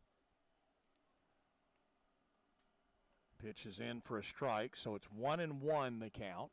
On top of that, he's got a nasty curveball that if he gets ahead or even with an even count, he could throw it right here, and then he'll start delivering at first pitch with a few other batters. Pitch is outside, and the catcher tried to hold it there and tried to frame that one. That was Harmon, but did not get the call. 2-1 to count. Runner goes. They'll throw down, and it's cut off. Yeah, when you throw down like that, more than likely if it goes all the way through, the guy at third will then try to break home. You know, starter for the Flash, Kiefer Parsons, has sat for a long while. I wonder how he'll respond coming back out. Maybe the Hoppers can start responding with a few runs. Mays looks in. Now time is called. 7-0 now in favor of Henderson. I was mentioning before the doubleheader, and I guess before this one as well, doubleheader last week I should say, Henderson had scored a minimum of 6 runs against us in every game. And obviously 2 of those were won by Henderson, 2 of those were won by Hoptown, and you just know this offense is going to come at you. So it's not to say it's unexpected. It just feels really deflating after the first game was heavily in Hoptown's favor. They had the lead throughout the whole way after an Aikens 3-run mammoth home run. And, yeah, this one just gotten away quicker than you could blink. 7-0, Henderson on top. 2-2 count. Outside makes it 3-2 to Drew Eisenberg with Braden Minio on deck. He hit a home run the last time he came to the plate. Here's the pitch. Outside for ball 4. So now the batter's going to be Braden Minio. Had a home run in the third, struck out in the first. So he's 1 for 2. And he steps in, the second straight left-handed hitter coming to the plate now. Minio's just going to go right after, or not Minio, Mays is just going to go right after these guys right here. Like, he's very capable of it, and that's all you can hope for at this point. If they're getting on with hits and they score, then not much you can do with it. Here's one hit into center field. Is it going to be deep enough? They'll tag. They come home, and it's cut off at the pitcher's mound. So they do surrender the run there on the hit. They're going to throw over to see. Did he leave too early? Now they're asking home plate now. And the home plate umpires win. That's not me. It's your call. Yeah. Which, yeah, it is the field umpire's call. I don't know why he's appealing back to him. Yeah.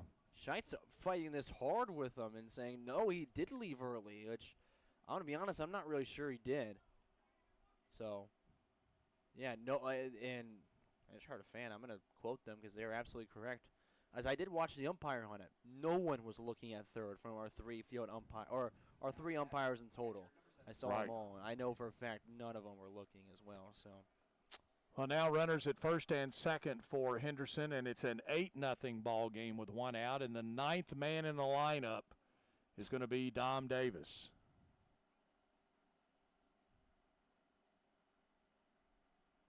And here is one hit to third. They'll step on the bag there. They'll get that out, and that'll do it for the inning. 9 men bat around as they get the force at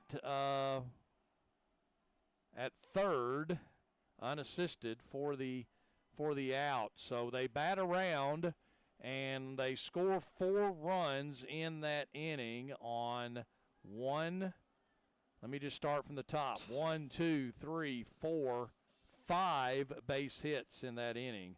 They leave, no errors, and they leave 1 on base. So we go to the bottom of the 4th inning of play. Hoppers again got a lot of work cut out for them as we check the Michael Venable State Farm Insurance scoreboard. It's now Henderson 8 and Hoptown nothing. We're back after this timeout. You're listening to Hoptown Hopper Baseball on 95.3 The Farm.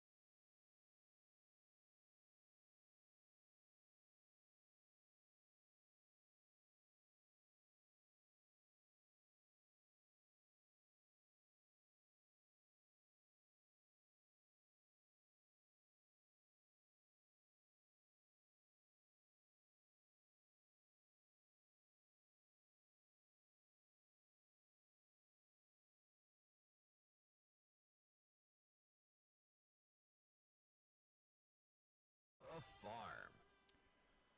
Well, for the Hoppers, it is going to be Brennan Gibson. The top of the order now for the Hoptown Hoppers.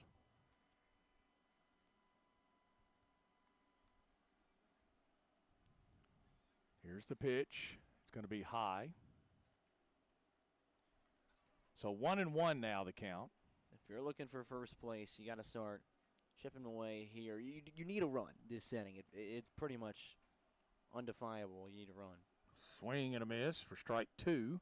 So 1-2 now the count. If they lose this game, they're not completely out of the race technically. What would need to happen is they would win their next 2 games on the road at Fulton, at home against Madisonville.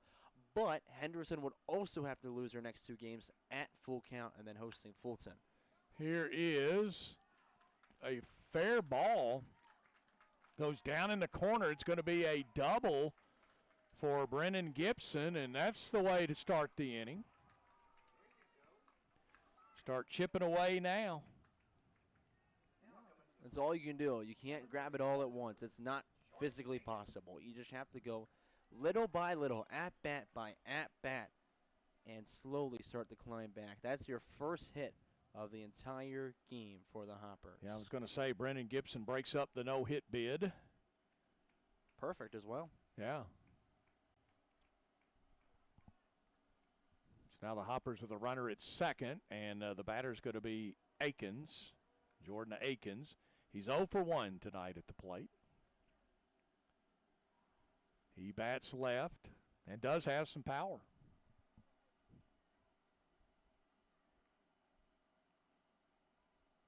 Look back at second, come home with the pitch, swing and a miss.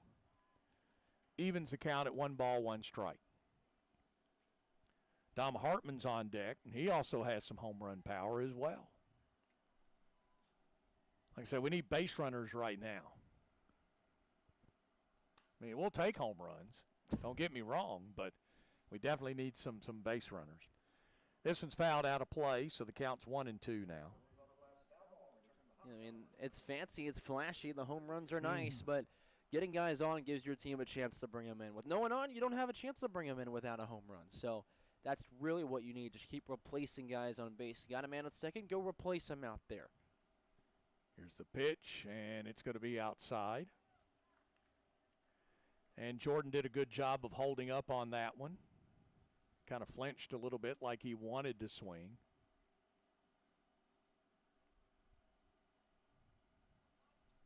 Here's the pitch. And again, it's high for ball 3. So 3-2 now the count.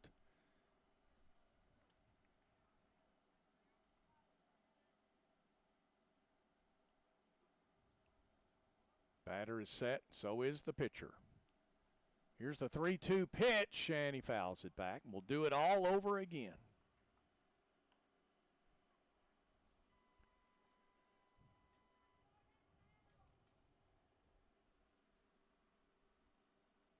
Three-two the count. 8-0 Henderson on top.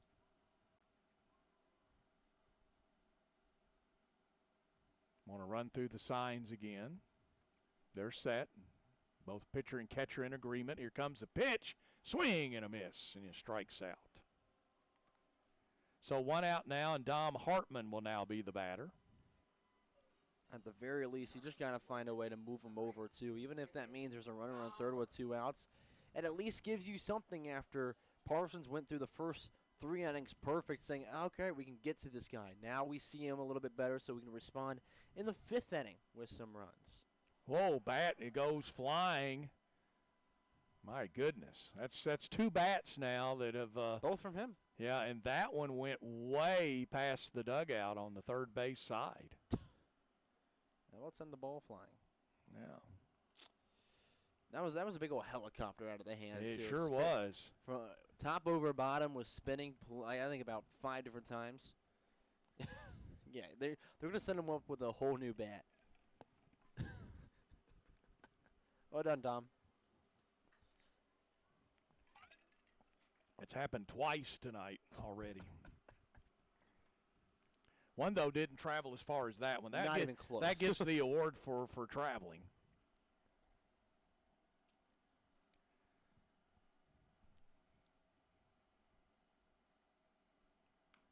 And here's another one foul. 0-2 the count. Again, 509 in attendance tonight. May not have that many now. A lot of folks have been at the ballpark a long time now. First game is at 5 o'clock. We're in our second game, by the way, if you're just tuning in. Hoptown won the first. They're a half game out of first place, and there's the second straight strikeout. And Evan Jacob will now be the batter with a runner at second base. Boy, sure hate to waste that double.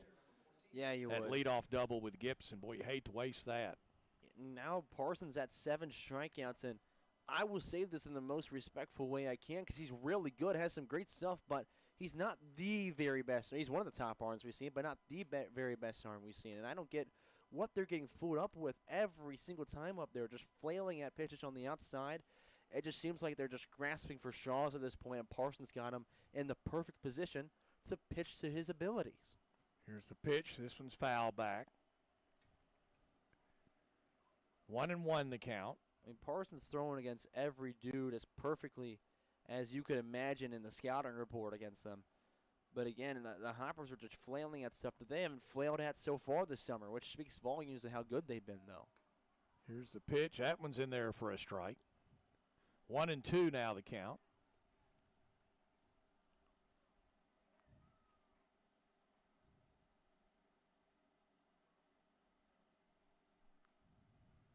Here's the pitch. This one's popped up, and I think it's going to go out of play. It is, and it's going to come down between the stands and the first base dugout.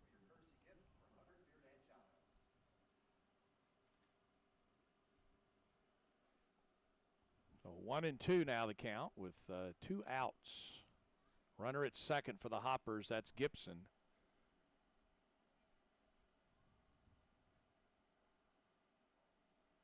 The pitch, and this is fouled at the plate. Got to give Jacob credit with fouling another one off there that technically outside of the double, if you want to count it for what I'm about to say. This has been the best fight at the plate with Parsons so far, giving him the most troubles. Paducah beat Fulton tonight, 14-5, the final in that one. Here's one hit into center right, and the center fielder will make the play for out number 3. So in the inning for the Hoppers, no runs on a double by Gibson, and no errors and 1 left on base. So we have played 4. At the end of 4 innings of play, it is Henderson 8 and Hoptown nothing. We're back after this as we check the Michael Venable State Farm Insurance scoreboard. You're listening to Hoptown Hopper Baseball. The Hoptown Hoppers and some.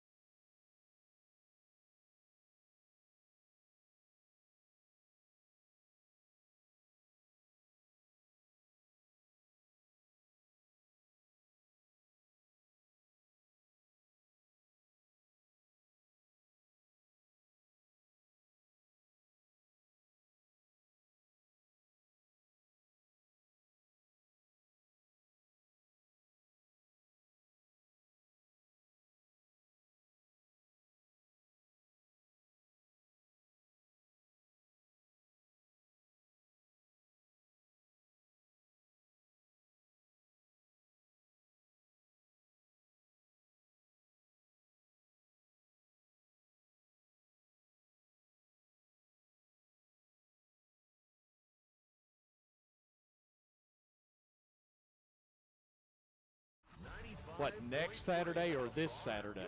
Maybe this. I got to look again. Oh, okay.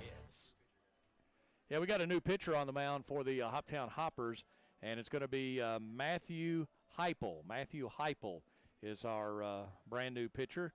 And can you tell me about him a little bit? I can tell you about Mr. Matthew Heupel coming into relief for Andrew Mays. Heupel was a native of Clarksville, Tennessee. Just graduated from Montgomery Central, so he's committed to play with Jackson State Community College next year. He's made 2 appearances so far for the Hoppers on the mound, both in relief, going just an inning and a third so far. He's given up 3 runs, all earned on 4 hits, 3 strikeouts, and 4 walks. So technically, his ERA is a 20.25, but of course it's inflated with only recording 4 outs so far this year.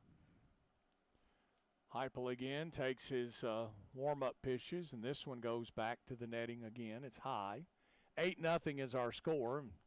They'll throw down to second, so now we're ready to go. And it is going to be Clark Grice, the DH. He's 2 for 2 tonight. He's got a double and a single in our contest. Yeah, that last inning was the first time either team today, either the first game or second game, has sent all 9 up in an inning to bat. And it was one of the uglier innings for the Hoppers all summer long, which again speaks to how good they've been this year. But things have just run away from them. You can't expect this team to be perfect.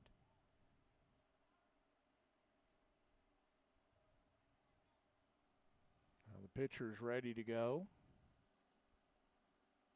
Batter is as well. He bats left. Here's the pitch, and it's outside. To Grice, and it's 1-0.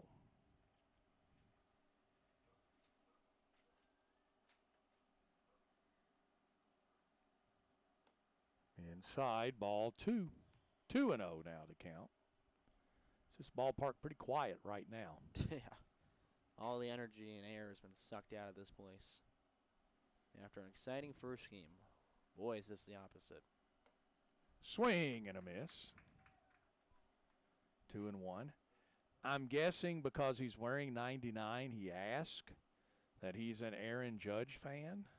Possibly. You would hope. I mean, the Hoppers pretty much, their uniforms go 1 through like 38 or something like that. Barely, yeah. Yeah. 99 is interesting. Different. I would say it But was fun. requested. It had to have been. And ball 4. So base on balls to Grice, and Noah Briggs will be the batter, second baseman. Now Clark Grice plays with Oakland City University, and there, you want to guess what number he wears? What does he wear there? He wears number 15. 15, okay. Well, you know, they may have number 99, and he said, hey, I'll take it.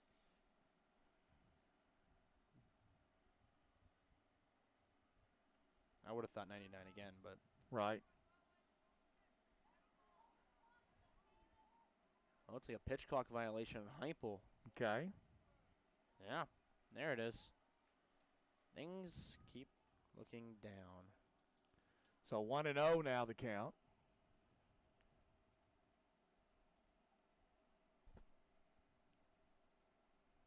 Pitch is inside.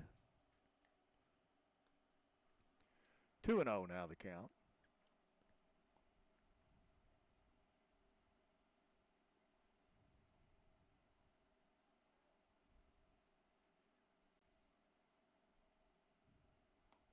That one's in there for a strike.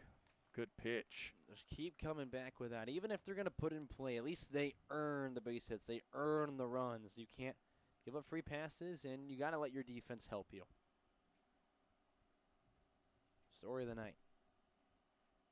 Here's the pitch. Outside. And the runner goes. They'll throw down, and it's going to go into center field, but Grice will just stay at the bag. Theirs is not quite that deep. So a stolen base now for Grice. And the count is 3-1 now to Briggs. 3 balls and a strike.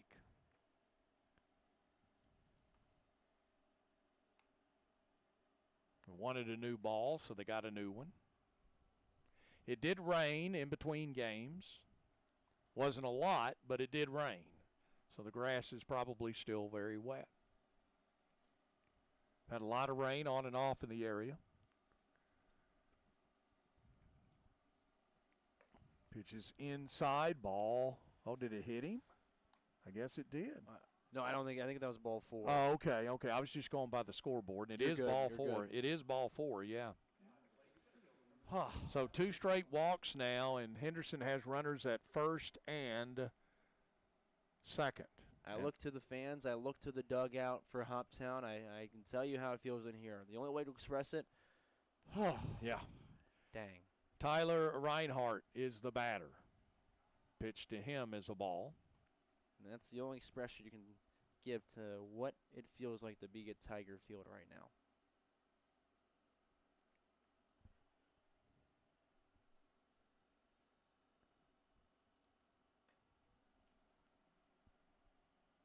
Two and 0 as that pitch is a ball.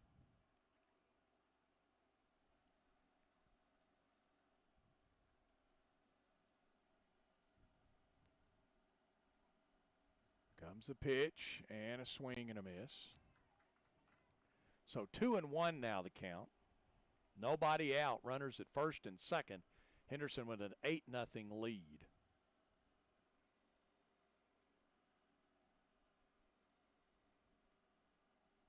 The pitch, and this one's going to be popped up. I think Scheid says, I've got it. He's coming up, makes the play for out number 1. And that's what you want. Pop them up on the infield if you can. So out number 1, runners will stay at first and second. And no chance for the runners to move on something like that. Right, They no can't way. tag up. No. You'll take that. Yep. Even if he had misplayed that and dropped it, I mean, it's some foul territory. Cooper Val's now the batter. He's 0 for 2. He struck out both of his at-bats. And good pitch as that's in there for a strike.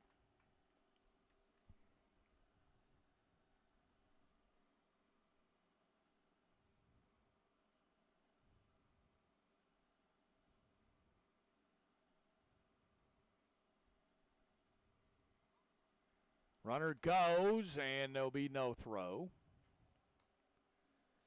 That was an experienced seal from Grease going in the third there on Heupel. Just because, Heupel, again, just graduated high school. Doesn't have too much experience with this level. Never had looked back to Grease in a couple of pitches, so he took it off before he's even thrown. And the batter, of course, in the box, he's a righty. And so that kind of makes it hard for the catcher to throw to third with the batter there.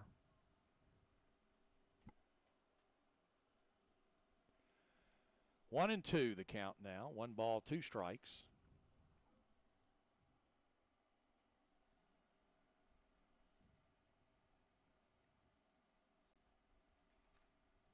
The pitch outside.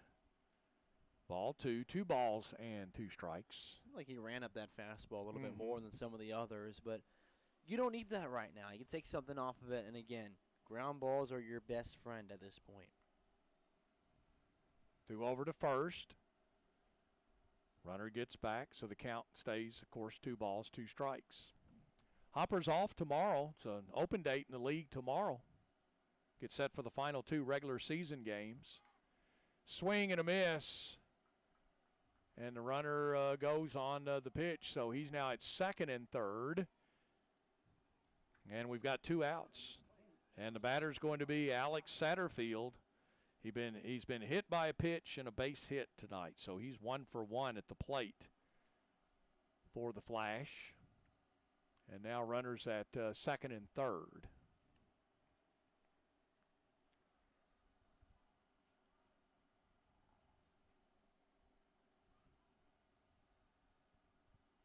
Here's the pitch. Going to be a ball.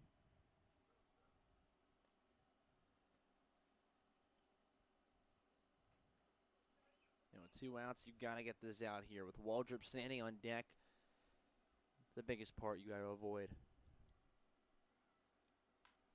This one's going to be hit to the second baseman, over to first in time for the out. So a couple of walks in the inning, but that pretty much the pitching keeps Henderson from scoring. So in the inning, there were no runs and no hits and no errors and 2 left on base. We go to the bottom of the 5th as we check the Michael Venable State Farm Insurance scoreboard. It's Henderson 8 and the Hoppers nothing. We're back after this timeout. You're listening to Hoptown Hoppers Baseball.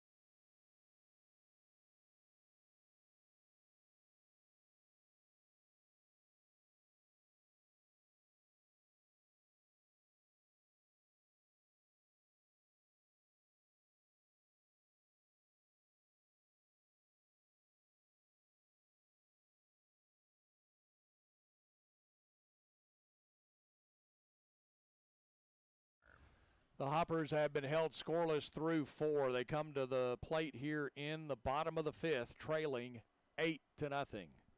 It will be the 5, 6, and 7 hitters in the lineup: Miles Denton, Mark Harmon, and Connor Scheid. If anybody gets on, we'll see Gavin Powell.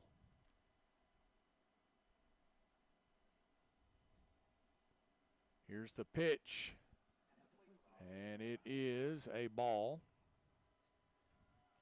Again, Henderson going with their starter right now. Kiefer Parsons still back out there. You know, really, you kind of mentioned it off air, but in the commercial break, why change it?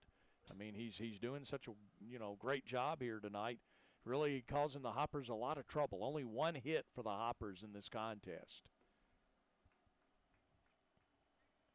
2-0 now the count. I mean, it's the only base runner to reach. He's wheeling and dealing. Why not let him ride this one out and go the distance if he possibly can? If there's a little bit of trouble, then you go to the pen and maybe still somewhat early so the Hoppers don't score too much against you and think they have a chance to come back. This one's going to be chopper, and I guess it was foul at the plate. Yeah. No, he fouled it off his foot. Yeah, he did. Then he had to sell it a little bit as they were starting to run for, and he just had to make sure, hey, that's foul, that I hit it off myself. Yeah, you could tell by the way he was kind of walking away trying to shake it off.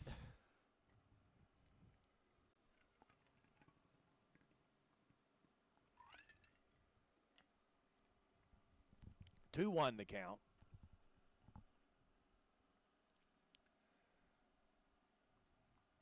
We're in On the hopper, 5th. And, ooh, thank you. 3-1 the count now.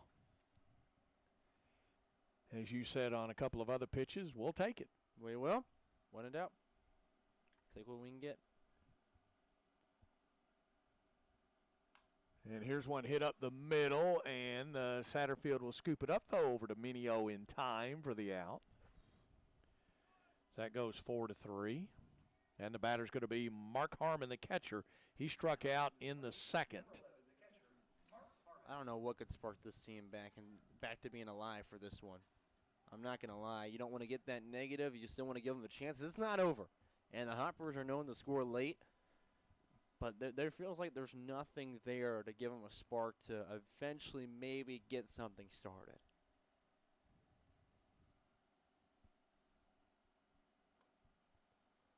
Pitch is in there for a strike. 0-1 the count now. Connor Scheidt is on deck.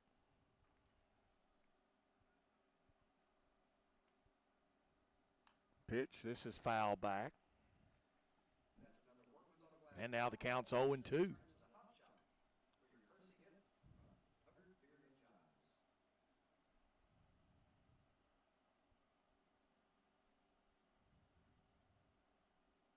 Pitcher is set. Here it comes to the plate, and it's outside for a ball.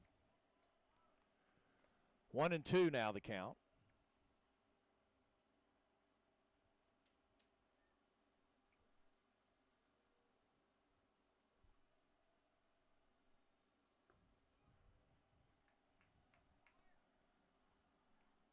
Two now the count. 2 balls and 2 strikes.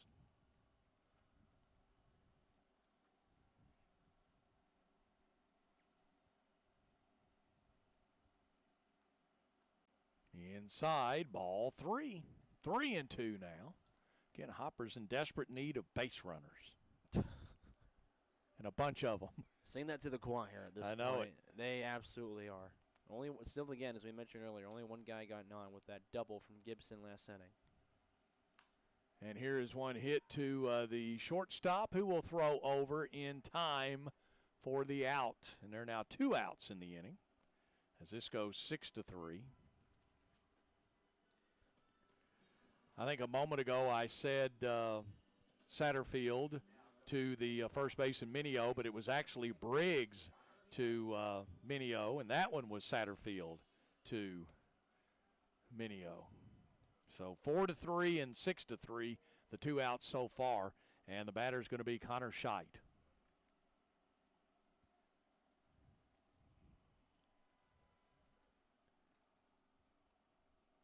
There's a pitch, swing and a miss.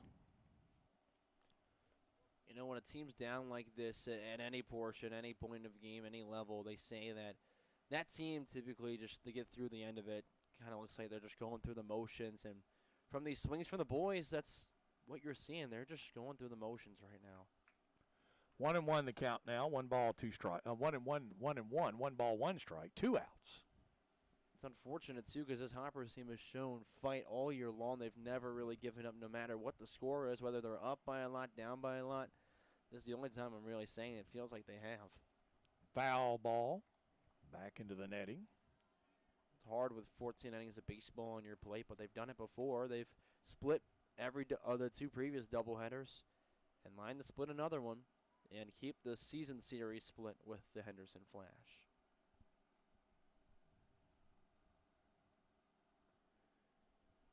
1-2 count. Here's the pitch, and this one's going to be hit into center field, but the center fielder makes a good play on it, and that is out number 3.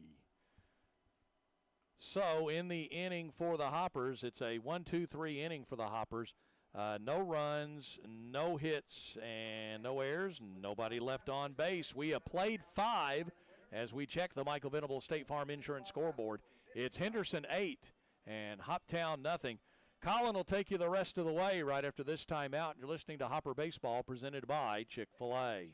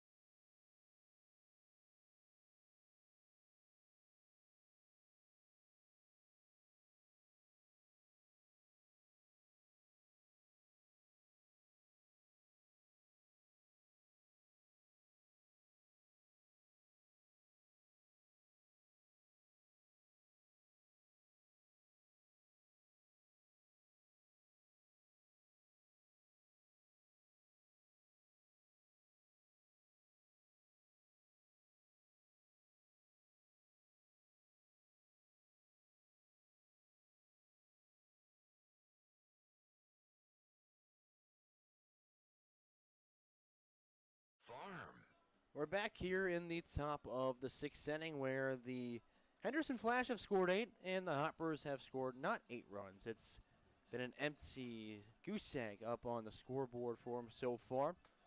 As Matthew Heupel goes back out to deal, he'll be facing 1, 2, 3 in the order for the Henderson Flash, beginning with the ever dreadful Gunnar Waldrop. And we may have some changes. Coach Benny's out, and he's talking to the home plate umpire, so we may have some changes. And it looks like our defense, we're trying to update it for you here in just a second as we start to look out there, and we'll give you the names here in a moment. As Scheidt's still at first, catching is still Harmon. Over at third is still Denson. Full count beats Madisonville tonight, 12-2. Final in that one. We look now with Waldrop standing in the box for the 4th time in this game. He's 2 for 3 with a home run and a single. First pitch down the middle for strike 1. He let go by for a watched strike, which we prefer at this point. Heupel working through again after his 1 inning of work so far. This one hit up the middle, backhanded by the second baseman over the first, and Scheidt cannot dig it up, so he'll reach. Another leadoff man on for the Flash, and outside of the first 2 innings, the leadoff man has gotten on safely every single time. Looks like looks like the field is still the same for the Hoppers. Okay. I know that coach had come out. You would think he was making defensive changes if he was talking to the umpire. They will rule that a single for Okay. Gunnar Waldrop. So he's now 3 for 4. Drew Eisenberg, the right fielder, comes up. Has also reached twice today, once with a single, once with a walk. Heupel working from the stretch now, as he'll come in with the pitch. Outside, high and away, majorly for ball 1. Heupel committed to play with Jackson State Community College next year. Graduated Montgomery Central High School as a District 11 3A Pitcher of the Year. In 42 innings of work in high school this past spring, recorded a .83 ERA. As the 1-0 comes in, there's a swing, ground ball left side, fair. Denson backhands it across the diamond and way off the bag. Scheidt's able to go collect it to keep it in the infield, and there's runners on first and seconds. Not even close with the throw there. Wait for the official ruling again, because he by technicality could go down as a single as he reached before. Mm-hmm. So we'll wait, and I think they gave him a single for it. Mm-hmm. So that's back-to-back base hits against Heupel. Runners on first and second, no outs. Braden Minio, the batter, who also has the second home run in this game. He's 1 for 2, though. His other at-bat was a sac fly. Upstairs, ball 1. Back to Heupel, though, with Montgomery Central, that .83 ERA. Again, 42 innings of work, collected 55 strikeouts in his senior season. Batters were hitting 159 in their average against him. Inside pitch, inside out swing as it's fouled left side for strike 1. The count evens at 1-1.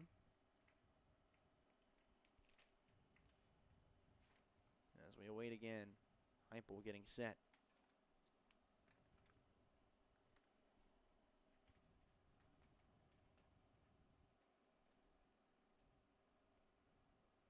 The 1-1 delivery, that one misses in the dirt, and now he's behind 2 balls to just 1 strike.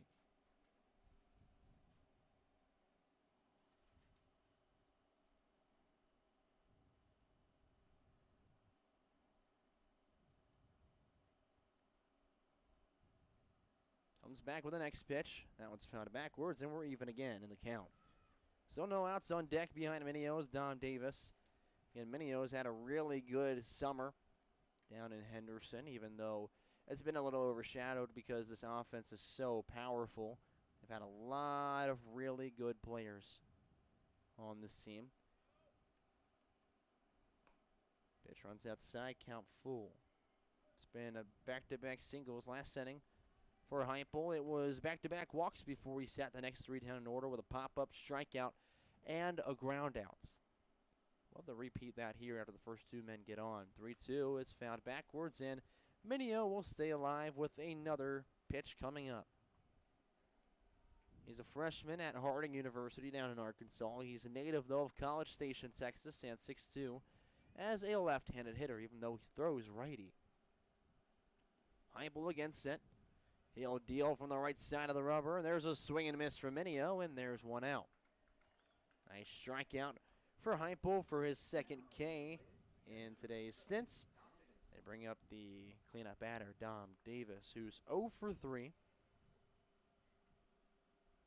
He ended that fourth inning as the last of 9 batters to come up with a fielder's choice.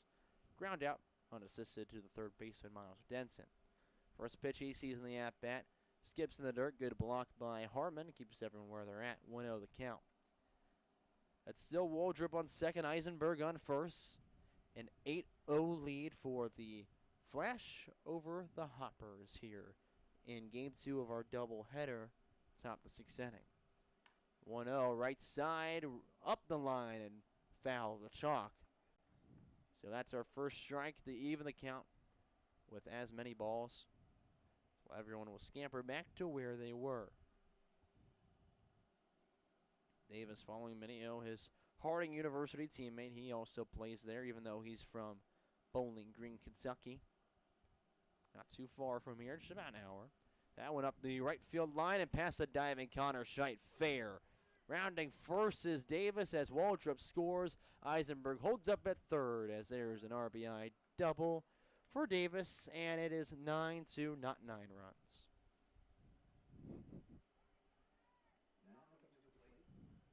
Still only one out. And this one feels all out of reach. Hoppers have been run ruled only once so far this year. That was an 11-1 run rule against, you guessed it, the Henderson Flash. Outside of that, they really haven't been beat bad in any of their 9 previous losses so far this year. I guess 8 outside of that one. So 2 in scoring position. 1 out. Heupel comes to the plate. The Clark greaves and throws it all the way to the backstop. It bounced off quite a bit, so the runners will stay put. That's a little bit of luck for you. 1-0 the count. If any luck we can get, sure. Yeah. Let's get a wild pitch for one. I'm going to say that one just slipped out of his hand. Oh, absolutely. I mean, it was way away from home plate. Clark greaves has reached safely every single time this game. A single, a double, and a walk so far. He's up for the 4th time as the 1-0 comes in with the infield in, and he'll catch it off the handle, left side foul. Count will even, 1 ball, 1 strike at the top of the 6th inning with only 1 out, and the Flash up by 9. Crowd is really, really thinned out here at Tiger Field as this one's dragged on quite a bit. It's about 9:57 local time. We started play at 5 in Game 1. Infield still in as the pitch comes and misses upstairs. 2-1 now the count. So reset now for Clark greaves. Again, a native of the Evansville, Indiana area. There's a little excuse me swing that he went all the way around on, and the count evens 2-2 after that one would have been missing in the dirt. Greaves has hit in 14 games so far this summer for the Flash. He's collected at least 1 hit in all 14 of them now, including this one, Game 2 of the doubleheader.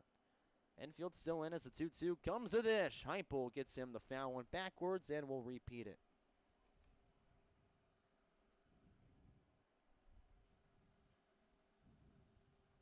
Take a moment as everyone will reset now. Heupel's now thrown 31 pitches in this one. So pitch number 32 with the 2-2 delivery yet again. Comes in. And it's a ground ball right side. That one dips just foul the first base bag. And the count remains 2-2 as Greaves is giving Heupel a fight. A big difference in Game 1 to Game 2. The Henderson offense hasn't really changed much. They're playing, sure, a little bit better, but they come out the same exact way. Nothing has changed for them. Where the Hoppers, it's the opposite story. There's a swing and a miss for Greaves, and now there's another strikeouts. 2 away via the K for Heupel. Noah Briggs comes up, who is 1 for 2 with a single and a walk so far today. His other at-bat was a 4-6-3 double play to end the second inning, where we were still scoreless at that point. It's been a romperoo since for the Hoppers in the field. 4 runs in the third, 3 in the fourth, and 1 here in the sixth. Pitch called a strike, excuse me. 0-1 now the count.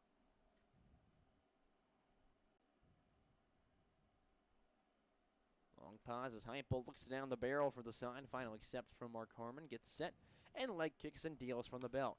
Hit right back up the middle. Sends it where it came from to bring 1-2 runs across for the 2 RBI single.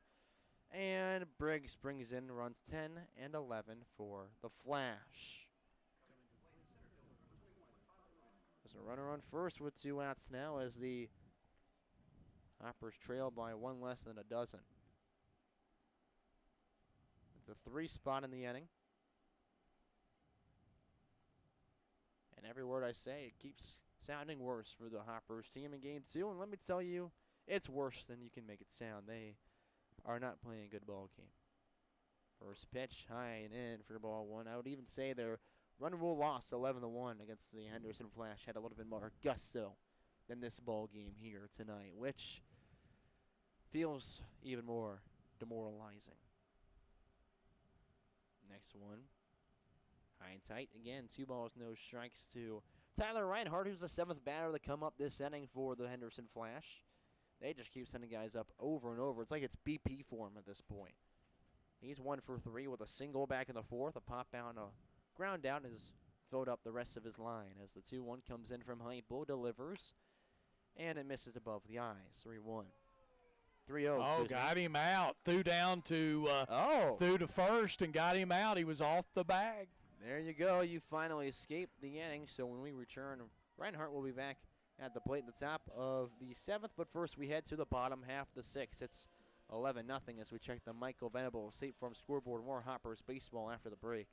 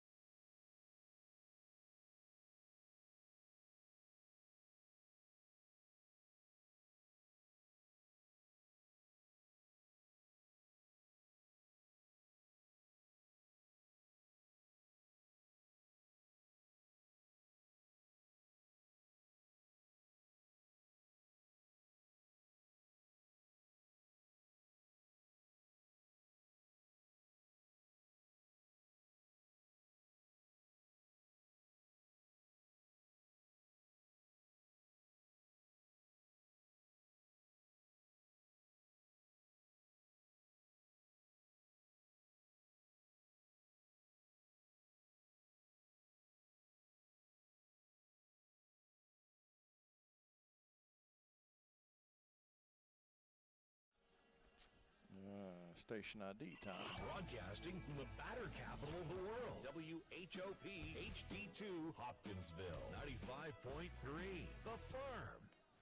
Back with us here on 95.3 The Farm. You join us here in the Chick-fil-A broadcast booth. Colin Crothers alongside Jeff Siss as the Hoppers trail 11-0 against the Henderson Flash. It'll be 8-9-1 due up at the plate, beginning with Gavin Powell, his shortstop in this one. Still battling Kiefer Parsons. The Parsons experiment has worked out very well in this one after he struggled in his first 2 appearances.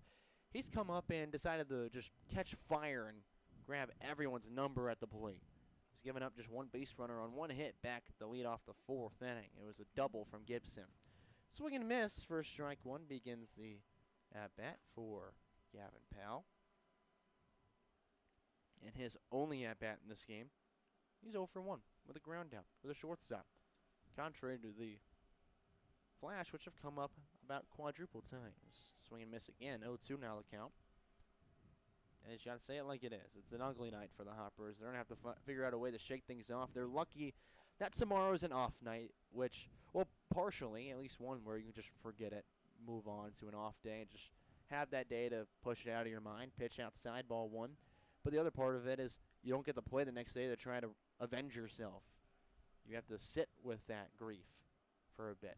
But if I know anything from the 9 previous losses, the Hoppers have been able to push them out of the way pretty quickly. Ground ball to the shortstop, Satterfield, and there's one away as it's over the first. With one out, they'll bring up Easton Beatty in the 9th spot, but instead it'll actually be Gabe Eddington batting for him as a pinch hitter. That's 2 6-3 groundouts now for Powell. Beatty in his only at-bat struck out looking.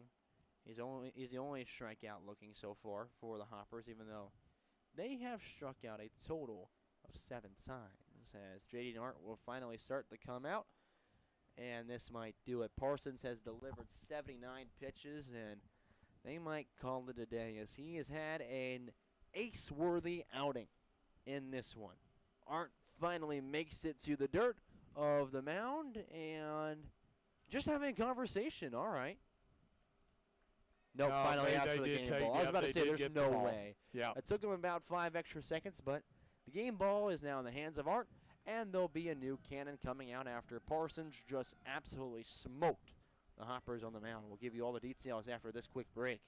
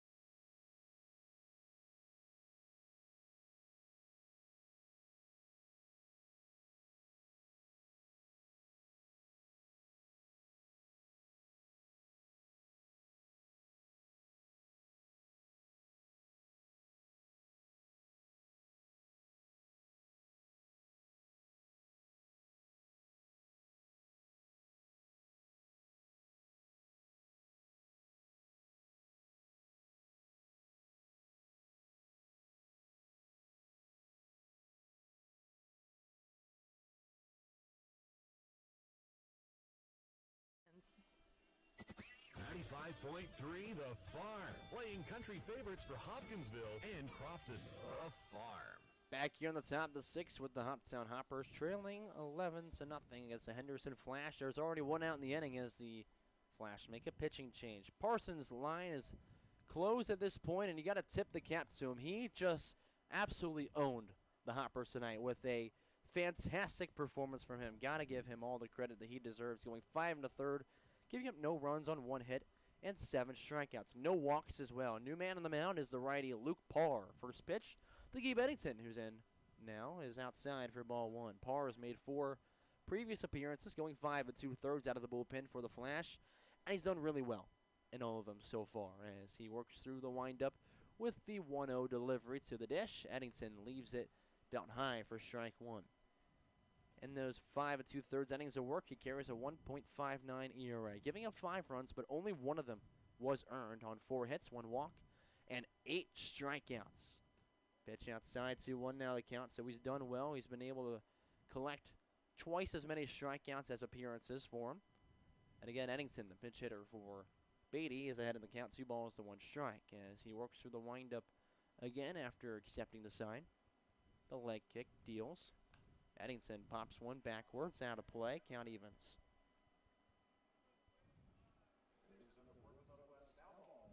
Eddington did not play in the first game. Just getting his first bits of hitting. on today's total in this one with a 292 average coming into it. He'll foul one backwards and stay alive. 393 on base percentage. He's collected 7 hits after he began the first half of the season somewhat helping as a coach on the staff for this team. And now is back to playing. He spent the past year with Vol State Community College before transferring to his new school this upcoming year, Trevecca Nazarene in the Nashville area. Well, the Clarksville native takes a moment to reset in that right-handed box where he stands 5'9", 160 pounds. 2-2 delivery. Swing and miss, and that 292 average will drop with his 6th strikeout of the summer. There's 2 outs in the inning. We head back to the top of the order. It's Brennan Gibson as the only success. Oh, no, they're going to bring up McGuire as a pinch hitter for him. Gibson was the only successful bat in this one so far with the only hit to break up the perfect game. He's the only batter to reach in this one. Alex McGuire comes up in his place for his first at-bat today as well. Gibson will end 1 for 2. Right-on-right matchup as Parr looks in. First pitch. McGuire leaves a curveball missing inside for ball 1. McGuire's had his own share of struggles so far this year. Batting 119. The 159 on base percentage. He's starting to collect a few more hits recently, though. Would love one for him here. Pitch outside corner, nails it with a fastball, and the count evens with as many balls as strikes. 1-1. McGuire began his career with Kalamazoo Valley Community College before transferring to the U.S. Sports University down in Daphne, Alabama. He'll swing on the next pitch, pop up in the infield, and the shortstop Satterfield rushing will catch it for the 3rd out. Hoppers retire in order yet again for the 5th inning today. So we head to the final inning of action, checking the Michael Venable State Farm scoreboard. Henderson 11, Hoppers a goose egg.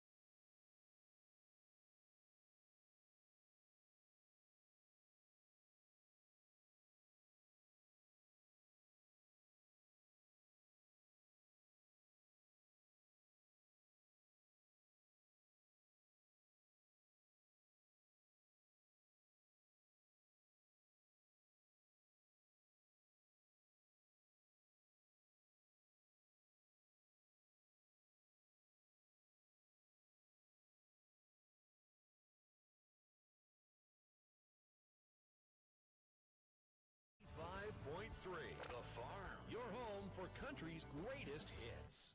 Final inning of action of today's doubleheader. Evan Jacob comes in the pitch. First one is fouled out of play right side as we're underway.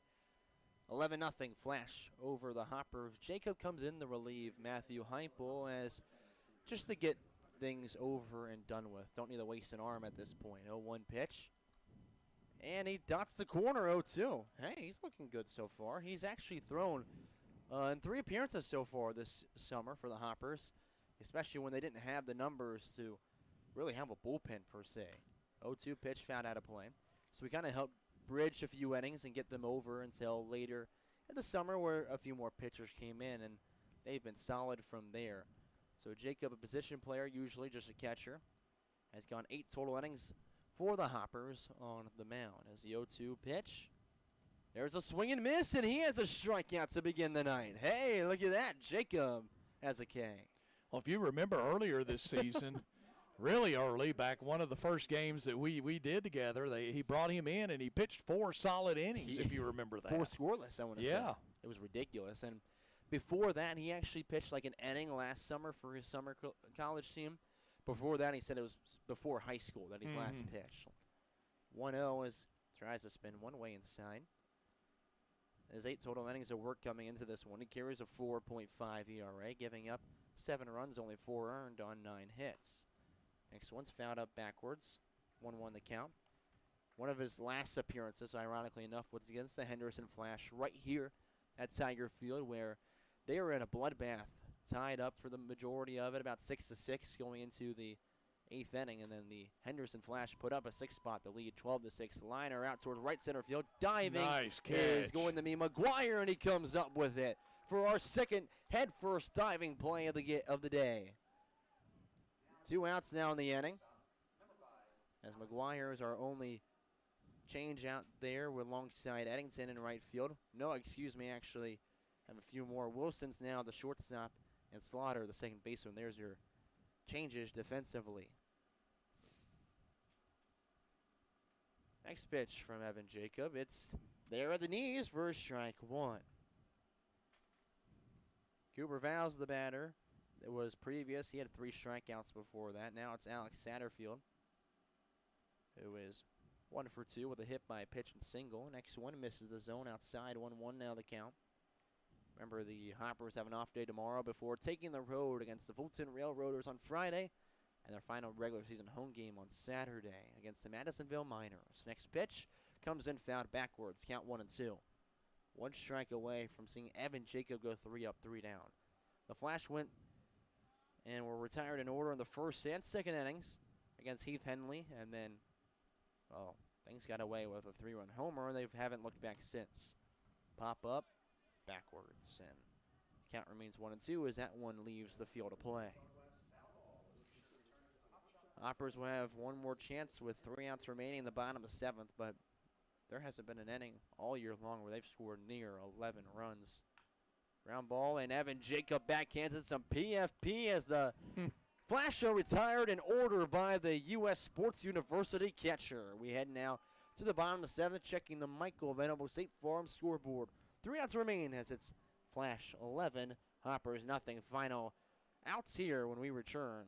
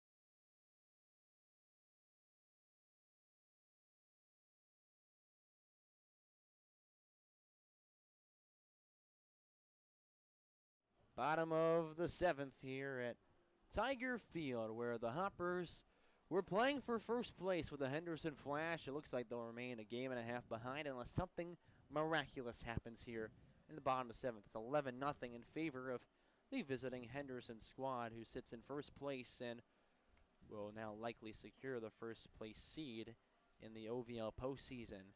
Luke Parr back out there on the mound after he went 2 up, 2 down in relief for their terrific starter, Kiefer Parsons.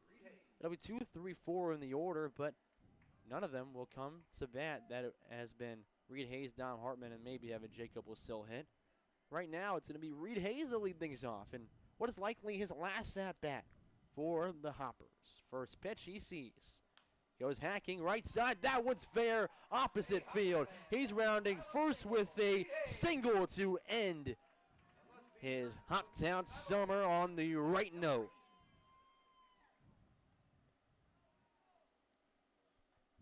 Shout out Reed Hayes, going to be with Lansing Community College next year. They've got themselves a terrific player and a terrific person who just ended here with a great single. Now up is going to be Caden Slaughter. Yeah, 33, yeah. Caden Slaughter is now waiting in that right-handed box with Hayes standing on first. First pitch just barely misses hitting him for ball one. Slaughter hits for Dom Hartman as he went and replaced him in the field. Hartman, at this point, would have been 0 for 2, just like everyone at this point, besides now Gibson and Hayes with the second hit all game long. Parr comes in with it and will plunk Slaughter. So the first 2 men are aboard with no outs. Hey, something's cooking. For the first time all game, they've got multiple base runners on. So they go to our next batter.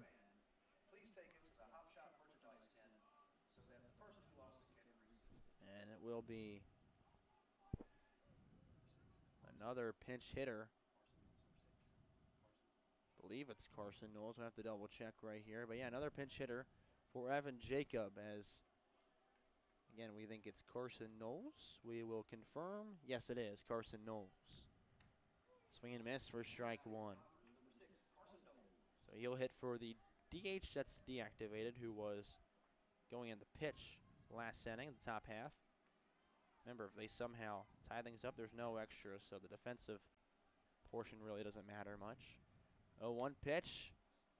Fastball misses below the knees. Count evens 1-1. On deck behind Knowles would be Miles Denson. We'll see if he comes up. As Parr, the righty, sets again. He'll deal the 1-1 to the plate. Way outside. He'll miss glove side for ball 2. And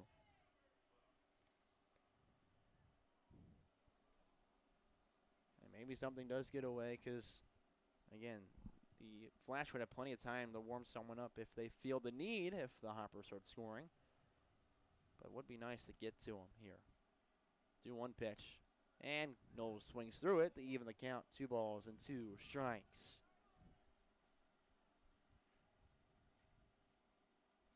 Now Knowles actually hadn't played since July 3rd, so it's been 12 days since he's come up to the plate. Batting .375 though. Watches one eye high for ball 3 as the count runs full. He's gone 1 for 3 against Henderson so far this summer.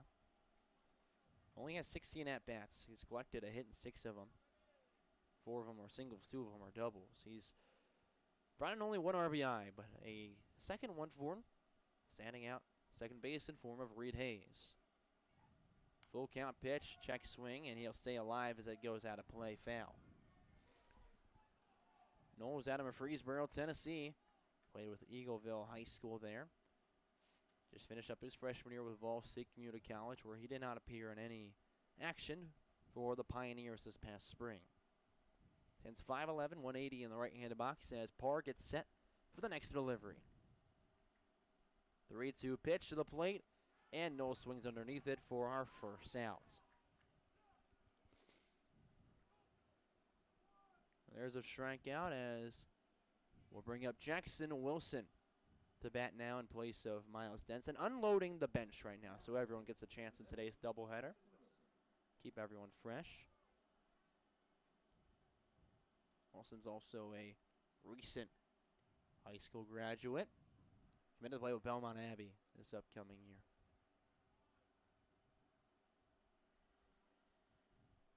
He went 0 for 2 in his debut with the Hoppers against the Henderson Flash. That was a doubleheader last week that he debuted in. First one about knee-high with a fastball. 0-1 now the count. Graduated from Father Ryan High School out of Arrington, Tennessee. Was ranked the number 19 shortstop in the state of Tennessee by Perfect Game Stands 6 foot 175 in the right-handed box. Only one hit so far for him this summer. Fouls the next one out of play. Right side, 0-2 now the count. And he mentioned that he has spent the summer just working out, getting ready for the fall. Now he's getting ready with game action. As Parr looks in, one strike away from back-to-back Ks. It's set, working from the stretch now. And from the right side of the rubber, he'll deal. There is back-to-back Ks as he goes down swinging. 2 outs with runners on first and second. They got the first 2 men on with a Reed Hayes single and a hit by pitch to Caden Slaughter. Mark Harmon now comes up as the final hope for the Hoppers in Game 2 of the doubleheader. Technically not over. Technically a chance to still get first. What are we kidding? Still have outs. They are 2-out Rally Kings, but 11 runs seems insurmountable as the first one goes to right field right at Drew Eisenberg, and that'll close out the night as the Hoppers cannot win the second. They split the doubleheader, losing the second 11-0 and fall a game and a half behind the Henderson Flash in the second place. We'll go to a quick break right here. Don't go anywhere, though. We have our postgame show here in just a moment. Hoppers lose 11-0.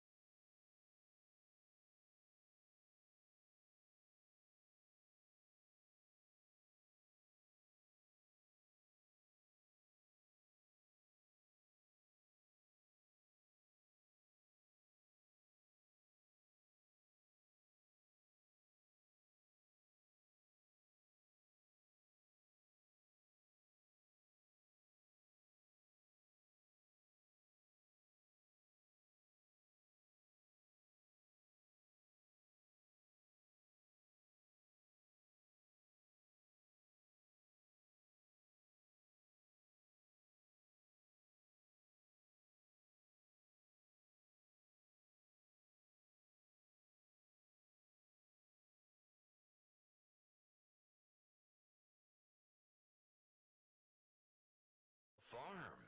Welcome back to Tiger Field as the Hoppers split their doubleheader with the Henderson Flash, which means for about 2 hours and let's see, we started at 8:17, so about 2 hours and 9 minutes they were half a game back.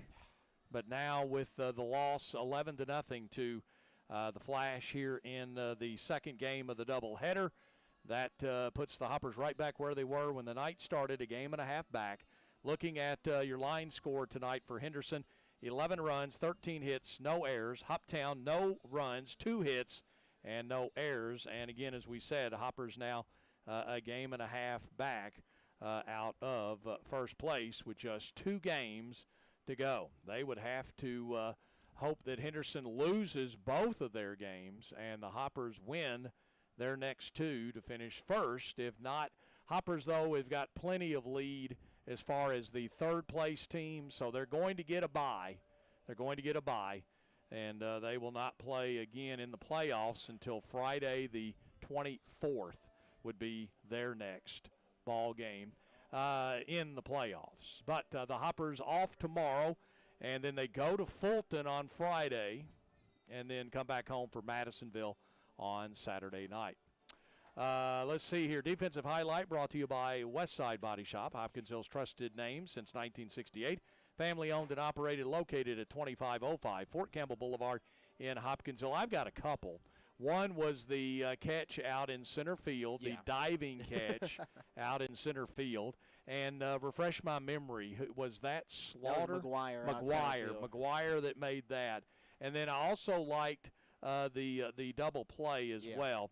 The 4-3 double play on Noah Briggs in the second inning of play. And that 4-3 double play was a nice play there. And that would be for the Hoppers. That would be Dom Hartman going to Miles Denton for that play. That is our defensive highlight of the night. Player of the game brought to you by Skyline Animal Clinic and Oak Grove Animal Hospital, who supports all the area schools, athletes, and students. Skyline Animal Clinic has been your source of veterinary care for small animals since 1956. Call them today for all of your pet's veterinary needs. And Colin, I think we kind of singled in on a young man that came in, and all he did tonight was bat. Yeah, I mean, we're going to give our player of the game to Reed Hayes because why not? Let's have some fun with this one. Technically went perfect, 1 for 1 in this game. And again, got a base hit in his final at-bat here this summer, got on, did his job, and it's been a pleasure to have him. Got to give him that in conjunction with what he did in the first game. Decently at the plate, but again, that diving play in right field, why not extend that here with a base hit in Game 2 as the only player that kind of gave him a little bit of help in this one, even though nothing came from it. Reed Hayes, our player of the game. Shout out to him. All right, very good. Connor, just some final thoughts tonight on both ball games. I unfortunately did not see the first game. That was a good game for the Hoppers, and then the nightcap was just kind of just the opposite of the first game. Yeah, I mean, there's a lot of energy coming into this game. It was a fun day at the ballpark overall. Just second game here, you know, you have a chance for first, and you've been in first a majority of the year. Some rainouts push you to second, and you have no chance of catching back up. Until today, you have a chance to directly impact the team. You take care of business in the first one, and you come out flat in the second game. The first game is what you expected from both teams. A dogfight. Both teams came out hot and it played really, really well offensively. It just, the Flash showed up for the second one. The Hoppers were nowhere to be found in the second game, and they're probably out of contention for that first place spot. And unless things turn around to be pretty crazy these last two games.